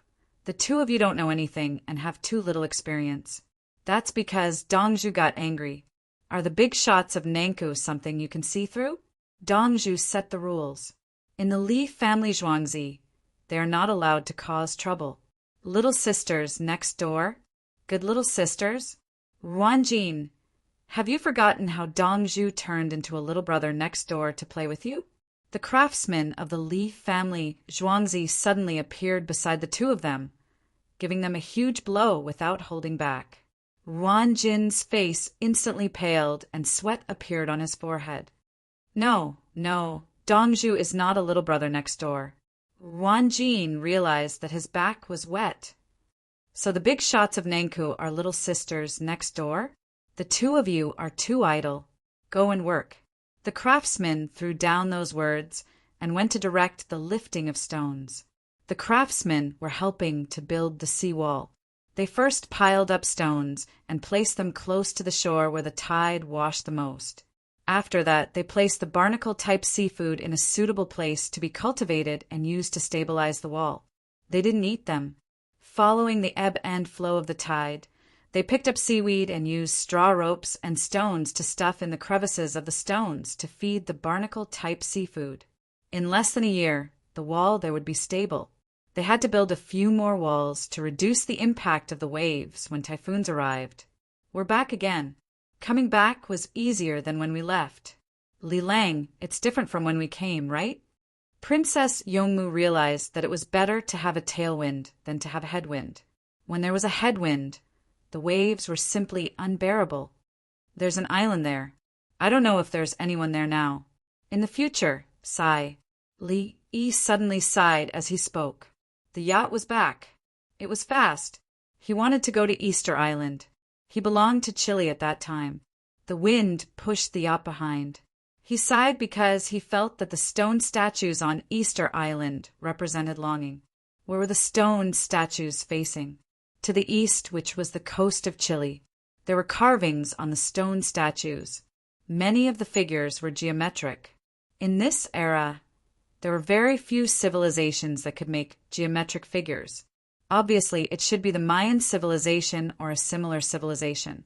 If it was the Mayan civilization, why did they go there to build stone statues? Wasn't it dependent on how the wind blew? How did the ocean currents move?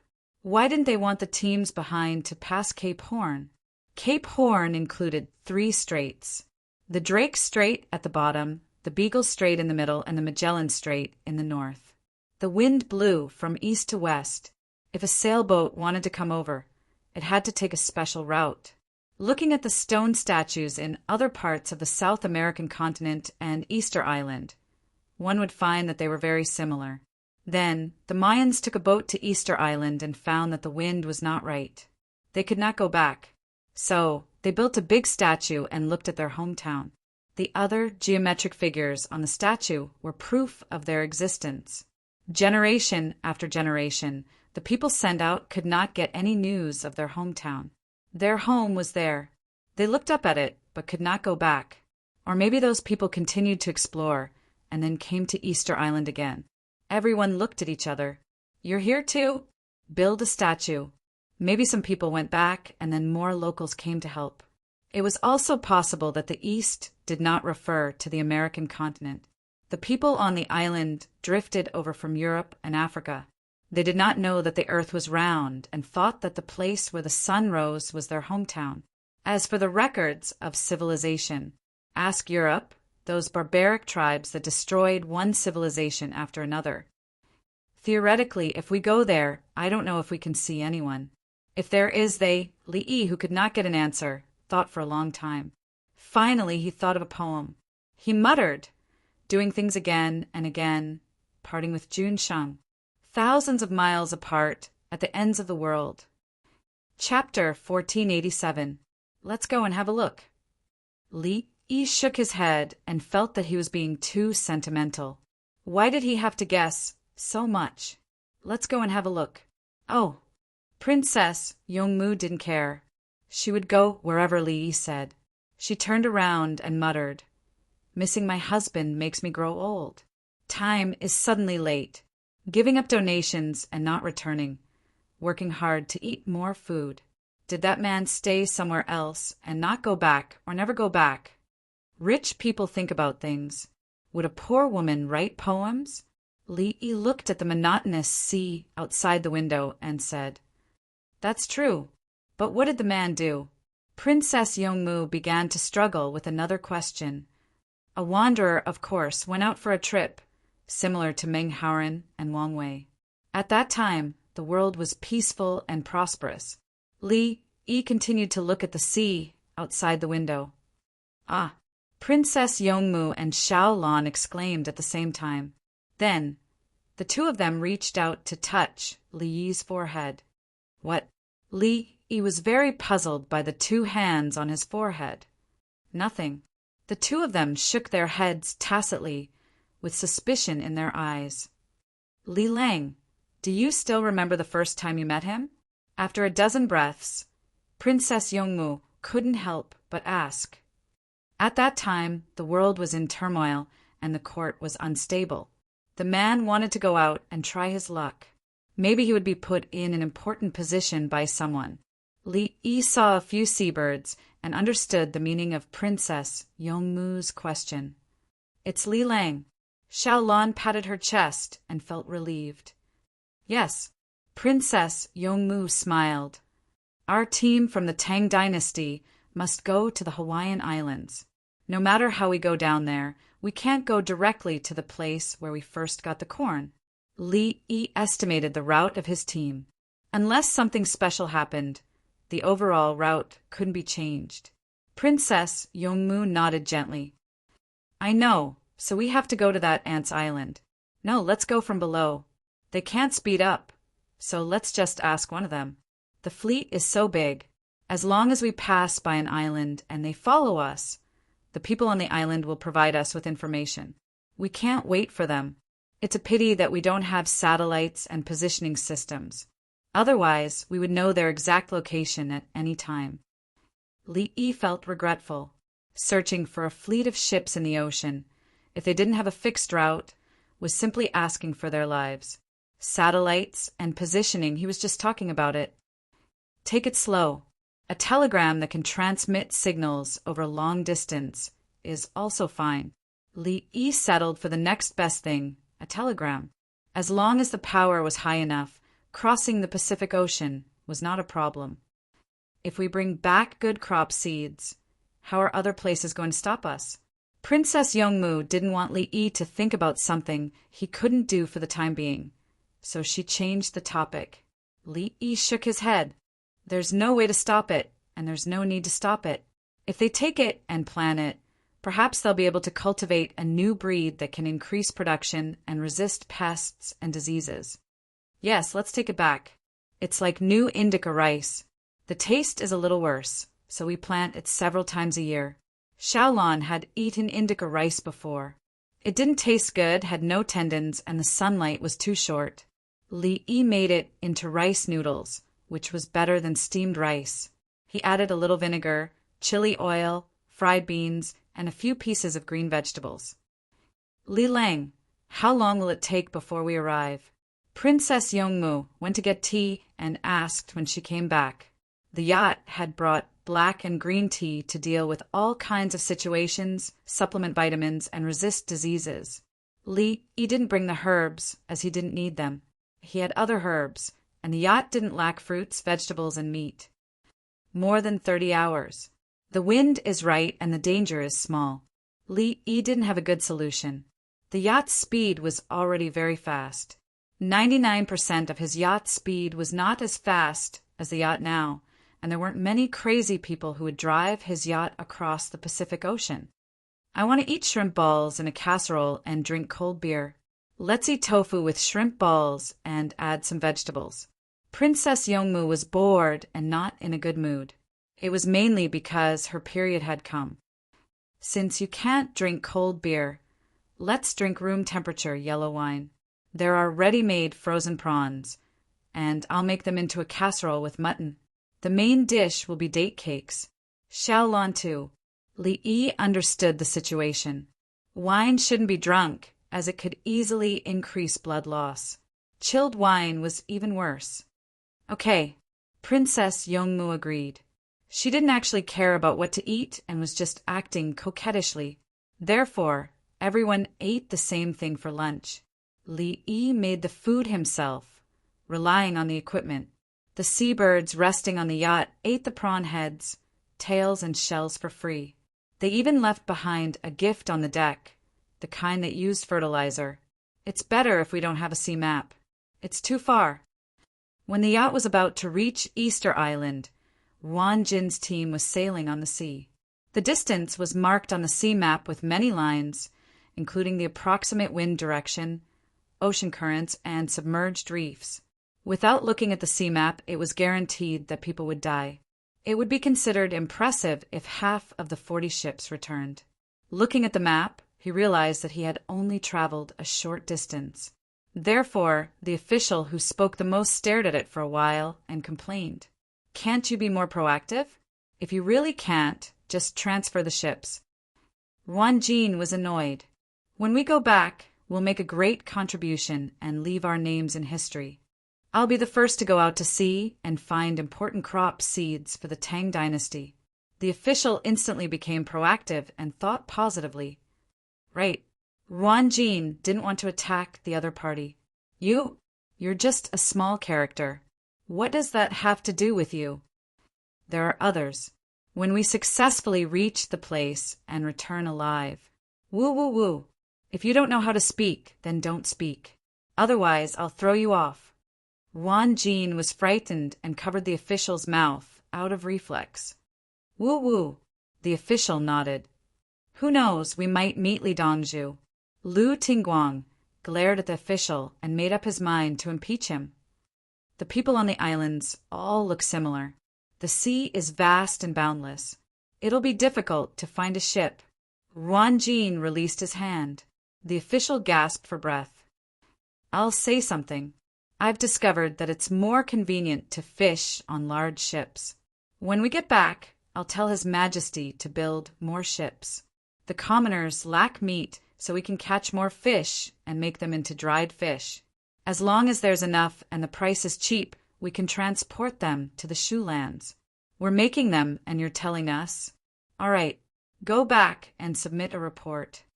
Yuan Jin truly didn't want to attack the other party.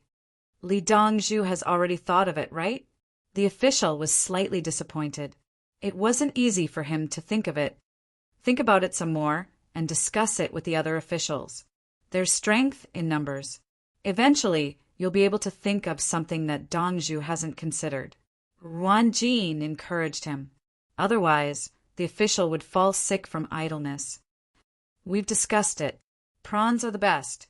After catching them, we'll boil them with water and add a little salt before drying them. It'll be easier to transport them, and the commoners will love to eat them. Encouraged, the official immediately told his colleagues what he had said. He wasn't afraid that the other party would covet their contributions.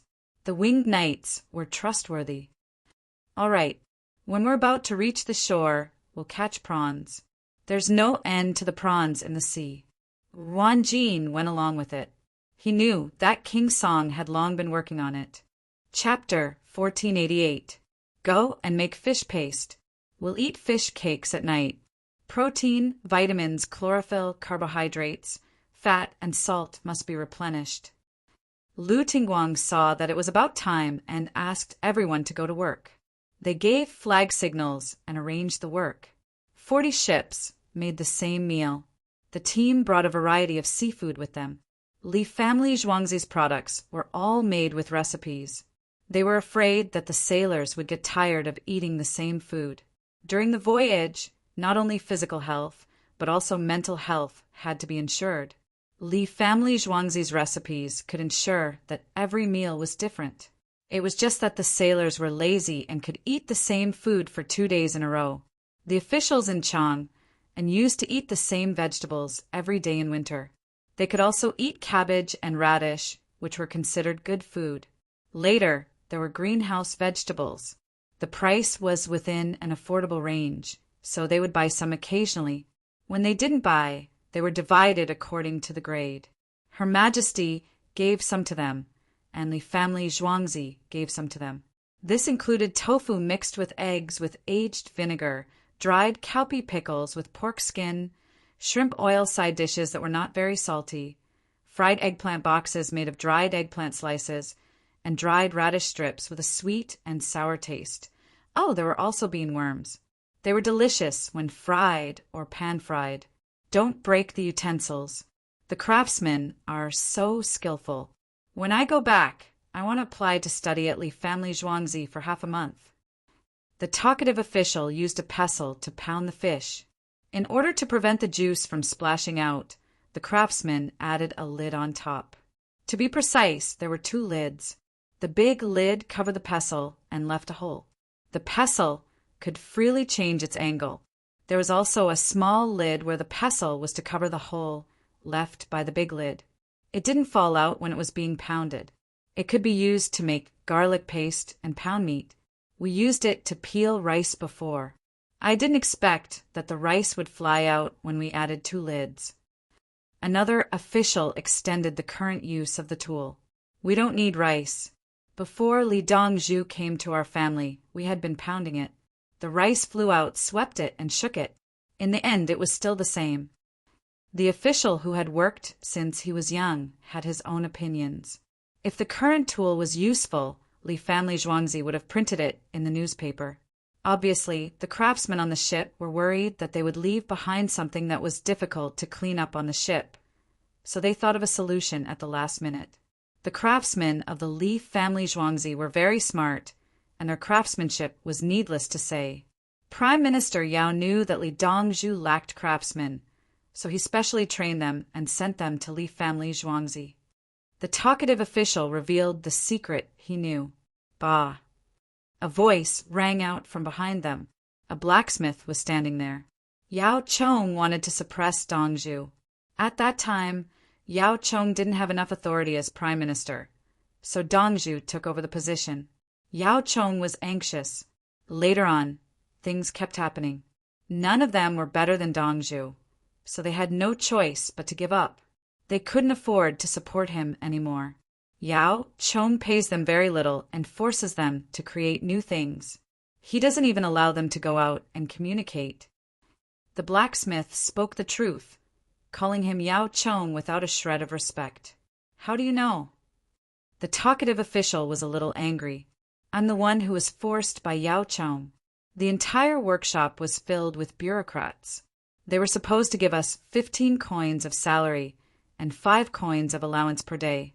The allowance was used for food and accommodation. In the end, the place we lived in was stuffy in summer and cold in winter. The food! Don't mention it, don't mention it. The blacksmith waved his hand as he spoke. He squatted down and looked at the pestle, wondering if he could continue to improve. What about you now? The official, who had worked since he was young, wanted to know more. Now that my family lives in Zhuangzi, as long as it meets the operating standards, I can modify and create new things as I wish. Dongzhu said before, whether it's useful or not, you have to create it first. If it's not useful in thinking about it, what if it's useful in other areas? Dongzhu isn't afraid of wasting materials. Craftsmen who don't waste materials can be easily found. Technology is the foundation. When you take the initiative to waste materials, it's technology advancing into art. When the blacksmith talked about his work, he became energetic and carried a trace of pride. I suddenly realized that many of the historical buildings and carvings in the world are nothing to be proud of. The yacht arrived at Easter Island and was fishing in the sea. Li Yi saw people on the island and used a drone to look. At this moment, there were no stone statues on the island. He suddenly realized that instead of chasing after the so-called great things of others, he should look at his own. The stone statues on Easter Island were not as dense and were not as heavy. Moreover, the carvings were not good. The propaganda always said that the stone statues on the island symbolized something and how difficult it was. Look at his own civilization. Is the Great Wall enough? They said that the Suez Canal was excavated and abandoned several times. Look at the Grand Canal. The Grand Canal was not as simple as a man-made river. It ran through many water systems. How the water flowed had to be calculated at every location, from north to south, from south to north, and finally to the sea. With this basin, which canal in the world would dare to make a sound? When countless people were troubled by septicemia during the Age of Discovery, China's ocean fleets were never troubled by it. Li Yi suddenly thought it through. What civilization and statue? Do you think China can't make them? China had fallen and risen time and time again because of climate and foreign invasions. Those unreasonable white-skinned beasts had destroyed so many civilizations. Why didn't they destroy China's civilization? Why do you have priority? Do you have the foundation? Isn't it just 200 years? A few hundred years is nothing in the long river of history. Look at you. Do you have an immortal legacy? Li Lang, they look the same as what we saw on the island. It's still the woman's words that are more effective. Princess Yongmu suddenly realized that Li Lang seemed to be a different person. His temperament was different. How should she put it? At this moment, Li Lang stood there with his hands behind his back. The waves could not move him at all. He was like a towering mountain and also like a sharp sword. Yes, I finally figured it out. The large stone statues actually represent a lighthouse. The eyes of the stone statues were made with gems, but there are no gems here. So where did the gems come from? Exchange trade. This place was a transit station. It declined because of disasters such as tsunamis, earthquakes, and small glaciers. Li Yi thought of another possibility. The gems in the eyes of the stone statues were for people to see. The red hats on the stone statues were different in color, so that outsiders could distinguish them. The stone statues' expressions were solemn and respectful. It could be said to be a form of etiquette. The people on the other islands looked similar to the people on the current island. In theory, they started to develop from Southeast Asia, including Taiwan. These stone statues belonged to the country's gate. The wind and ocean currents, they were too annoying. As long as they came from there and did not deviate too much from the route, they would be able to see the stone statues. The stone statues were lighthouses, representing the country's gate of a huge tribe. Because starting from here and continuing to the west, as long as there were people on the islands, there were people of this tribe. It was not isolated. It had trade and mating relations with the people behind and in front of it. The stone statues were only left with the upper body and even the head. It was shaken by the earthquake. Otherwise, why would they bury a part of a stone statue? Boring? Lee smiled. He felt that he had solved a puzzle in history. It was not a myth. It was just simple communication.